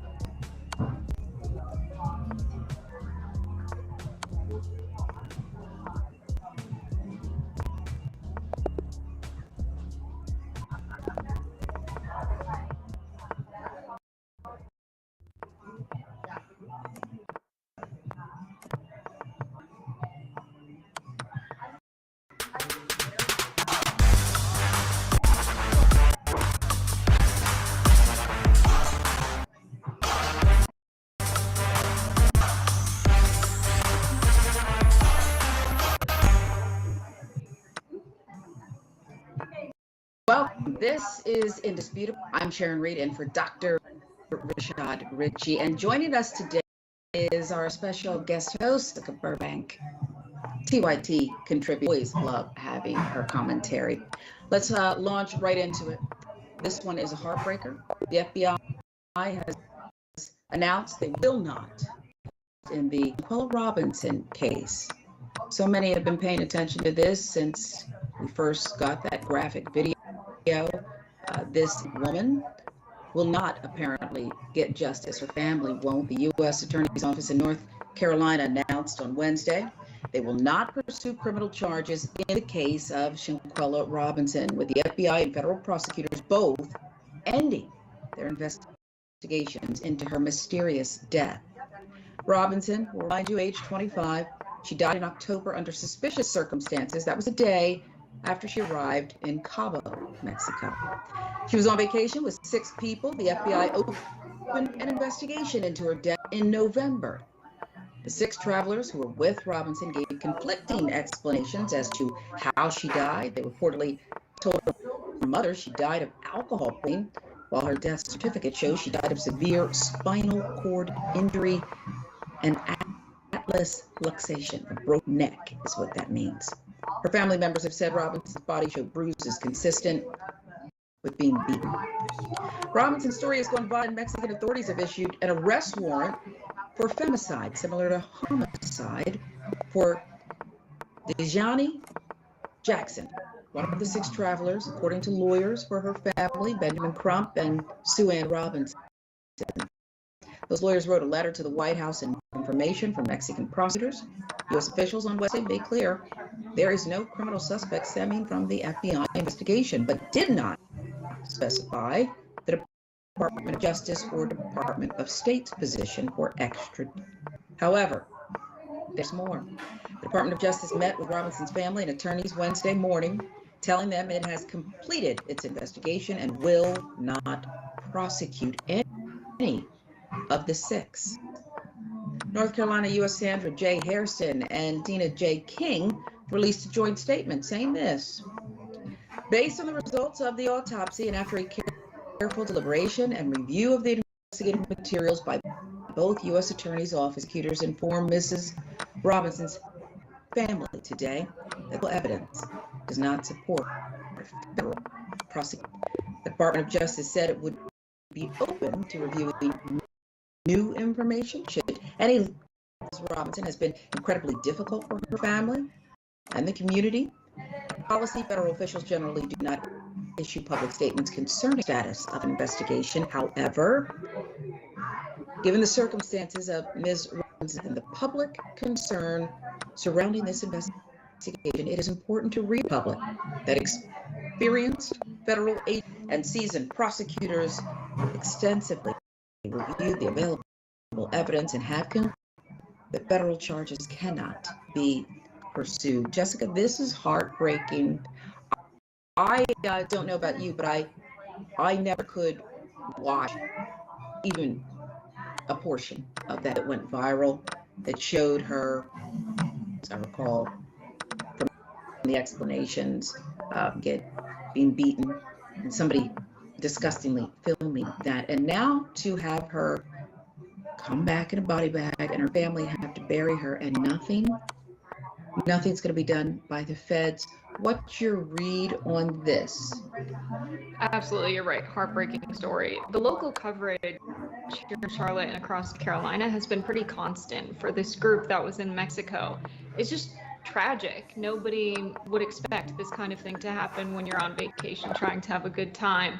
The family being so concerned, right? Seeing their deceased family member in this state, seeing things that are consistent with someone injuring her while she was still alive, seeing, the cut on her lip and her having a swollen lip. They know that something happened beyond just alcohol poisoning and we all know that it was something more than that. And so this case is really calling into question, how does justice happen across borders when we have people traveling so frequently? And the frequency of global travel we only expect to increase over time.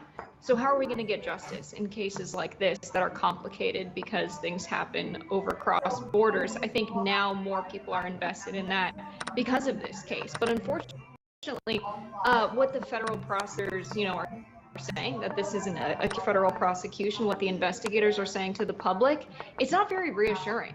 We're not getting much from these updates. They're not giving us any information. And I think that makes people more concerned about what if this happens again. I couldn't agree more, and it makes Black people more concerned. It feels like, and there seems to be enough evidence, that Black bodies aren't important, that crimes against Black women, Black people, seems like the Mexicans are paying, seems that way, closer attention here. Can we read that into this case, or is that unfair? I think it's completely fair. Completely fair. If we had a case not so long ago, actually, this isn't even like a fictional case, where there's an influencer who mysteriously disappeared while traveling in a van with her partner. Everybody was talking. The investigation was extremely thorough. She went missing. Everybody was talking about it online. We don't really see that. I mean, I see it on local Charlotte. We don't see that for this case. Why is it such a double standard when something happens to a Black person, a Black woman, especially this kind of violence? I think we all want to live in a world where Ben can finally go on vacation. I don't know how he's handling the load, but the amount of cases of violence against Black people in our society and law enforcement doing nothing about it until we have these civil rights attorneys taking the cases. The justice system is not working as it is. Why does Ben Crump have to take all of these cases? And we hear his name so cases like this. I want to live in a world where he goes on vacation, to be honest. Yeah, I think he deserves it. I think he deserves a nice vacation on an island where he's not haunted by all of the details that he's had to drink at this point the past decade. But it's one that we're going to keep following. Hopefully something will come of this. Something will come of this. But we'll move on. Americans kidnapped in Mexico. 4 Black Americans, Mexican cartel. 2 of the survivors spoke with Anderson Cooper about the incident. They first share about how the kidnapping went down. What happened? We turned down this little side road because we was going to see if that led us to the destination. We was going to turn around. We heard a car beat the horn and pulled around us. In the back seat, he said, he saw a gun. We drove through a few streets and corners until we got back on the main street. and that's when the gang was shooting started. Zeno and Shaheed, they jumped out to run, and they were gunned down. They was at Tay window beating on the with a little gun, probably a 9mm. And I jumped out of the driver's side, and when I jumped out on the driver's side, that's when I was both legs. We was on the ground for maybe like 10 minutes after they came from us. And I guess whoever told them to just go ahead and bring them, that's when they loaded us on the back of the truck. So that's the violence that led to them being held hostage. What about the poor medical shift? We rode probably 10, 15 minutes, and we got to the spot where they taking us. The investigator or interrogator us more. And that's when Shaheed said, I'm gone. He died right there. Those were his last words. Yeah, that us, and he was gone. That was the last thing he said. Yes, sir. Were you able to say anything to him, or? I told him I was sorry.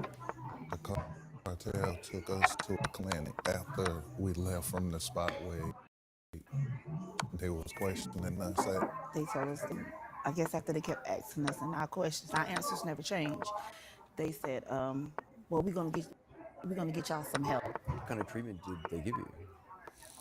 They put my leg on a 2x, and then they stitched it up. They just stitched it up? Right. Did they give you? No pain medicine or nothing. What about Zindel? Me and him was in the room, and he was fighting for his life, and they didn't do nothing. They told, after he didn't fight so long, they was gonna take him to the hospital. Then they came back like maybe an hour later, and it's like he was dead. Just horrific. But there is still more. There was some shocking, bizarre, cruel behavior that they also underwent. Like one of them was sitting in a chair like where he's sitting to, and he was looking at something on his phone.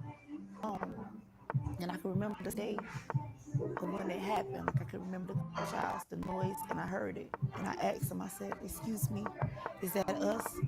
And he said, "Yes." I said, "Can I see it?" And he was like, "Hold on." And he turned the phone around, and he showed a video of us being kidnapped and stuff like that. The gunman actually showed you the video that we've all seen of you being kidnapped on the street. Mm-hmm. You're a woman in custody with cartel gunmen. Were they threatening to you in violence and sexual violence? I mean, yeah, they said all that stuff, all that. They did. Mm-hmm. They're trying to make us have sex with each other, but told them we was brothers and sisters, and that she was pregnant. I mean, they tried to make you have sex with each other. Mm-hmm. What did they say to you? They was like, "What are y'all?" We said brothers and sisters. And they was like, "Have sex with each other." I was like, "No, these are my brothers. I'm pregnant." How much more horrific can it get? You're with your friends, on your way to another country for one of your friends to undergo an elective surgery, and this happens. 4 Americans involved are Latavia Washington McGee, Eric Williams, Shaheed Woodard, and Zindel Brown. The cartel had likely mistaken this group to be Haitian drug smugglers. Woodward did not survive the encounter. How McGee and Williams were released by their captors. Let's get into that. Washington McGee and Williams were woken up in a dark room. See a man standing to them. He was like, "There's nothing that we can do to bring your 2 brothers back, but we're sorry. Somebody made the wrong call." They was high and drunk. Washington McGee recalled the man saying, "At one point, Washington McGee and Williams were blindfolded and taken to a truck." Williams said his friends' bodies were then placed on top of him to keep him hidden. But eventually they were dropped off at a wooden shack where Washington McGee and Williams were survivors, and the bodies of their friends were brought back to the United States. Washington McGee said she tried to escape twice during the ordeal, for my brothers to have the proper burial and for us to go back home to our feds. The Gulf Cartel apologized for the incident. Yes, apologized. An apology letter was issued by the Gulf Cartel, which is believed to be responsible for kidnappings, and the group handed over 5 of its members to local, according to images circulating online, and a version of the letter obtained by CNN from an official familiar with the ongoing investigation. CNN cannot confirm the authenticity of the photo and has asked Mexican and U.S. authorities for comment. Now, though investigators believe the letter to be authentic, Mexican and U.S. law enforcement officials participating in the investigation strongly doubt the sincerity of the group. The official who shared the letter with CNN said that people have been arrested in Mexico so far, according to Mexican officials. I guess it's a large question that I have, a question with how do we even unpack this, Jessica? The horror, the layers of horror and violence. How do we even process it? It's an interesting world where many mainstream news, and it's especially true for the United States, we get the story, what has just happened? We don't get the context of what's happened through history to lead us to this point. What's the context of what's going on in the system? They really like to frame stories as this experience of here there was a bad actor who did something that was not so good. Here's the story of what happened, keeping it at the individual level. So that's very disconnected from the systemic injustice that's led to situations happening.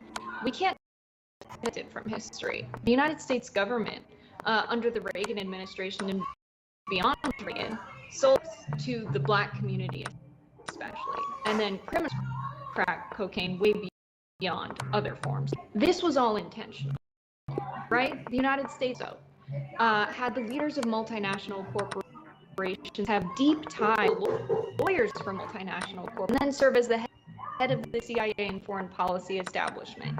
So those people, we're going to destabilize countries in Latin America so that we can exploit their labor, extract their resources. We cooed countries all across Central and Latin America from the 70s and beyond.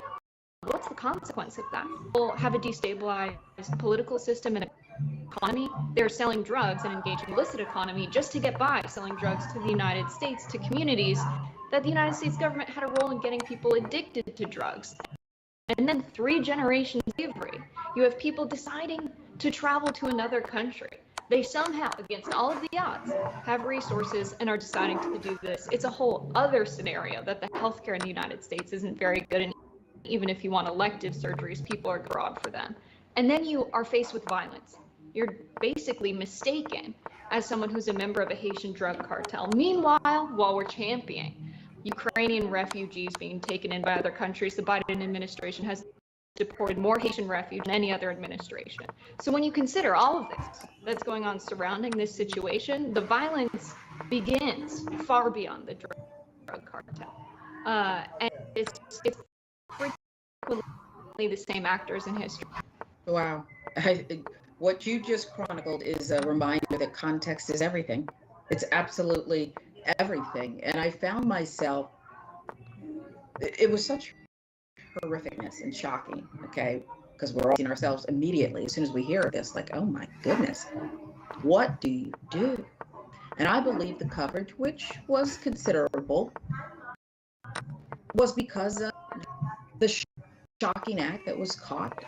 I then stepped back and said, if these were skinned people, white people, I think it would have been tenfold.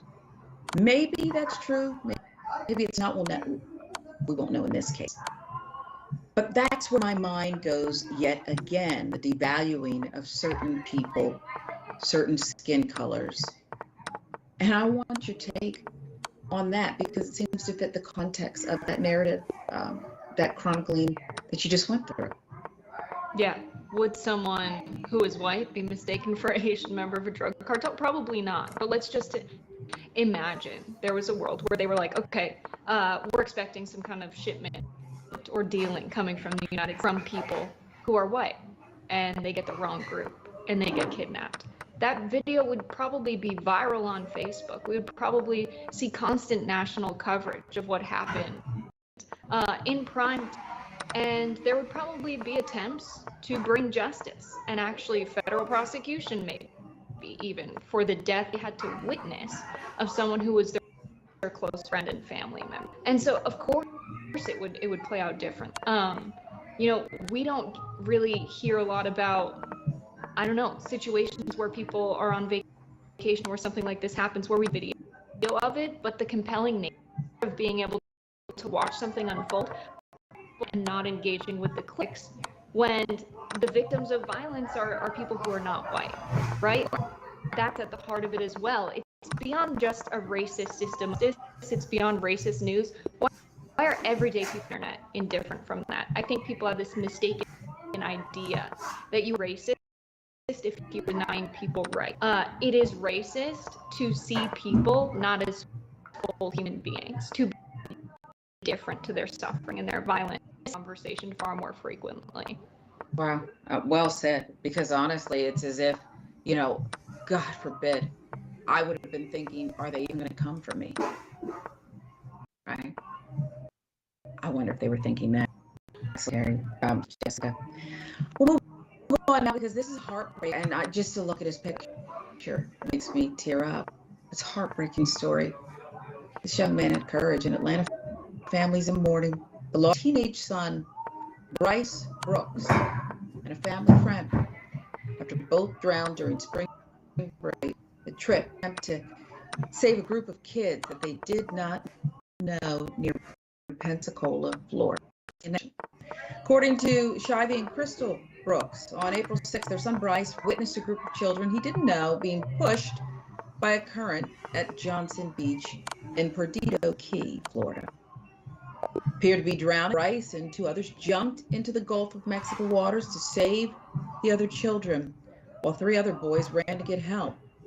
Unfortunately, he began to be pulled under by the strong current, and Bryce drowned.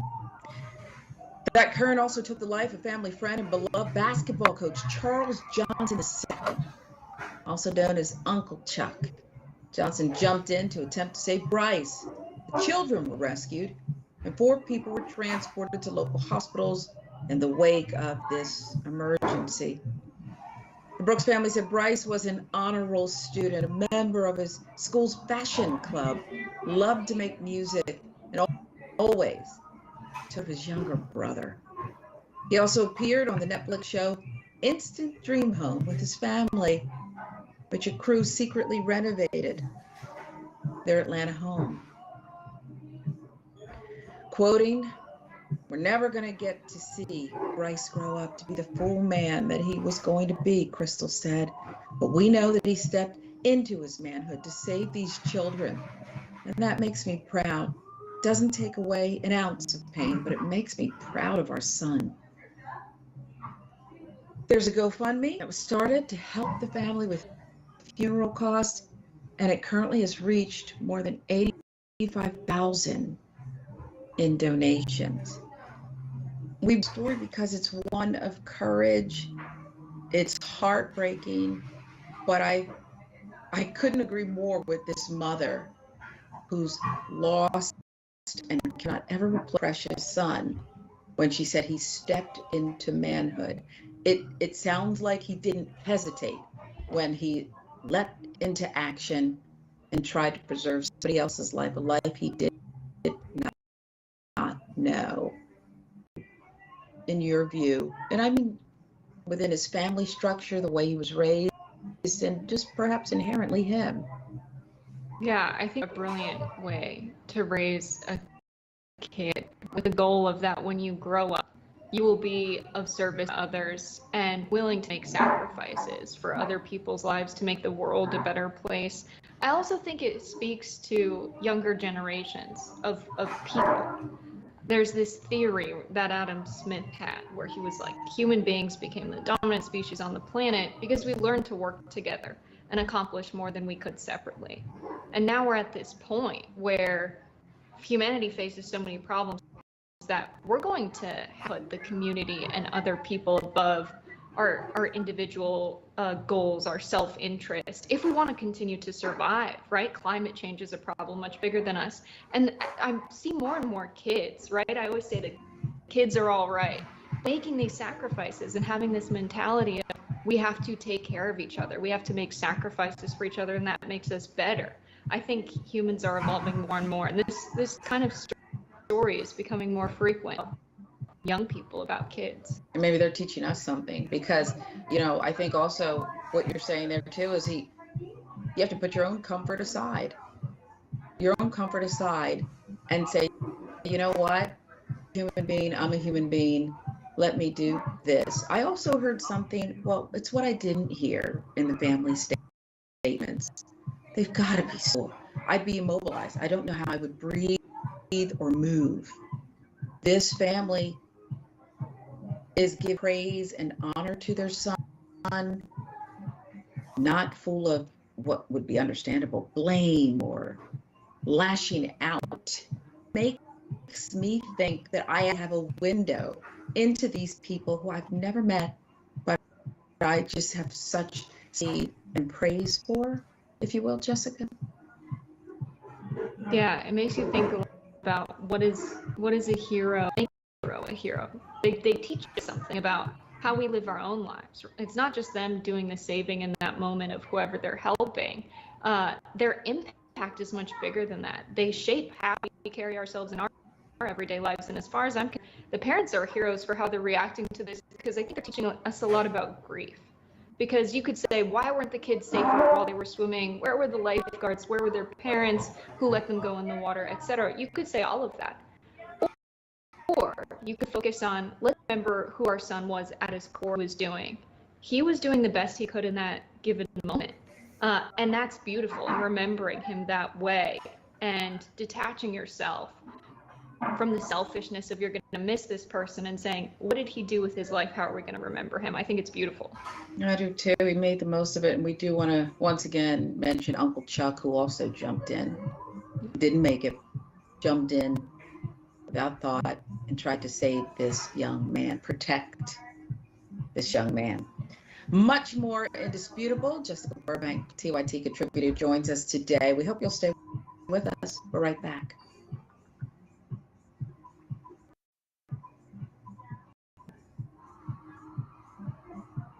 Hey everyone, Mateo Scarapore here, author of Black Buck, which is Shop TYT's first fiction book ever. I'm honored. So, Black Buck is about a young man who's living in Bed-Stuy, Brooklyn. He lives with his mom, he has his girlfriend, he has his best friend, he has his neighborhood has him. Darren's also at a Starbucks in Midtown Manhattan. Today, this man, real suave, comes in and made a pretty good move and it hurt, really. Comes in and asks Darren to give him his regular. For some reason, Darren says no. This man named Brett Daniels, who's the CEO located on the 36th floor of the same building, is impressed. And he invites Darren upstairs, and then he extends an offer to join his elite sales team. Darren reluctantly joins, and he soon realizes that he's not the only black salesperson there. He's that person in the entire company. So he goes through hell and back in order to make it to the top. No wonder he has status, money, power, but he says, you know what? I don't like being the token black guy.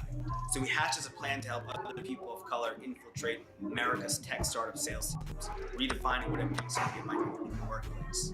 This book definitely, if you couldn't tell, touches on many things that are relevant to this moment that we're all in right now. But it's also connected to the many moments in history that have come before today. I hope that you read it. I hope that you enjoy it. And if you want to order a copy, go to shoptyt.com. Thank you. Be well. Happy 2021.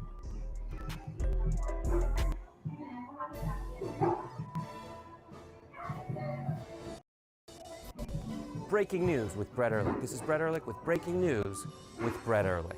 Bernie Sanders wants to break Wall Street, and he wants to break it real bad.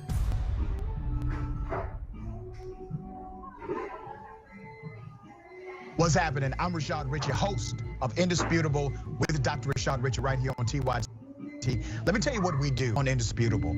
We go beyond the headline. We make sure that you know the full context of the story. And we also highlight issues that are important to the everyday person. We're talking about justice reform. We're talking about what's happening right in your community. We also highlight very important issues that affect jobs, and we engage in transparent debates with people who may not think like me. We're living in a current social atmosphere where opinions are represented as facts and lies are represented as truth. Make sure you tune in to Indisputable with Dr. Rashad Richey, Monday through Friday, 2:30 p.m. Eastern Time, 11:30 a.m. Pacific Time. I don't care if you're Christian. In fact, I will fight for you to have your religious liberty and practice your Christianity. I believe in that. I don't believe in Christianity, which means that you do not get to dictate the way I live my life based on your religion. I don't care what the Bible says. You have every right in the world. All those women who identify your religion have every right in the world to not get an abortion, to not take birth control, but they do not have the right to dictate my life and what I decide to do with my body. I don't care about your goddamn religion. I'm so tired of having nonstop conversations about what the Bible says. You live your life in the way that you interpret the Bible. Again, I don't care, but you don't get to take the Bible and tell me, well, the Bible says this in this chapter and this verse. I don't care. I don't believe in it, and I have the, based on our Constitution, to not believe in it.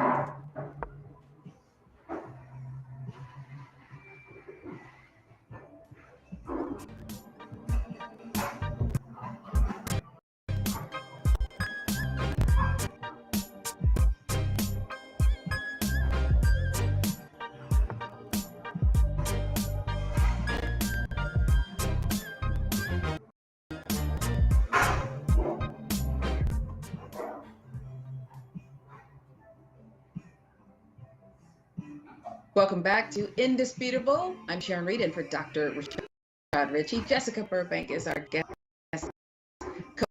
co-host today. Two announcements. We'll get through those. Webby Awards. Yep, TYT once again nominated for another Webby Award, this time in the viral video category for Anna's passionate rant on abortionrights.com/vote. You can cast your vote today. Voting closes April 20th, so you still have time. Now, some viewer comments on the show so far. Member says this about the FBI not making an arrest in the Shaquilla Robinson case. A very stable photographer, pardon me, Crumpcation, okay? Just, you talked about wishing that and Crump, the civil rights icon, this incredible, boy, he does have energy for days, a man who goes to every need and every family in need to just being able to rest. And so very photographer says, Crumpcation, might want to go ahead and get a copyright on that, son. Mountain Dragon says, hey, Reed and Burbank, just wanted to send some comfort and love all our TYT fam to help with such a horrible case. We need to fight for justice and support each other so that they keep heads up. Thank you for that, because I don't want to even relate through, but the trauma on everyone else too is real. It's real, just having to hear and talk about it, frustrated over another case where justice has not yet been realized. To share their stories about surviving being kidnapped in Mexico, their two friends killed. Wasn't Mexico known to be dangerous once you cross the border? Majority of the cities in Mexico are known to be controlled by the cartel. Well, okay. I guess so, Jessica, you've made a, while we're pointing the finger at everybody else, we have some culpability here too, yes? Mm-hmm. Just a thought. Let's go to YouTube real quick. FBI won't make an arrest in Shaquilla Robinson case. FBI just had someone who signed off without actually investigating.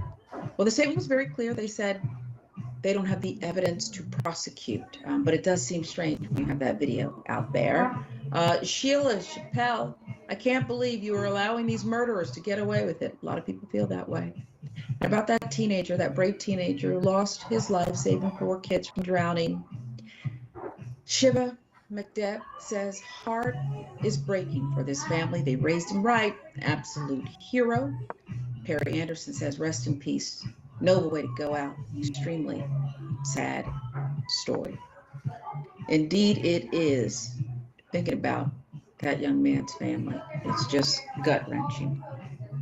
We're going to turn the page here, and I don't want to shock anyone, but sometimes you open your eyes and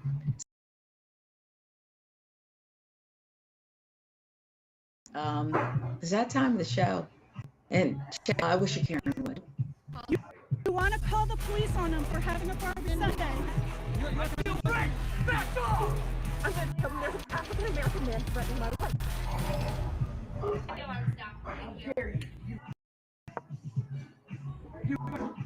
I'm sorry, everyone. You bitch. Thank you. Let me show you how much I care about you. Excuse me.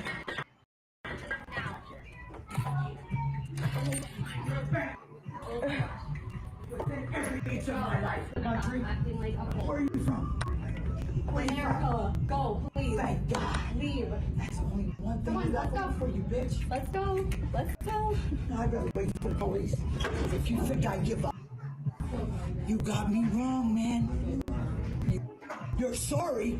You better be sorry when they take your inheritance. You're dangerous. You're What are we dealing with here? This, and I want to get your take on it, Jessica, but this thought came into my mind that as these Karens one-up each other, it feels like to me that they seem to be auditioning now. They know they're being recorded. They seem to be auditioning for, I don't know, maybe there is an award, Karen of the Year, I don't know. Does it seem like it's getting worse and worse, or has it plateaued? I don't know. You tell me. It's giving spring break. It's giving too many margaritas on the beach, and then why was she in the bank afterwards?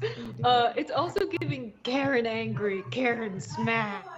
She has the vibe of kind of a WWE wrestler here, just wrecking the bank. I don't know what happened. It's kind of funny. Unfortunately, this means customer service agents have to deal with this kind of behavior because if it's true that they're one-upping each other to contention for what, I'm not sure. This getting worse is a real problem. Workers are not paid enough to deal with this in their everyday jobs. No, they certainly aren't. And you know, one was and questioning where someone's born, the typical Karen textbook stuff. But at one point, I did hear one of the innocent parties here gasp or laugh out loud because the behavior was so, as you called it, spring breakish, outlandish, disgusting. What do you make of that? Because it does seem to be in a lot of these Karen videos, and this Karenicity, as Doc would call it, that moment where you're shocked, and then you have to drink it in, you're forced to, before you react. Yeah, working in customer service is tough. I remember being in my bartending days and getting the kind of vitriol and treatment that no human should treat another person like that. There's this sense that, well, you're in this role and it's your job to deal with people like me. No matter what I say, the customer's always right. And Karens love taking advantage of that power structure. But I think it's good. The more we laugh, the more we make it known that your behavior is ridiculous, antisocial, and unacceptable. I think the less it will happen. The more people, I don't know, treat this like it's normal and stay in their role of being the customer service agent and representing whatever company or bank that they work for well. No, if someone's acting like that, you should be allowed to laugh at them. You should be allowed to act in a very human way when someone is treating someone else with disrespect and not behaving properly in public. Yeah, and I think you're right. This has to be called out every time. Education also, I think, Jessica, takes many forms. And I think this next story is a form of education about Karens, as well as a Karen-themed restaurant. Yeah, establishment is set to open in Atlanta, Georgia. Ooh, why didn't they think of this sooner? Popular UK and Australian pop-up making its way to the United States now. Karen's Diner will be in Atlanta come October. Got to visit this. Maybe. Karen's Diner doesn't care and will prove it in October, serving up burgers, fries, a soda, games, and rude servers slinging karma, if you will, at customers. They might sing it too. $47 per person is the charge. It appears that price doesn't include tip, which you may not want to leave anyway, given the service you know you're willingly paying for. Tickets are non-refundable. You're going to get what Karen gives you, and you're not going to make a complaint about it. And if you do, nobody cares. I added that. The pop-up diner experience takes place in an undisclosed location on Peachtree Center Avenue in downtown Atlanta between October 14th and October 15th. Get a Karen while you can. Children under 16 are allowed until 5, then it becomes adults only. So I guess it amps up after 5 p.m. Okay, they really are going to pop up. Pop-up diner experience takes place, as we said, this October in Atlanta. And while Karen's does promise their signature rude service, according to their website, at no time will employees be allowed to body shame, sexually harass, or reply with racist, sexist, homophobic, or ableist language. Is it really a Karen though, Jessica? Let's pause there. Is it really a Karen if we're not getting the authentic Karen experience? I don't want to hear those things, but they're out there. And if you're going to call yourself Karen's Diner and embody the trick of Karenicity, why would you cut out the meat, if you will? Yeah, I'm trying to figure out which way this goes. It's a weird chicken or the egg dilemma, right? Is the owners of the restaurant and the servers are Karens? Or is it supposed to prevent someone from coming in and acting like a Karen? Because if your server can be rude to you and you're not getting the kind of customer service treatment that Karens are used to, then you're probably not going to go to a place like this. So I'm confused as to which way that goes. Funny that kids are allowed before 5. Seems like not a family-friendly environment, but if I was a kid, I think I'd be into this. Chuck E. Cheese who? I'd be like, let's go to the Karen Diner. But after 5, adults only, I bet stuff gets weird when people start drinking at the Karen Diner. Instead of happy hour, they have, cranky entitled hour at the Karen. I think you're exactly right. And I wonder if it's part of this thing that you're allowed to throw food, because we've seen enough of that behavior by Karens as well. But I'm here to tell you, Atlanta, boo, if you think people aren't going to clap back, I don't know if it's going to last the full 48 hours. Not sure if it will. Viral Ventures owners Adam Levin, James Farrell behind this. They've landed in hot water, though, we should tell you, over some employees taking the rude gimmick too far. Okay, taking it too far. Last summer, staff member of Karen's Diner in Australia asked a 14-year-old girl if she was there filming for porn site OnlyFans and called her father a pedo. All right, that's about all we needed to hear about that. But hey, it's spreading across the continent. We'll see. Much more Indisputable when we come right back. I'm Sharon Reed in for Dr. Rashad Ritchie. Stay with us.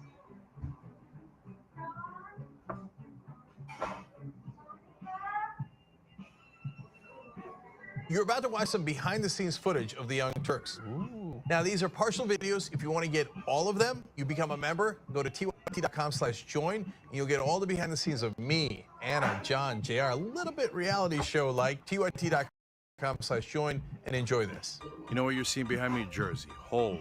Watch me flip this camera. How do I flip it? Do I flip it like... No, I just took a picture. I'm bitzing right now. What? Behind the scenes. Okay. Members? I don't have my face on. She doesn't have her face on, folks. That's JR's ass right there. You can't take 5 minutes off, can you? No, I can't, Johnny. Bye. I said it was live stream. But I was lying. It's not a live stream. It's just for members. Bitsy, this is my cat. You know what his name is? Kiki Cat. Animals are innocent. Control room and the insanity is obviously there. Right now, as you can see, I'm directing or tech directing. I'm so happy to be here. This is what like a Labor Day beard looks like for Cenk. Man, you're a Young Turks viewer if you recognize me like this. Oh, thank you. You are the one person in my life I would love to meet. What's going on, guys? This is a Bitsy or a BTS or behind the scenes with Kasam Piker, aka Woke Bay. Oh, hi, I didn't see you there. I have finished my show, The Damage Report, and now I get into a really awkward time of the day. When I'm sitting, the control room is right there, so I can see Bart. This is the Pittsburgh office, by the way. I refer to often as the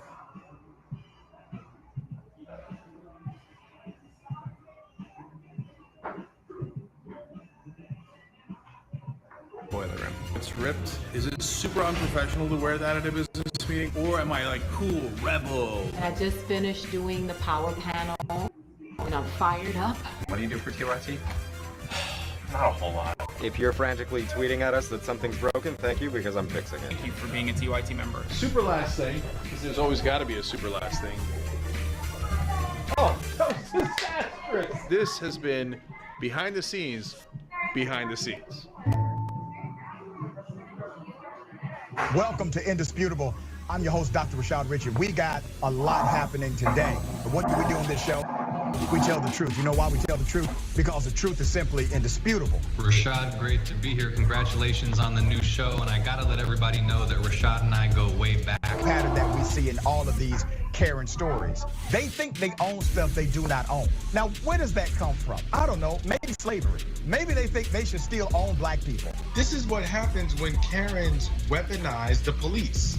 When you're used to privilege, equality seems like oppression. It hits you in a certain way when someone is holding you against your will, treating you like you're a criminal and you're an innocent person. This is something that black people face no matter where they are. A stronger black economy lends itself to a stronger greater economy. Don't think it's exclusive of you, it's inclusive of you.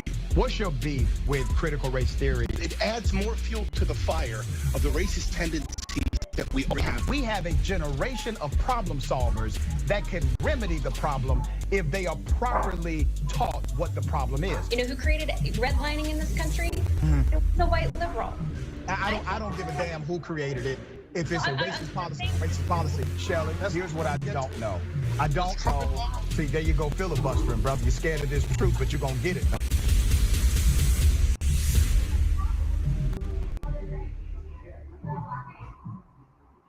We've been around for about 20 years, and we have about 20 billion views. Am I proud of that? Hell yeah, I am. We put out 20 billion messages in a bottle. Have we helped to move now 2 generations, millennials and Gen Z, to become progressive? Yeah, those numbers are real. We moved generations. Were we the only ones? Of course not. But we have been the largest online news show for now decades.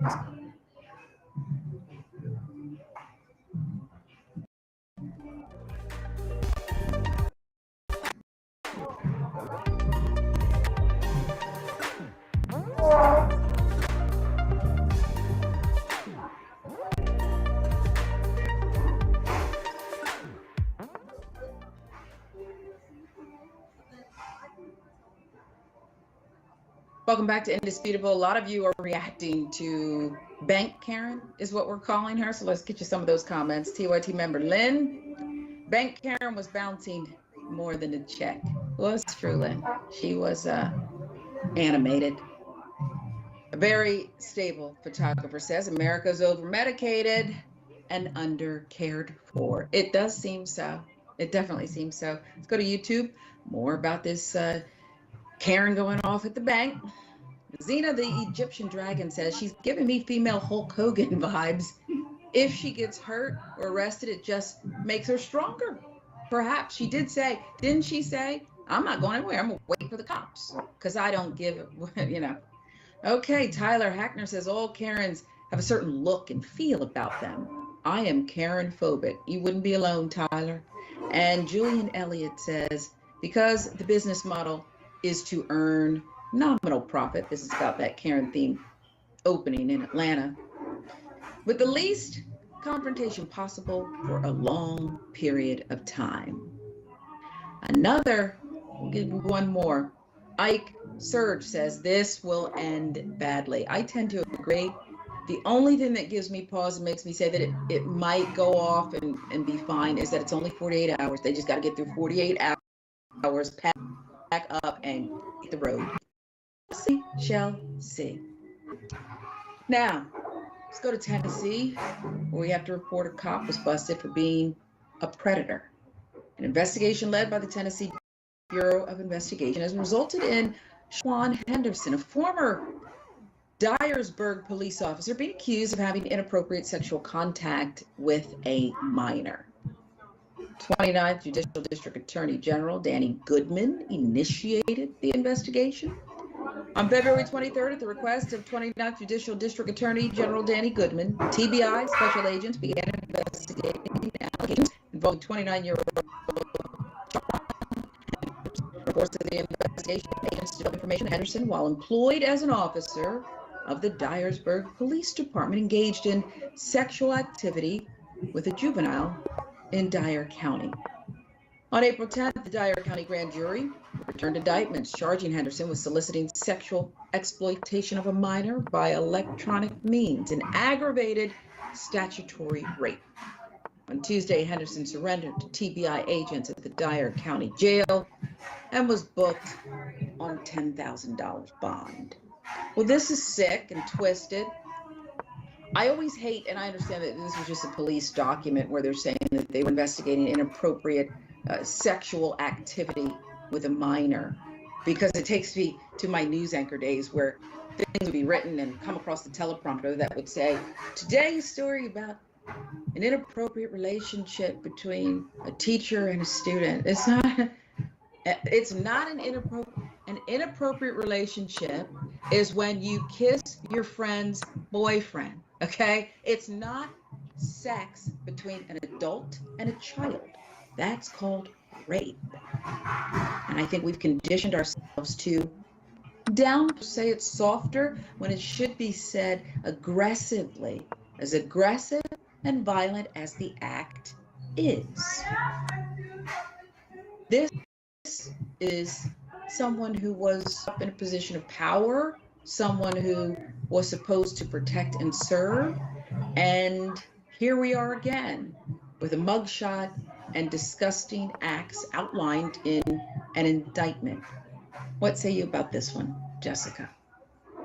I feel like so frequently we hear about those responsible for enforcing the laws being the ones who break them. And we could talk about that ad nauseum, but all I'll say right now is law and justice are not the same. And to focus on people using their positions of power to abuse children, to rape children, it is mind-boggling to me that that's what you want to use your power for. Why is someone in that position? Why does someone have that mentality? Why are we not putting more resources into exploring how someone gets to that point and preventing it? Because it's very difficult after the fact to say, oh, our officer did something bad. Are we going to investigate him? What will the consequences be? Because oftentimes when someone's in a position of power, there are not systems in place to hold them accountable. We've got to do something about addressing the problem at its root. But I think you're absolutely right that we need to talk about this with the gravity of how serious this issue is. And it's always people in power that are saying, well, you know, it's an inappropriate relationship. Where do we draw the line? Women are maturing so much faster than they used to, and they're talking about little girls, they're talking about minors, they're making excuses for a power dynamic where it's a child who doesn't know what's going on, or even if they do consent, what they are consenting to and why.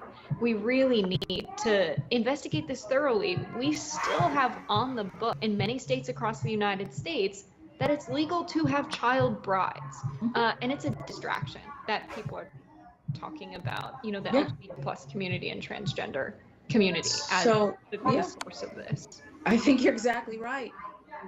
And I don't know, there's states and people in power who think a 12-year-old should be married off, and that's just fine. So you mentioned it, Jessica. Let's go to Missouri, where we have this Republican who's defending letting parents marry off 12-year-olds. Actually defending it. Republican Missouri State Senator Mike Moon. This is defended the rights of parents to marry off children as young as 12 years old. Yes, pre-teens is who we're talking about here, but I'll let Mr. Moon defend his own position.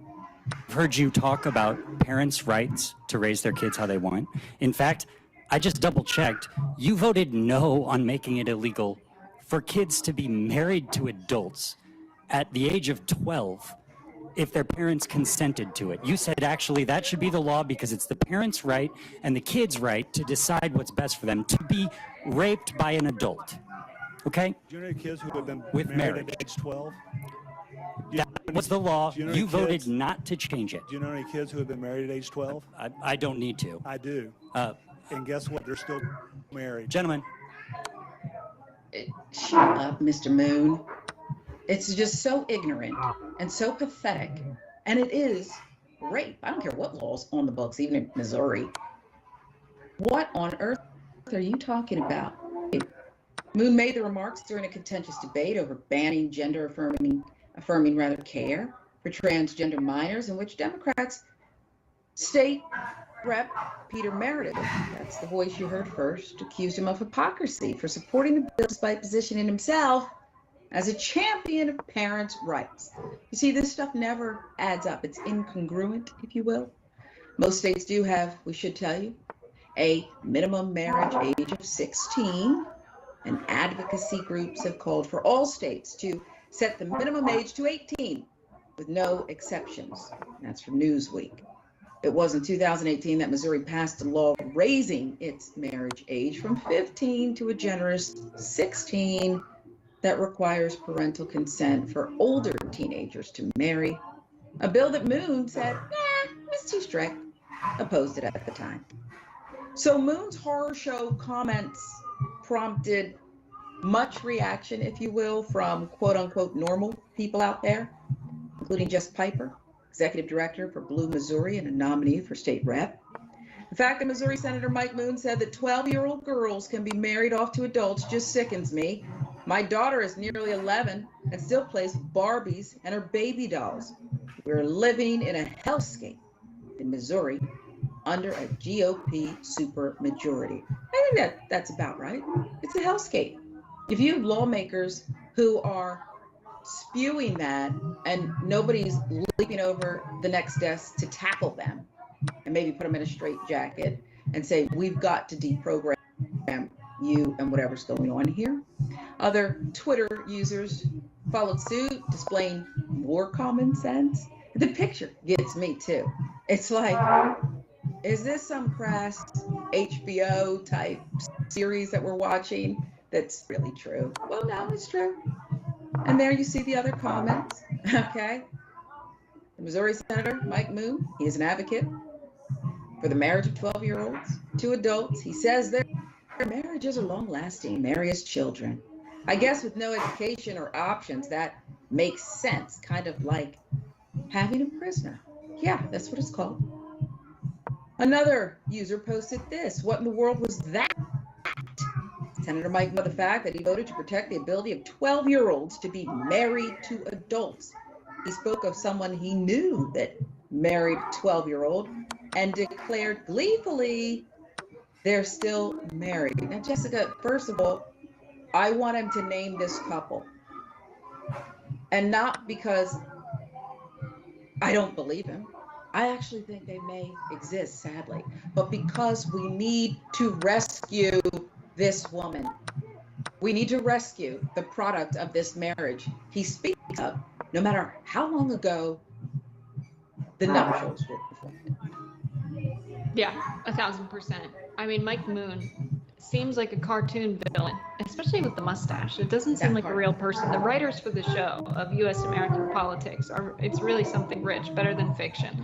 The only appropriate response that could have come from, do you know how many children got married at 12 years old? Do you know the number? I was expecting upon first watch 0. That would have been acceptable and made me feel better. Not they're still married makes me 10 times more concerned and disgusted that they're real. And this is coming from the same party that's pushing the denial of abortion rights in their state. So not only can you be forced into a marriage, you can be forced to carry a child under the United Nations definition of what a human rights violation is for forced pregnancy. This situation would absolutely qualify. So that's terribly concerning about the state of our nation, and it's coming from a party of people who are taught about where men, what happened to men. It's not divinely masculine of you to want to manipulate someone into marrying you who can't consent and then force them to have your child. Is that what you think a manly man is about? You shouldn't have to force someone to do that. To me, masculinity would be about, leadership, strength, courage, making the people around you feel secure, not about forcing people to do things as a display of power because it's in your self-interest. That's disgusting. It's disgusting. It is horrific. And Peter Meredith, for him to be the only one, that lawmaker who challenged him and took him to task, and then he had a chorus of people again saying, yeah, you.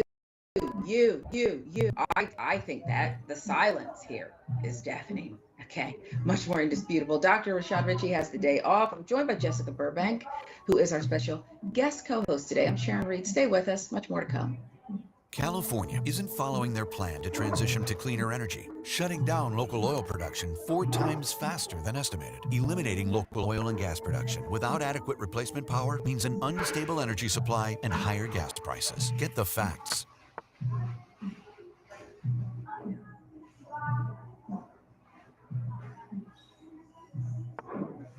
We're very honest that we're progressives. We call the Young Turks home of progressives, and we support progressive candidates. There has been this sense of political activism, especially among young people. This weekend was the second Women's March, both across the U.S. and across the world. So these people are not simply marching, they're not simply talking, they're also running for office. And when they do run, they're going to make a difference. Joe Crowley is congressman from New York. He's very powerful. Why? He raised a lot of money, but finally challenging him. We need to have representation that advocates as fiercely for working class people as possible from this seat. Candidates like Alexandria Ocasio-Cortez, excellent chance of winning. She's going to win. She's going to win. 68% reporting. The majority of Americans want Medicare for all. So I don't care what you and your corporate cronies want. What I care about is what the American people want. We believe in change. Everything runs on donor money. And that is what we will fight, and that is exactly why they don't like us. We're having fun. It's election night. Alexandria Ocasio-Cortez has defeated Crowley. Here we go again. Ladies and gentlemen, we got him. Down goes Crowley. Down goes Crowley. Down goes Manafort.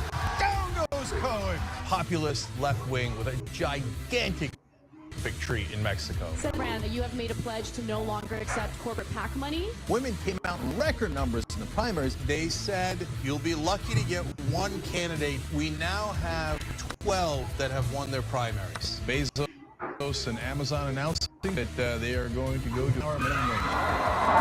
We're making progress. Let's keep going. Many of these women made history. The biggest victories, all women of color. Rashida Tlaib and Ilhan Omar, Sharice Davids and Deb Haaland. For a long time, we have not had those in power. It's going to be something to behold.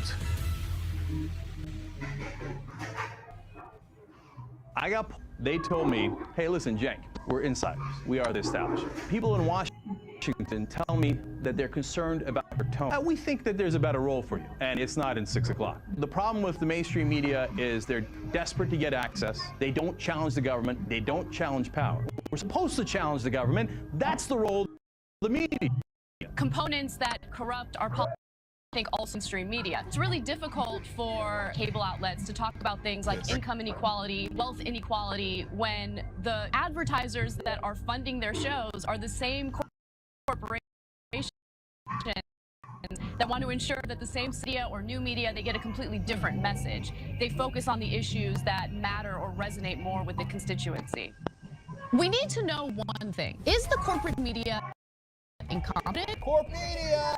I can't hear you. Establishment press, where are you? I can't hear you. The media's position I am clear on. Everything is pro-war, so everything is just framed that way. In this case, I mean, war is inevitable, right? I mean, the defense contractors should get a couple more $1 trillion. You ready for the stunning results? 6% of people say they have a great deal of confidence in the press. Wakey, wakey, okay? Progressives don't like the media either. You know why? It's the corporate media. Corporate media sounds like a conspiracy. Wait. Who owns it? Multi-billion-dollar corporations, public corporations. Yeah, they're corporate media because corporations own us.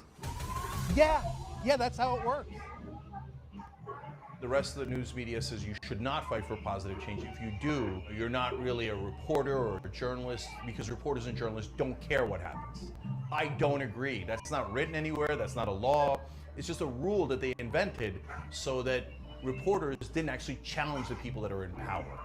Well, we don't agree with that. We think we should challenge the people in power, that actually makes you a better journalist, not a worse one.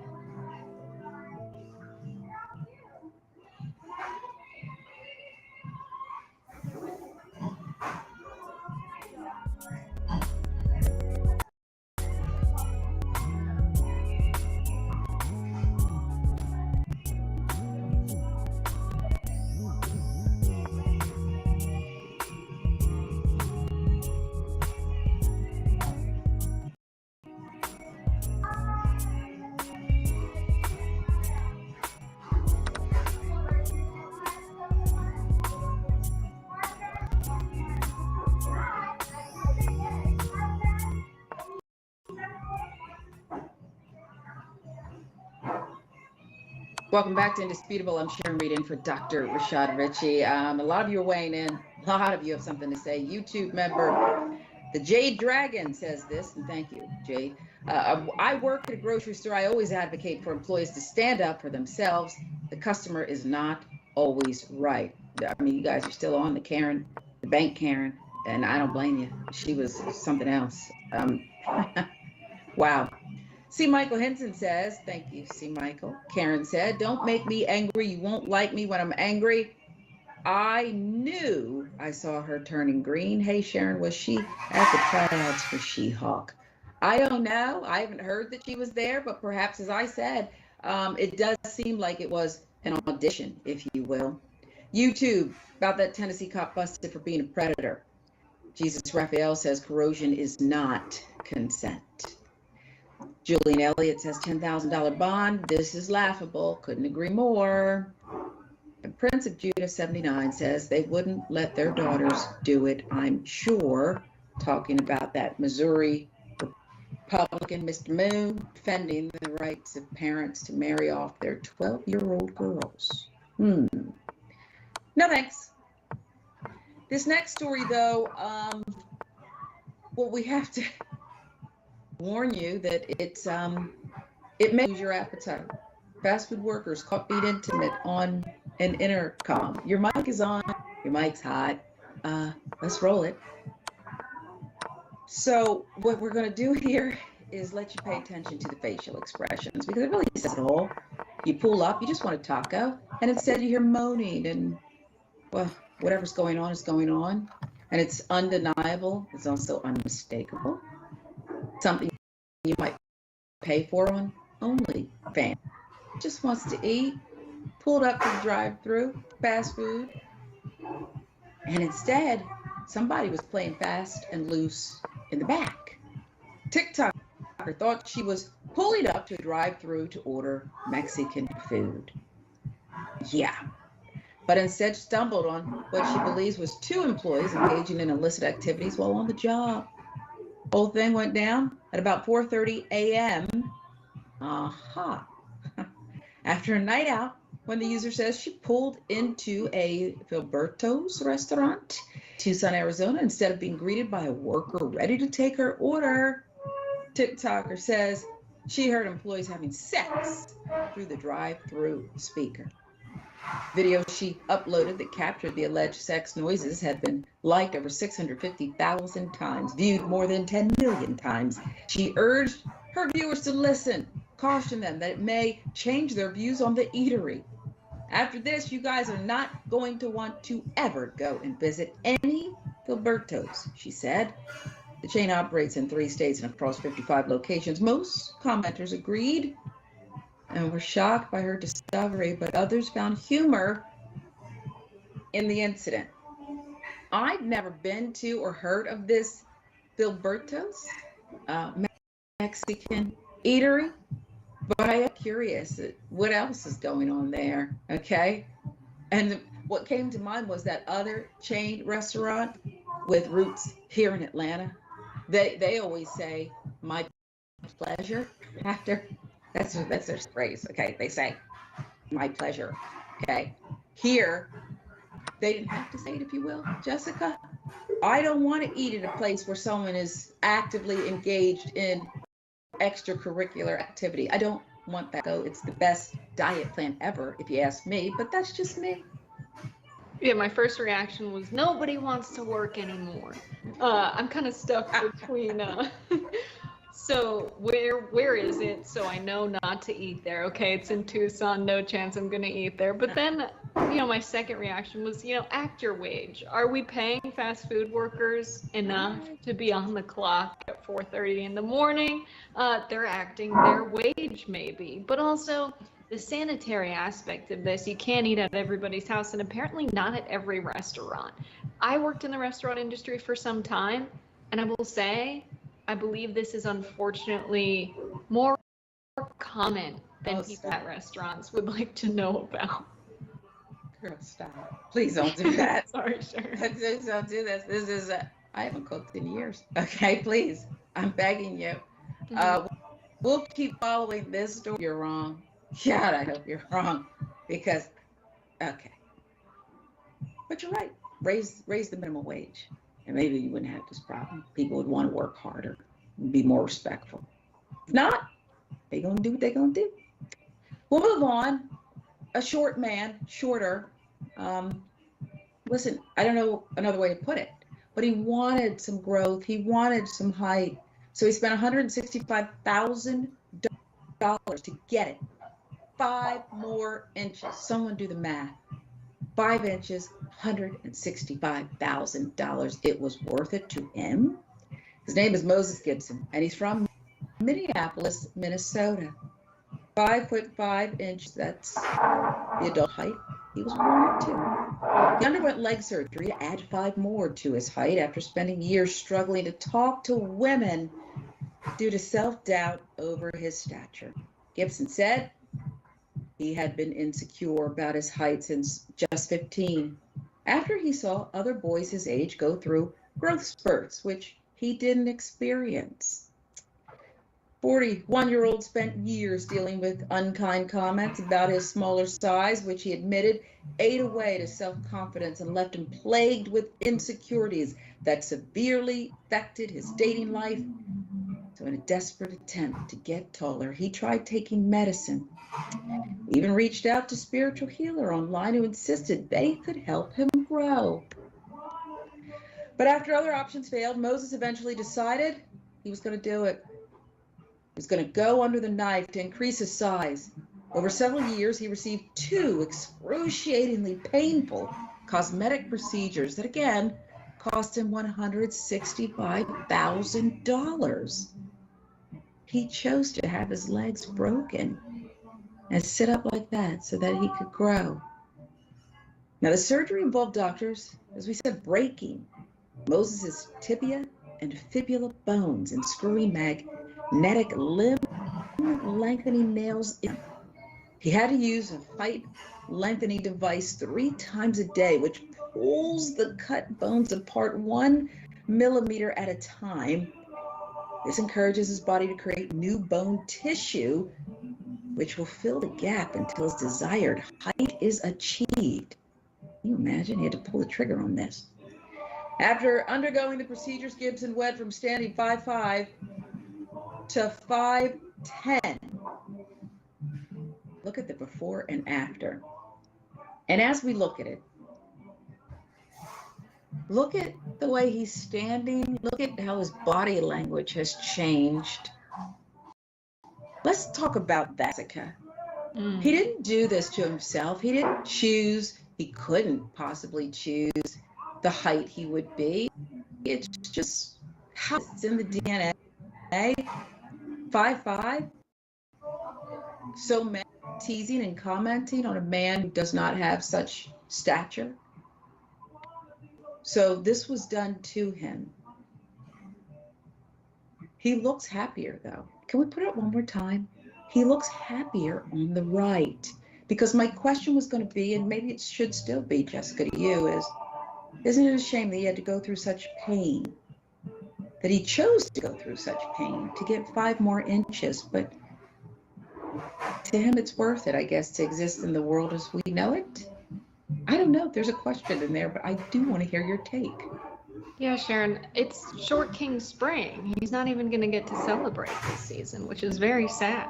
I like this kind of narrative, short kings, to uplift men who feel bad about themselves because they're short. But maybe that doesn't make them feel better at all, this narrative of the short king. $165,000, 5 inches, that's $33,000. Thank goodness you did the math. That's, yeah, I did the math. I listen when you ask us of something, Sharon. But women get surgery so often to modify their appearance and also feel more confident. And we don't talk about it as much. We're kind of used to it in society, but breaking the bones feels a little bit more. But I think so many women had to take risks and have these dangerous procedures for us to develop the procedures and safe for many women to do and heal from. We don't hear about men doing it as much. And you're right that it's the societal pressure to look a certain way and be a certain way that puts you in the position where you want to do something like this to your body. But you can tell he feels a lot better. And so if it makes you feel better, should you be able to do it? I think so. But it's still sad. Yeah, it is sad, but I agree with you. And I think that to go through these extreme measures, it's not like we hear about these kids maybe in a certain state out west who are getting younger and younger and having, I want breast implants, I want my lips and eyes and whatever else to look like, a member of a famous family who owns $1 billion cosmetic company, maybe, okay? Or maybe she just told Forbes that. Where was I? But at the same time, this is a man who had been through so much, and he was of a certain age, and he had tried so many things. So if anyone knew what they were getting into and said, I'm going for it wholeheartedly, Moses. But the part where each day he had to activate something, I pictured a button, or I don't know, maybe he had to screw something, and it would pull the bones apart more. There's not enough morphine in the world, okay? Unless you just want to find love and women won't entertain you. And we should tell you, there's this study regarding height-related dating preferences. So it's real, it's not imagined. According to a research study in 1980 at St. Thomas University, records of couples' bank accounts revealed that only 1 out of 720 couples had a taller female. Moreover, a more recent 2014 conducted in collaboration with the University of North Texas and Rice University found among a sample of Yahoo dating platform users that only 13.5% of males had a firm preference for shorter women, while 48.9% of females reported they would only date taller men. You see, I dated all kinds. Some of the taller ones were jerks too, but we don't have to get into that. And I'm not going to name names on this episode, okay? So watch how you talk about me, because it could be on another episode. They don't have that 7-second delay here, okay? So it might come out. But short, tall, I think it's about the way a man or whoever your prospective partner is presents more than anything else. Because I've dated quote unquote shorter guys who I didn't even realize it, okay? I didn't even realize it, Jessica, because they presented in a way that was full and tall, so to speak. Yes. Right. Yeah, I could not agree more. I mean, you could see a picture of somebody, know how tall they are, but it's really about their vibe in person. Are they confident? In those 2 pictures we saw side by side before and after the surgery, is the energy what we're attracted to, or is it the height? And did the height change bring the energy, And so it really is about confidence. And everybody's different. And I agree. I've dated all different kinds of people. some of the ones that were the most gifted with genetics were some of the worst people to be around. I mean, They didn't have to work for it. say this. Yeah. No, I agree. Moses, we hope you're happy through all that painfulness. It had to be painful. I mean, there's another male surgery, okay, that I've heard about that is painful, but that would be the only one that's more painful that also involves growth. But we hope that this is it, and Moses has found love, and so clean it up a little bit. At least I'll clean up my act, and much more indisputable when we come right back. Would you be interested in having an affair? We can never allow Betty or Pat together. Betty's dead. I didn't do it. I think you did.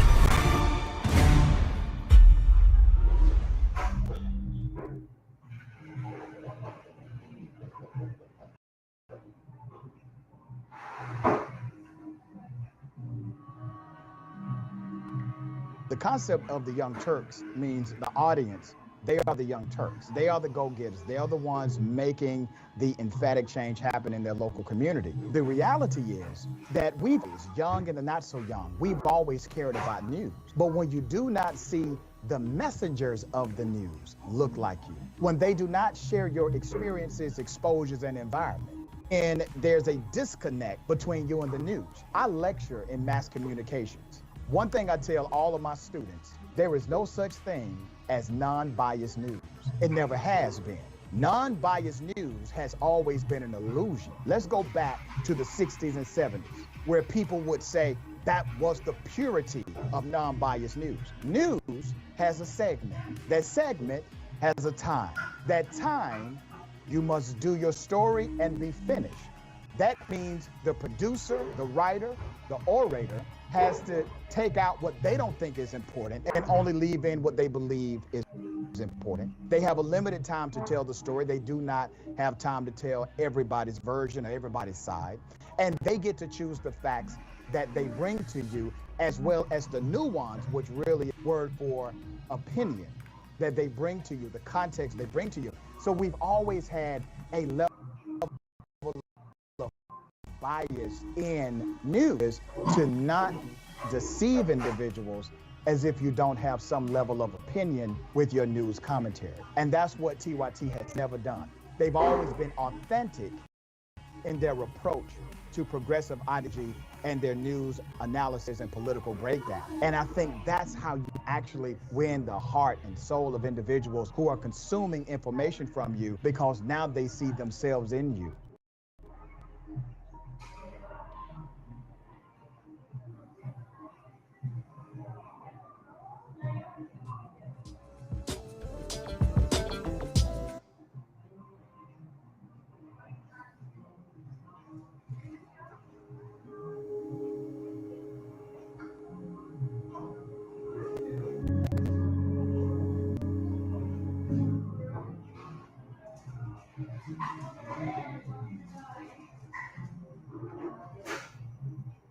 You all were feeling it too. Welcome back to Indisputable. I'm Sharon Reed in for Dr. Rashad Ritchie. Let's get you, I gotta get you this comment. Rose on Moses, the shorter man spending $165,000 to grow 5 inches, that height lengthening surgery, $33,000 and some change. Jessica told us per inch. The shorter guys on here, plenty of women don't care about height. My last guy was one and dogged me. Height is not everything. She's right. Absolutely correct. Now, this small package is full of heart and promise. Black child genius, stunning NASA scientist. Okay? David Balogun, the 9-year-old protege who continues to amaze the world with his impressive smart shot, NASA scientist. Isn't he cute? Betty hates that. He was on a recent trip to the Space Telescope Science Institute. 9-year-old is one of the youngest high school 9 years old, and he's a high school graduate. Receiving his diploma from Reach Cyber Charter School in Harrisburg, Pennsylvania.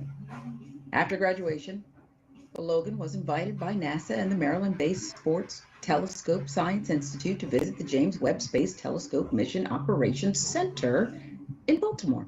The story made headlines, and Hannah Braun, the Institute's spokesperson, said the team just had to meet him. I had actually seen David's story all over social media and thought, wow, he'd find a trip to Webb's Mission Operations Center exciting, Braun told Atlanta Black Star. What they didn't know was that he was going to teach them a thing or two, all without being on this earth for even 10 years yet. We don't have children visit the center, really, besides families of employees on occasion, so the crew didn't quite know what to expect with David. In his orange NASA spacesuit, the scientists who provided the tour were instantly impressed with the child's knowledge of the science. In the flight control room, Balogan watched them do a mock-up for the sound check, a process done with astronauts before they take off. Inquisitive, the young genius started talking about something they had never heard of before. Super Saturn. What's that? Braun recalled asking. So then we Googling. Logan already had his career plan set with his eyes set on being an astrophysicist, chemist, engineer, and software designer. All of those, okay, not one, all. But before that, he is prepping. Black Enterprise reported that most would think Logan would go to Harvard. But his father, Henry, is doing research on what the best fit will be. Am I going to throw my 9-year-old into Harvard while I'm in Pennsylvania? No. This is the real Doogie Howser with brighter eyes and a bigger, real future here. I don't know what it is, but I'm in love with this kid, and I feel like, Jessica, he had these NASA scientists on their heels and kind of like looking up, if you will, maybe if they were seated, to him. And I think that's beautiful. Yeah, I think that's great. I love that. Why is it that the smartest people are the people that we deem the smartest? Why are they at NASA? Why do they all want to focus on not this planet? I don't know. Maybe there's something to be said for that. I also love that this kid has not been shoved into one field, right? We're always told, what do you want to be when you grow up? And you pick one thing, and that's the thing. I love this idea of a new renaissance. After, the plague in the past, we had the Renaissance. Maybe we're due for another. People should be allowed to contain multitudes. You should be allowed to do many things. You don't need to be shoved into one niche. So I think that's one of my favorite things, kid, as well. I want to know what Super Saturn is. My brain went to astrology. I was like, oh, Mercury's in retrograde and we're experiencing Super Saturn right now. Very fascinating. It's definitely something though, but this is a beautiful story. Yeah, it is a beautiful story. And I like the parents, either this is who they are, they're saying all the right things when they say, we're not going to just throw him up there to Harvard. He's a kid, be allowed to explore and do as he wishes with his family. And I don't know, it popped into my mind, what if one day he decides, I don't want to be any of those things. I want to be a rapper. And I think, do whatever you want. Maybe he'll rap about Super Saturn or something. I don't know. But I think the sky's the limit, if you will. A last word. Yeah, I agree. I would like to hear him rap as well. I think that would be fun. Most people that I consider geniuses have some musical, so I don't know, when's the album dropping? I'll listen. Well, we salute you, David, and keep teaching NASA scientists about their craft, if you will, and no matter where you go or what you want to be or who you are, we'll be rooting for you. Tell people where they can find you, Jessica. I always enjoy sitting with you. Yes, always. New podcast that's coming out Friday called Funny Money. Excited about that. And then on all of the social media and Substack at KA Burbank. Always a pleasure. Thank you. And this is Indisputable. I'm Sharon Reed in for Dr. Rashad Ritchie. I'm back tomorrow. I hope you'll join us.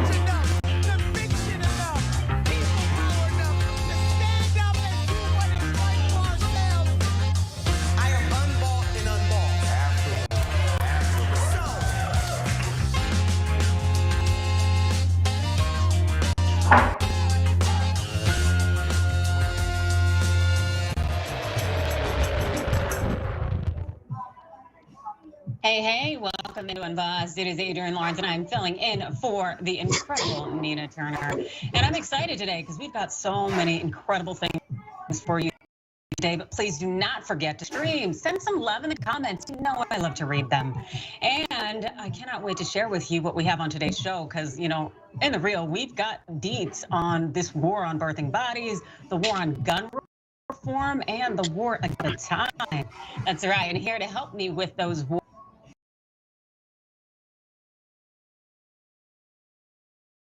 professor, content creator. This man is me. Happy to be here. Looking forward to getting into some business. Absolutely. This is exciting and our first time on together. So I cannot wait to see what we get into. But first, let's go ahead and talk about what is being talked about right now and leading these headlines in terms of abortion. This is a big development that brings this whole controversy right to the steps of the Supreme Court with the clock ticking. If the court doesn't act before about midnight Friday, the original order could take effect and with a lot more restrictions on the first pill of this 2-drug medication abortion protocol. Yes, she was talking about mifepristone there because the battle over that abortion drug is going all the way to the top. Attorney General Merrick Garland announced this morning that the Biden administration will ask the U.S. Supreme Court to intervene to protect the availability of the widely used medication. And this announcement comes after the U.S. Court of Appeals for the Fifth Circuit last night partially stayed the Texas federal judge's ruling that would have otherwise suspended FDA approval. Here's more. The decision by the New Orleans-based Fifth Circuit U.S. Court of Appeals to partially block a Trump-appointed judge's ruling leaves considerable uncertainty over access to the drug. Attorney General Merrick Garland said the Justice Department strongly disagrees with the decision to allow the restrictions and will seek immediate Supreme Court review.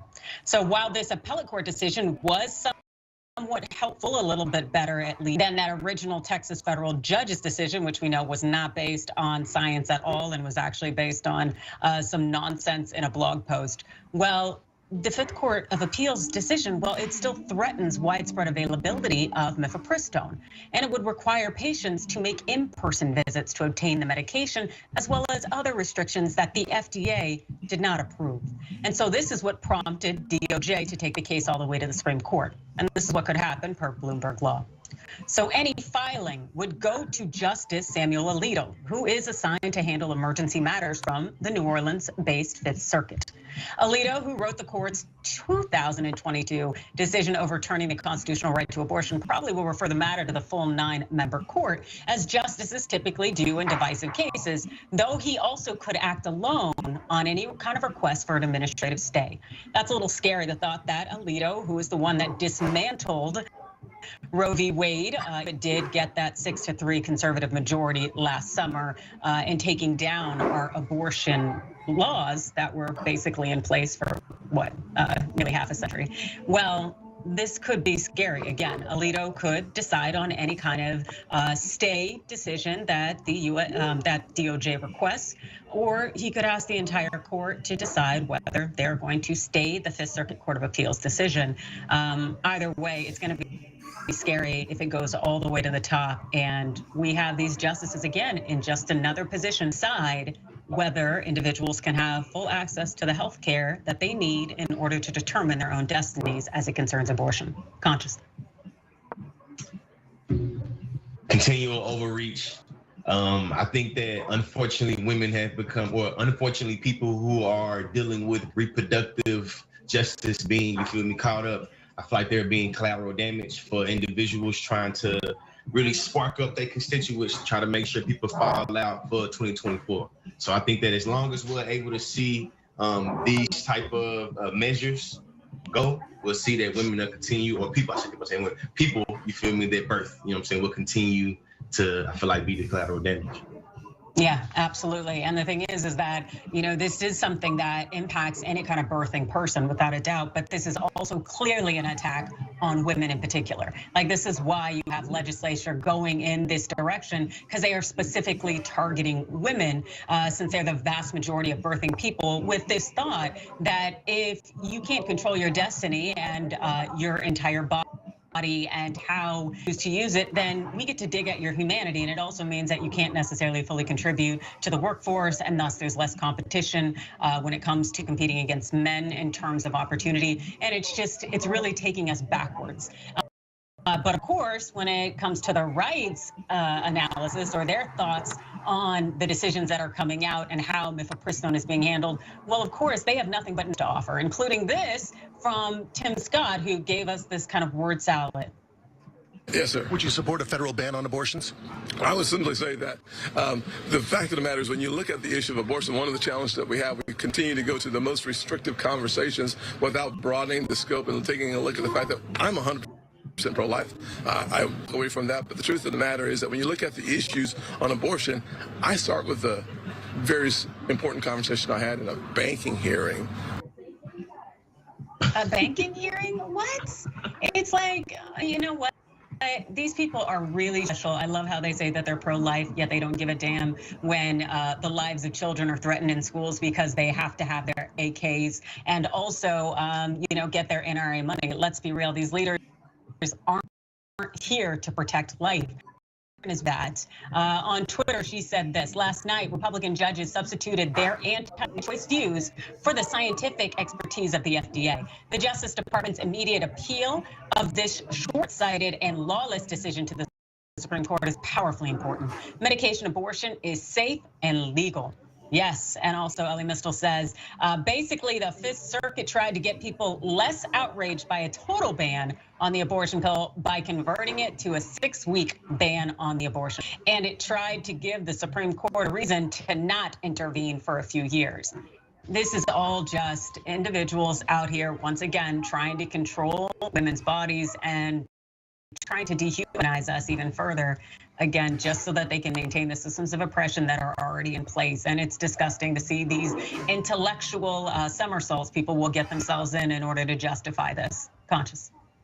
I just think of the various nations that he has invaded based off of the narrative that what America is doing to women right now and what America is kind of doing and targeting women's or people's reproductive justice is like what we've justified being able to say, hey, we should go spread democracy and make sure the women over in the Middle East are being taken care of and blah, blah, blah, blah, blah, blah, blah. So we see that, with the same constitution that is able to gather up billions of dollars to go get a military together, go invade a country, and the right for women is able to steal and here domestically able to take almost the opposite of those sentiments and be able to say, hey, life, liberty, pursuit of happiness is first guaranteed to whatever's in the womb and the potential of it before it is the actual person. And then the last thing I think of is just separation of church and state. There's no way to appeal to pro-life. There's no way to appeal to this legislation without appealing to, I feel like, old school traditional ideology in terms of Christianity that makes it where you kind of doing what you say is bad, authoritarianism. Because like we have freedom of religion, how do you push this without folding into religion and acknowledging there are a lot of Jesus, God-fearing individuals that are also pro-choice. So it's just a lot of gymnastics that I think that the right does when it comes to being able to caption off, you feel me, how we understand what's it called, Promethea? I feel like I can't even say it right. That's why I try not to say it. For abortion. Yeah, nope, you're absolutely right. They will get into these intellectual somersaults, gymnastics, whatever they need to in order to maintain these systems of oppression, when we all damn well know that they are going to be accessing abortions without issue in the event that they want or need one, that this is just a matter of controlling we the people and not those who are in legislature. And speaking of those in legislature, well, Dianne Feinstein, it's been a while because she's been away from a number, and it is holding things up. Yeah, amid her ongoing health issues, well, Senator Feinstein is facing growing pressure to resign. Even Representative Ro Khanna is one of those individuals who's urging the senator to go ahead and step down. Check this out. While Senator Feinstein has had an extraordinary, distinguished career, she's simply unable now to fulfill her duties. And it's sad to see. It's sad to see her in this state where she is missing votes, where we're not being able to confirm judges because of her absence on the Judiciary Committee. And I just think we should have someone in that role who can do the job right now. Absolutely. We need individuals who are ready and willing to lead the people. And it seems like Dianne Feinstein has not been able to do that for some time.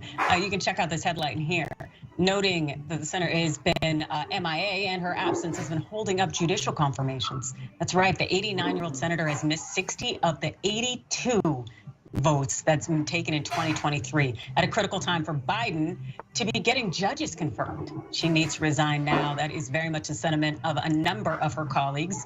And another headline here, recognizing this, Feinstein is ready to take a step back, facing pressure to resign. Feinstein asked Senate to replace her on Judiciary panel. Yeah, that came through last night. Senator Dianne Feinstein said Wednesday that she has asked Senate Majority Leader Chuck Schumer to move to temporarily replace her on the Chamber's Judiciary Committee, alluding to the impact her absence has had on the panel's ability to advance President Joe Biden's judicial nominees. Yes, and it's something that, as we understand, Schumer has accepted and is looking for her replacement, which is a good thing. And in the meantime, Senator Feinstein released this statement, which in part read, "I understand that my absence could delay the important work of the Judiciary Committee. Leader Schumer to ask the Senate to allow another Democratic senator to temporarily serve until I am able to resume my committee work." Interesting that she just wants it to be temporary. But Feinstein has been dealing with what she says are shingles and complications thereof. The thing is, Feinstein also said that while she is seeking that temporary, there is no intention of resigning. And it seems that right now she's set to leave office in January of 2025. Again, she's 89 years old. And Representative Dean Phillips in Minnesota, well, he also agreed with Ro Khanna that it's time for Feinstein to go down in terms of going away, not necessarily go down, because that'd be sad. But this is what he tweeted out. He said, "I agree with Ro Khanna. Senator Feinstein is a remarkable American whose contributions to our country are immeasurable, but I believe it's now a dereliction of duty to remain in the Senate and a dereliction of duty for those who agree to remain quiet." Yeah, that's right. And I very much understand and relate to that, but not everybody does. Former House Speaker Nancy Pelosi defended Feinstein. She said, "It's interesting to me. I don't know what political agendas are at work that are going after Senator Feinstein in this way. I've never seen them go after a man who was sick in the Senate in that way. And that's also a good point, because as we saw, just like last year or the year before, is when RBG would not leave her post, and she ended up dying of cancer at the U.S. Supreme Court, and people blamed her a lot.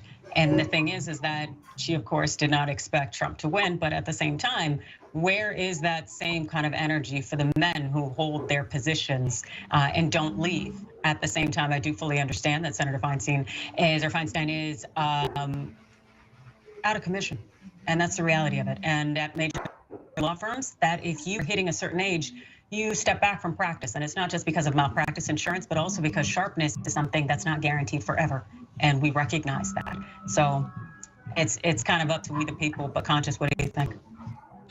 Man, I think that these is one of those complex situations where we can acknowledge that, you know, older women are disproportionately played for being incompetent to be able to do their job because they, you feel me, are older in age and not in the ways that older men are. But we still can acknowledge that in this particular instance with the Feinstein, you know, I'm gonna say Feinstein. I ain't gonna get too tricky and credit for the name. But we see in this instance that she's being held in some instances to a different standard than what her male colleagues are. But we also understand, to me, it's just like a bunch of rich white people having conflict amongst each other about what rich white people can do. Because to me, as somebody that's, I feel like a first generation college student, mama and daddy that was, you know what I'm saying, that been locked up. I know homeboys, homegirls, and family members that have been locked up for holding the contempt of duty for doing far less with less responsibility.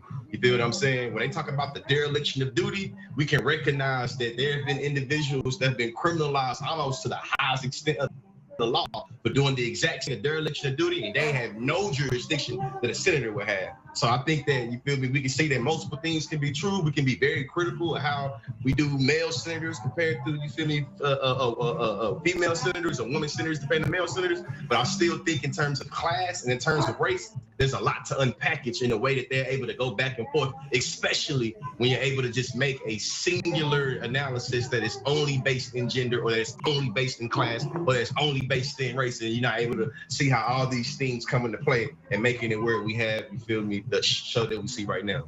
Yeah, and the thing is, it's like, regardless of whether there is any kind of particular heat or shade just specifically for gender, the reality is she's not there, and we're trying to get judges confirmed. You know, it's like we saw the Trump administration just mount up the judiciary for GOP judges, and we've seen the problems that that's caused. Now we have an opportunity to fill a lot of open and vacant positions and to get individuals who are Democratic leaning, but also more balanced and less like that Texas federal judge.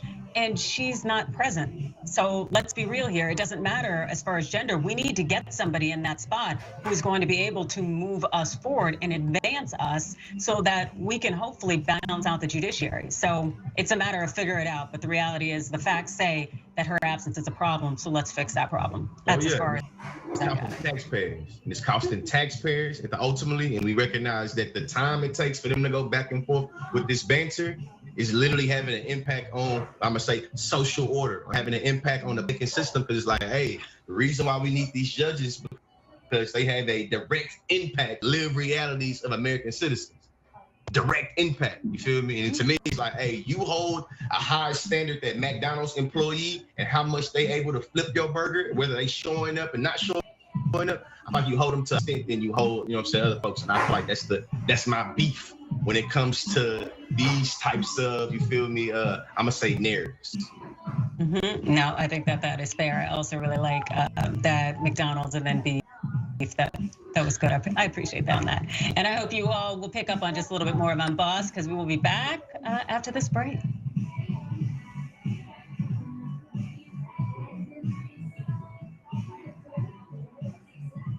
All right, well, the Young Turks special election day coverage dropping. An amazing power panel. Look at this panel. You want to talk about power? Like a smart Destiny's Child. We're all too strong. We spun a revolution.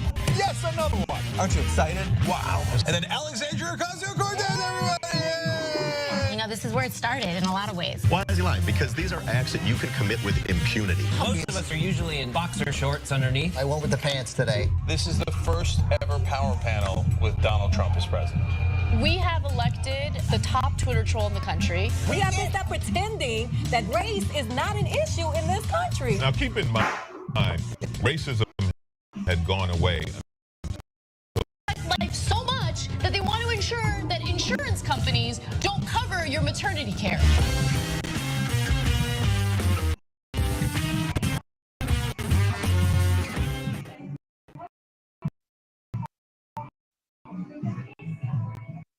A lot of coverage in the mainstream media of the Black Lives Matter protests that happened throughout the country. Black Americans are hurting. Minorities in the country are hurting.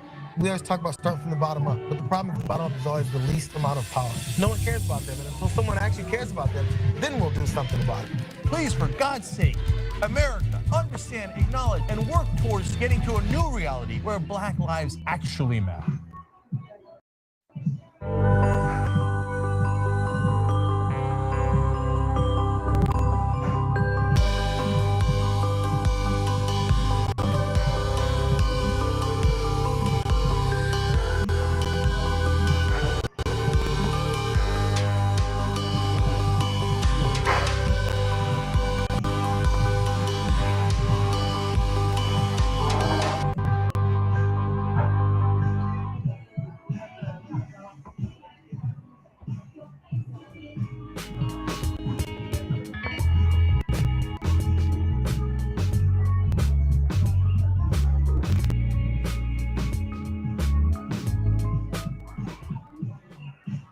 Welcome back to Unbossed. It is Adrienne Lawrence filling in for Nina Turner. And I would definitely love it if you all stepped up and checked out those Webby Award voting. Yeah, that's right. TYT has been nominated for another Webby Award, and this time for that viral video that Anna Kasparian put on the streets about abortion rights. Head to tyt.com/vote to cast your vote today. It closes on April 20th, 420, y'all, so get it in. Also, of course, with Unbossed, you can't just watch. Yeah, I also want you to check out the podcast. And if you want to watch it again, you always have to check out the video. It's on demand on the YouTube channel. Find full clips by scanning the QR code or going to youtube.com/unbossedtyt. And also, you need to get that membership in. Yeah, that's right. It's no longer okay just to be a viewer. You got to be a member. If you're a fighter, a change maker, a leader, someone who believes wholeheartedly in bringing positive change to the world, and every membership is monumental. Sign up today at tyt.com/join. Now let's see what some of y'all got to say out there. I really appreciate your contributions always. For TYT members at tyt.com, well, Mickey C says Feinstein is showing that status is far more important than the country. Absolutely. And the reality is, that I forgot to mention before, is Feinstein has made so much money being a U.S. senator. And you know how both sides of the aisle love to fill their coffers by way of their access to information. So you would think that woman has her retirement account fully locked and loaded, and she knows she could step down and Gavin Newsom would pick a good replacement for the time being and we could all move forward. But no, she still wants to cash in that check and not give up her back for that. As far as Twitch goes, Daniela says, love you, Adrienne. Love you too, Daniela. San Diego J says, Adrienne and Consciously, love y'all. Love you too. Ghost Dog TV says Feinstein is from 3 generations ago. She can't possibly represent us. It seems like she can't show up to work, and that's the problem. So, but I will also tell you that there is somebody who is showing up to work who is not the problem, and I appreciate that. There's some individuals out there in Tennessee, because we've seen LC3. Yesterday, in particular, Justin Pearson was reappointed to the Tennessee House of Representatives, and Pearson is rejoining Justin Jones, who was also appointed earlier this week. Take a look. Tried to kill democracy. They tried to expel the people's choice in the vote. And they awakened a sleeping giant.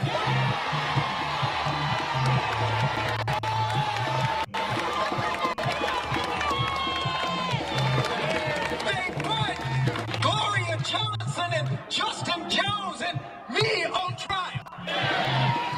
But they ended up putting themselves on trial.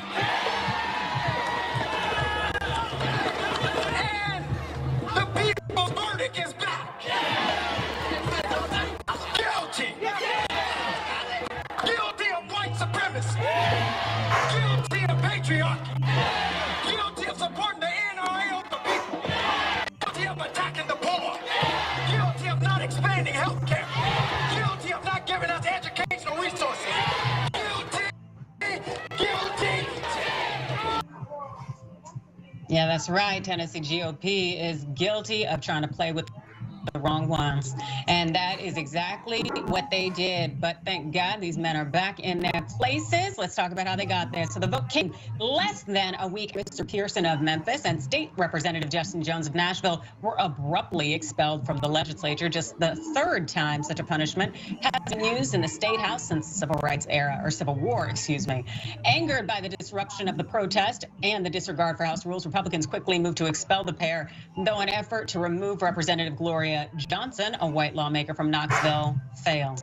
And the expulsion of the two chambers' youngest black lawmakers, well, it really got people riled up in Dems across the country, and we got to see that fire on full display.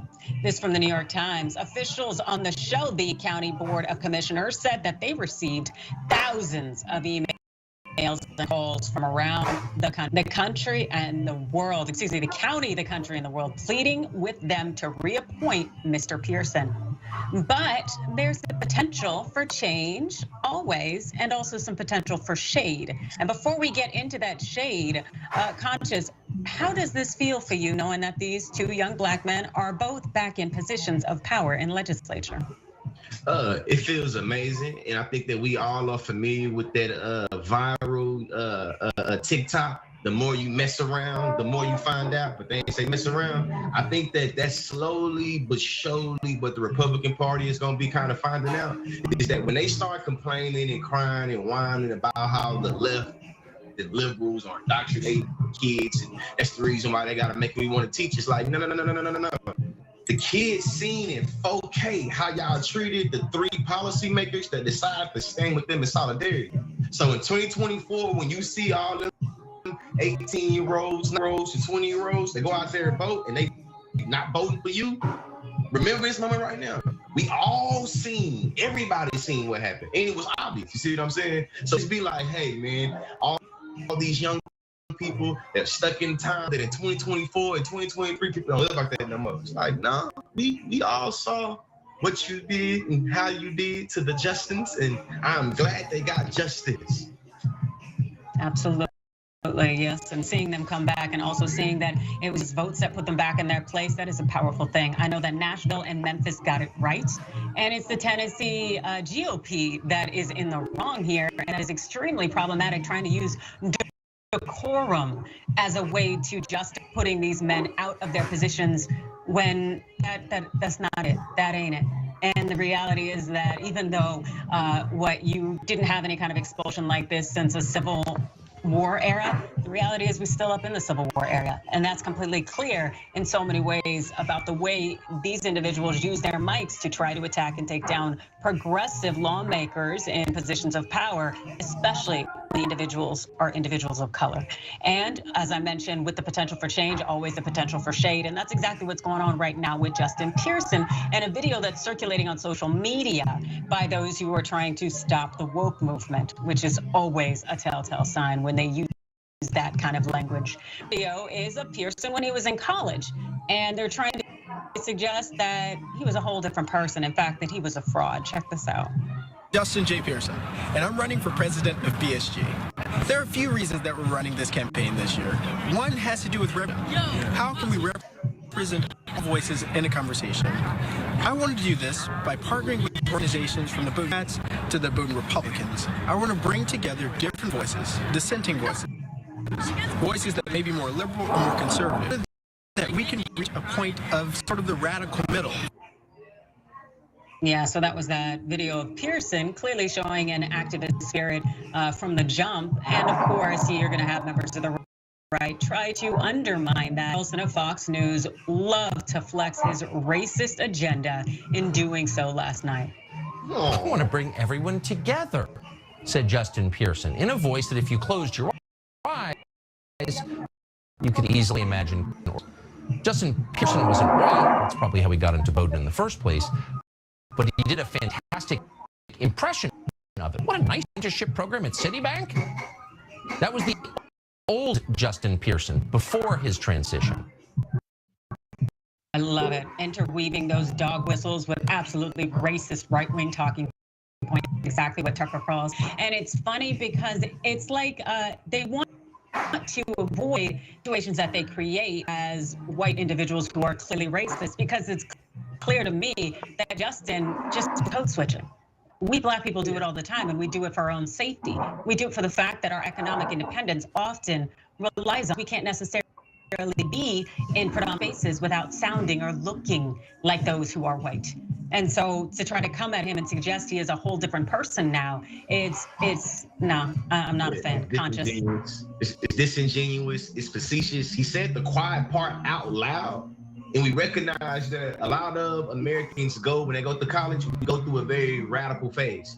Or we go through, some people go through big processes of radicalization. What we've seen is that he was trying to effectuate change. And some reason he came to he came to the conclusion that the way in trying to be in the radical group, it wasn't what it was, and he started going left. So to me, it seemed like it'd be more productive if someone was able to ask themselves, what was it that changed young Justin from saying that to doing this, instead of trying to trivialize his Blackness or trivialize the way in which that he's speaking? Because to me, that can be being very, very pathological. I.e., orthodontist is like, so do you think that the way that Justin sounds right now, he cannot be orthodontist? But I believe, based off what I've seen from Justin, he'll be able to be whatever the hell he wanted to be outside of whatever limitations Tucker Carlson put on him. So then in this lastly, think about it. Do you think the kids seen that? I think they did. If I'm a 9th, 10th grader, if I'm a 12th grader, I'm gonna become a voting age very soon. Based off of just what I've seen, I think I might be able to make a decision my own desire, regardless of my parents think. But that's just where I'm at on that.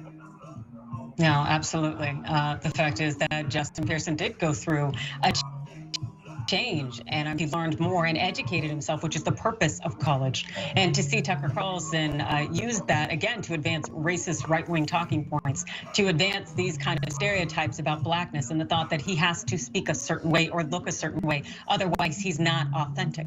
And it wasn't lost on me that Carlson also used the word transition, and he put a hard C on that as far as I'm concerned. Again, they're trying to stoke people's fears, advance this right-wing agenda, and use these triggers to continue to advance this us-them agenda. And so the fact that Carlson's even spending his time trying to tear down Pearson tells you that Pearson is doing something right. And also, we know that there are a lot of teachers out there, particularly teachers in Texas, who are fighting because they want more pay. It's an awkward scene happened to play out during that fight recently. Watch that. Well, the gentleman yelled for some questions. The gentleman yelled for questions. Gentleman yells. Thank you, Mr. Martinez Fisher. Earlier in the session, there was a press conference that I believe every member of your caucus likely attended, talking about a $15,000 pay raise for teachers. And I noticed that your amendment has a $10,000 for teachers. Are you saying that teachers aren't worth that extra $5,000 that y'all were in this room just 2 months ago talking about? No, sir. We did that on purpose for you. So this is your opportunity to bring an amendment to the amendment you want. Join me, 15,000. Let's do it. I'll put them down if you put yours down. Would you do 30,000 for teachers? Yeah, let's do that. Let's do that. Yeah. Would you do 30,000? You want to be a big boy? Let's do it. I'll delay. Would you do 30,000 for teachers? How much time do you need? Would you do 30,000 for teachers? Hey, are you going to sign it? For 40,000? Are you going to sign it? Cheap seats, man. Come on. Let's go. No, we'll just vote it down. Thank you. Have a good day. Thank you for not caring about teachers. He really tried it there. He really tried it. Well, here is what went down leading up to that. So State Representative James Tallarico, the Democrat from Austin, unveiled this legislation on Tuesday alongside at least a dozen other Democratic lawmakers. State should spend part of its record budget surplus on this effort in terms of getting teachers their pay raises, though it's unclear how Texas Republican leaders will support it. Representative Tallarico's bill would also include a 25% bump for support staff in schools, such as nurses, cafeteria workers, counselors, and bus drivers. The average K-12 support staff salary in Texas is $20,000. That is low. It seems far below a living wage. These Republicans in Texas, well, they really couldn't back up their words trying to say they're out there supporting teachers. They really ended up biting off more than they can chew. As a reminder, in terms of the teacher pay in Texas? Well, with an average salary to the National Center for Educational Statistics, Texas teacher salaries currently rank in the bottom 10 states across the country. 2019 legislation gave Texas teachers a pay raise. However, a report from the teachers union said salaries have actually decreased by an average of 4% in the past decade when you account for inflation. And so the average salary for Austin area teachers before taxes is around $33,000 to $54,000.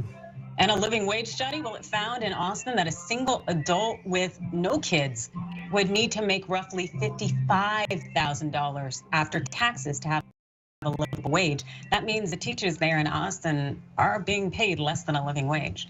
And lastly, this. So Representative Tallarico said that he believes his bill will attract and retain the best teachers in Texas classrooms. Yet Republican leaders such as Governor Greg Abbott and Lieutenant Governor Dan Patrick are promising property tax relief. That could potentially take more money away from school funding. It's so interesting to me.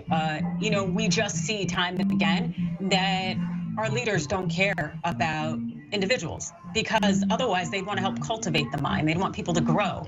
And if you have a more knowledgeable constituent base, that also means you have a more informed one. And, well, Republican leaders don't like that because they realize they cannot necessarily bait you in with fear and control you with sorts of nonsense, gaslighting, lies, and so on. And that's the last thing they want. So while we're out here calling to defund the police, they're out here defunding schools. Right. I think that when Republicans are, publicly trying to do their political beefs, it's protect the kids, protect the kids, protect the kids. When it's time to kids resources to put their money where their mouth is, it's F them kids. And to me, I feel like specifically in Texas, a contradiction. We know that when it comes to a militaristic mindset, whenever you view America as being under attack, you give a lot of funding to the military because you recognize that's going to be the best way for you to be able to defend America. For some reason, you don't have that same energy when you feel like your American kids are being attacked in the classroom with all these liberal agendas. You see what I'm saying? You don't think it costs money to be able to teach the teachers to not be able to not say gay? You don't think it costs money to be able to teach, to be able to understand the distinction between Black history and critical race theory? So think about it. Everything they came on and pushing right now is propaganda that says that there is a war, a cultural war that is going on that's taking place in the front lines of the classroom. You don't think you should fund this war that you waging? Conservative contradictions, man. And it's just like I don't know what to do with that little back and forth we seen. Like it was like I'm gonna say this, I'm saying, for the community guidelines. It was a intellectual, egotistical, a pseudo intellectual, egotistical, phallus waving contest. Yep, that's exactly what it was. They were out there posturing to try to look a certain way, fight me, bro. But they really, at the end of the day, weren't necessarily advancing any kind of assistance for children to learn and to become contributing members of society. But then again, the GOP does not want that. They want to maintain a class of individuals who are uneducated and uninformed because they're easier to control. And so when people think about what's going on in their schools, they need to be mindful of the fact that it's not education. Rather, it's structured to control your child, to control ultimately as an adult, because you will be uneducated and uninformed and will accept these MAGA right-wing kind of talking. And you will also stay in your place because you will not be able to advance yourself, to make more money, to take an active role in leading society. And that's what the right hopes to continue to perpetuate in the United States. And again, those are just my thoughts, but we will have more thoughts for you, and I can't wait to hear your thoughts during this break.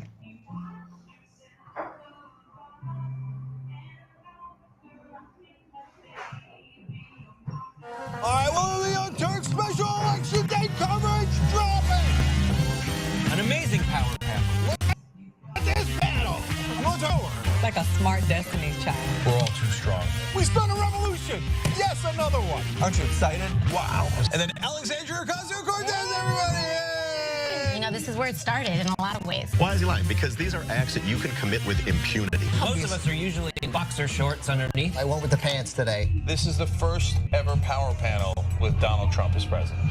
We have elected the top Twitter troll in the country. We have to stop pretending that race is not an issue in this country. Now, keep in mind, racism had gone away until Barack Obama brought it back. That's right. They want to protect life so much that they want to ensure that insurance companies don't cover your maternity care.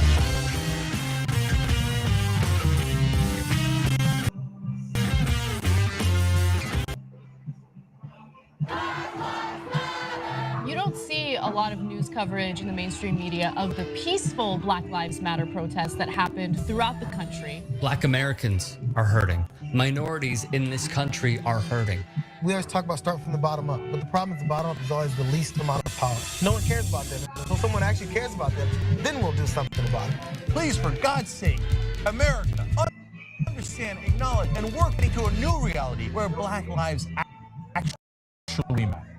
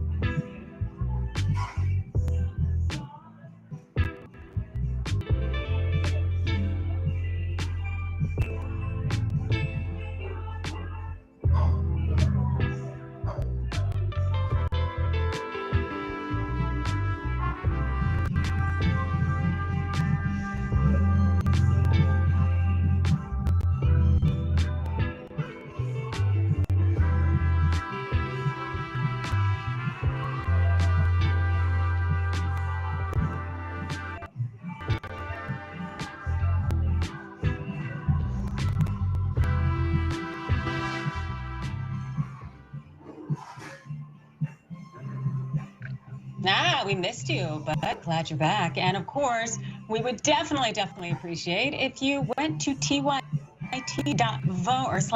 and cast your vote today for the Webby Awards. That's right, Anna's passionate call for expansion of abortion rights.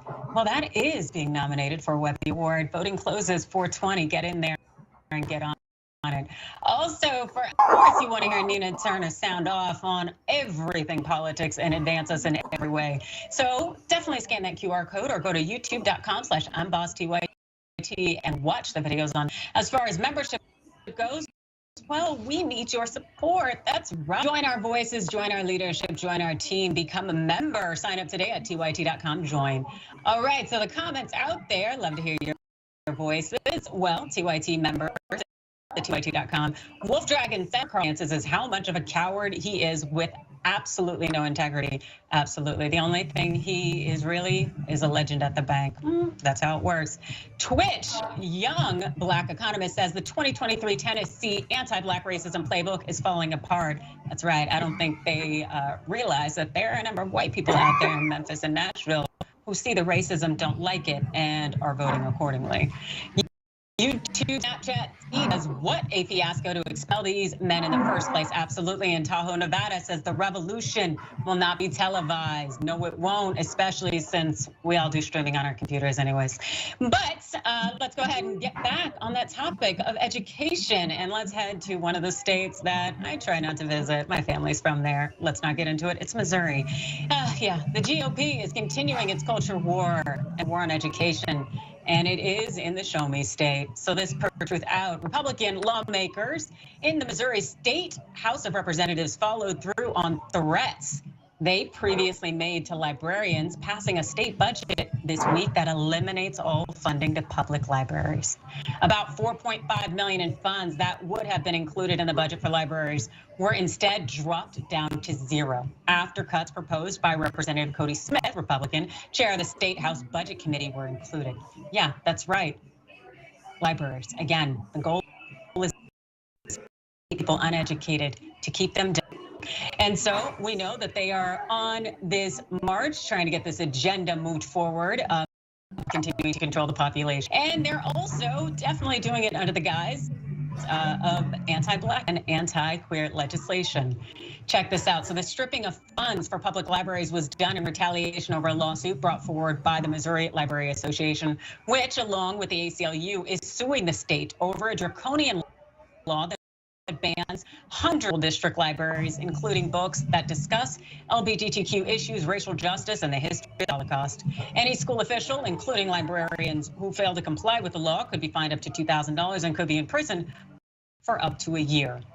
Yes, and so one of those iconic literary voices out there, LeVar Burton, who hosted the popular show Reading Rainbow, well, he tweeted his disdain for this draconian law out there that Missouri has. Good morning to everyone except Missouri House Republicans. It has to stop. You're damn right it does. This is fascism, if not more. Before we continue on with the conversation, with this move in Missouri to defund libraries, how do you think that this is actually going to work in the long run? Because as far as I'm concerned, even members of the right should generally like libraries. I don't know, Conscious, what do you think? Man, I think that when you have a polarizing climate as we have right now, it is easy to just politicize anything and make it where you throw the baby out with the bathwater. So because the anti-intellectual phenomenon or the anti-intellectual movement is so moving, I think that it's just easy for Republicans to just jump on board with being like, well, reading is bad, books are bad. Yes. Free America.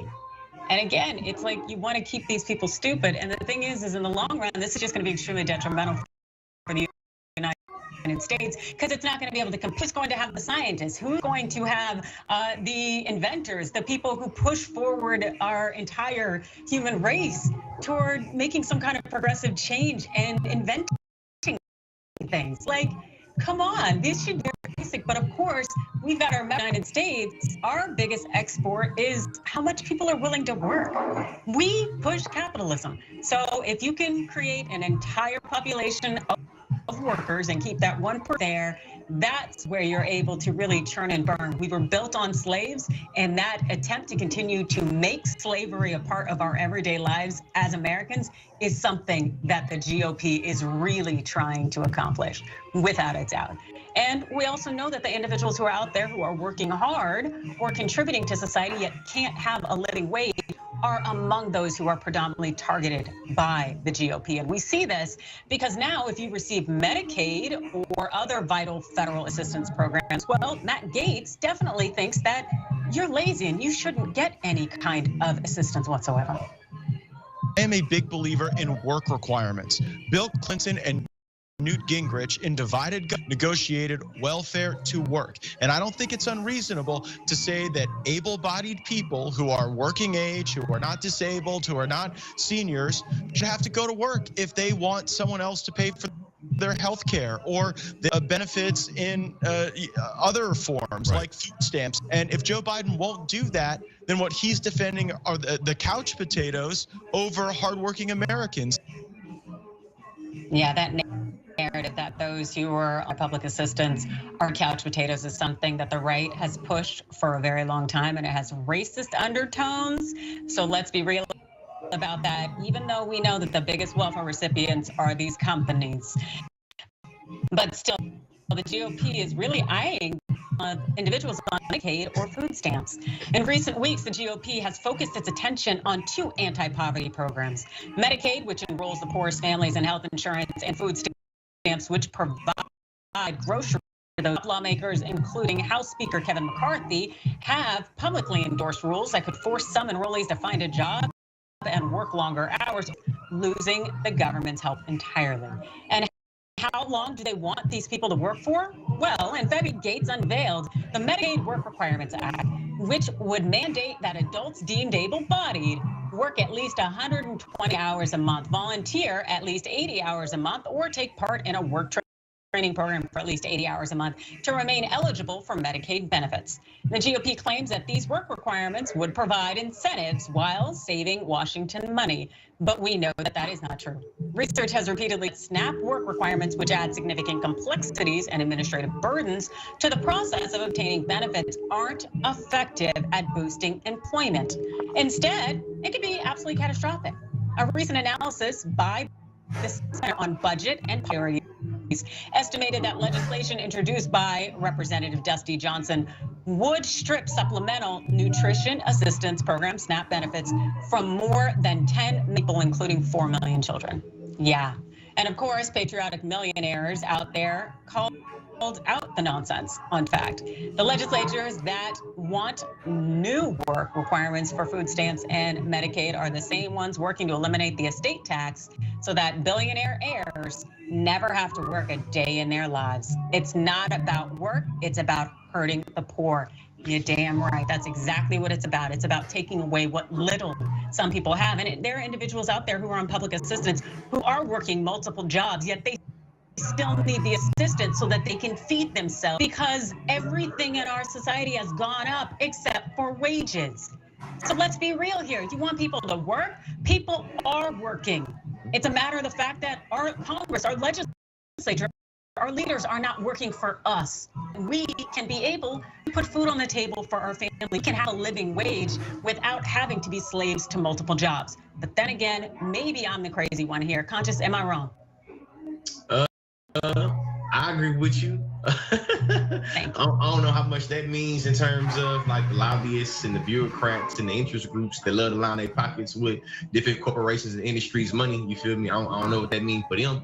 You know what I'm saying? But I think that when it comes to how we are indoctrinated to relate to poor and how we are, you know what I'm saying, indoctrinated to blame poor people for being poor, I think that we have just I feel like an irrational way of being like, people that have little money, we should have a high standard for how they manage their money. People with a whole money, we should have a low threshold for how they manage their money. If you poor and you eating too much avocado toast, I'm gonna tell you to stop eating avocado toast. And if you rich and you know what I'm saying, rich exhort is buying yachts, then I'm gonna be able to spend some tax to bail you out. And it's just like me a very class-like imbalance of how we think about money management when it comes to multi-billion-dollar corporations and 100 poor poverty people.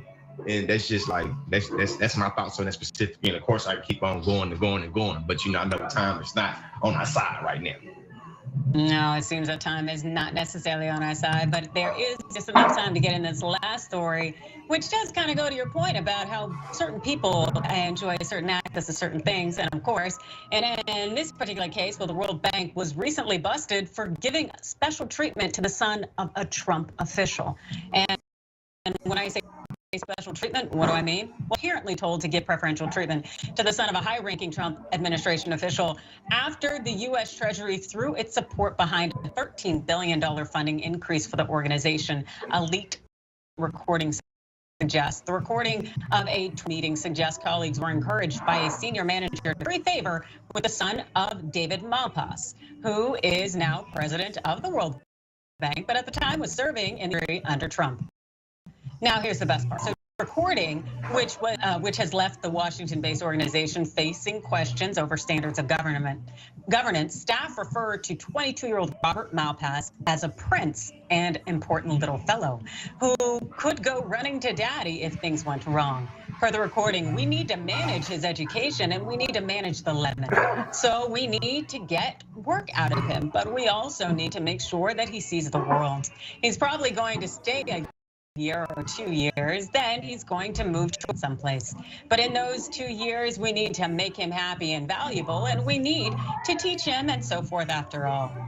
All right, so then I can go to his daddy and then I get some bonus points. Well, this is probably not the first time that someone was able to enjoy nepotism in order to have access and benefits. The recording also suggests that it may not have been the first time the International Development Bank had hired a family member, an important global figure. Remember, we had a principle before that is a subject for happy hour, a staff member is heard saying. Now, of course, the World Bank said that it could not confirm the contents of the recording. Folks are still concerned there. The findings raised over internal standards at the World Bank Group, which is governed by high-ranking officials from across its 189 member states, and it's a spring meeting alongside the International Monetary Fund in Washington this week, and I'm sure they're all going to talk about how positions and opportunities for very wealthy people so that they can curry favor as opposed to hiring the best candidate. Yeah, I guess that's shocking, right? Conscious? Hey, all the individuals, they got all the beef against affirmative act against individuals. They feel like they're getting things they ain't rightfully earned through meritocracy. I think that they should be able to really all their energy, all their time, and all their efforts on this issue right here, because it seems like if that's something this should be able to take most of your concern when it comes to being like, hey, you getting something that you ain't getting, and you are not the most qualified candidate for that position. It's unfair to the person. You know, that's same line I thought you was on. Yeah, and it's also kind of wild how this prince, how they say he's just going to go to a hedge fund after that. It just really shows that there aren't really expectations or standards that are put in place for nepotism, but also a lot of individuals who are privileged, that they live in this world where opportunities are simply given to them.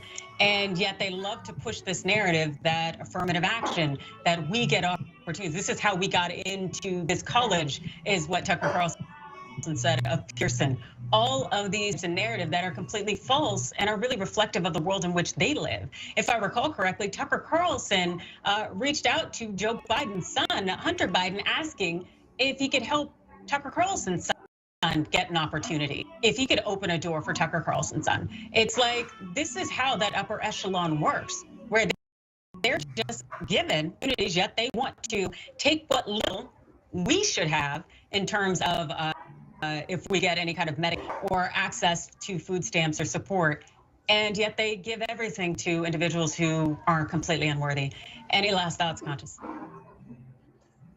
My last thoughts is conservative contradictions to all people is probably a good idea. We transport a lot of American ideas out the global community, and I think that when they're able to look back to see where these ideas are coming from, and that we're kind of living opposite the ideas that we export throughout this world, I think that it starts to call into legitimacy of how we push these ideas, especially when we're able to acknowledge that a lot of foreign governments get behind military or American corporate interests, a lot of times at the expense of their own people. And we see that, you feel me, the apple ain't falling too far from the tree. Yep, absolutely. And that is all we have for our show today. Thank you so much for joining me. Do you want to quickly tell the people where they can find you, Conscious? Hey, yes.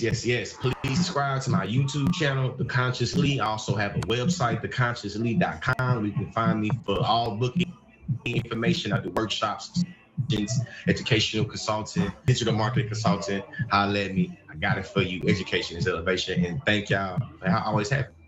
All right. Thank you so much for joining us. I'm Adrienne Lawrence here, filling in for Nina Turner. Please check in for Unbossed tomorrow. I won't be here, but I know someone incredible will. In the meantime, you can catch me on Rebel Headquarters on YouTube and Facebook. Enjoy the day.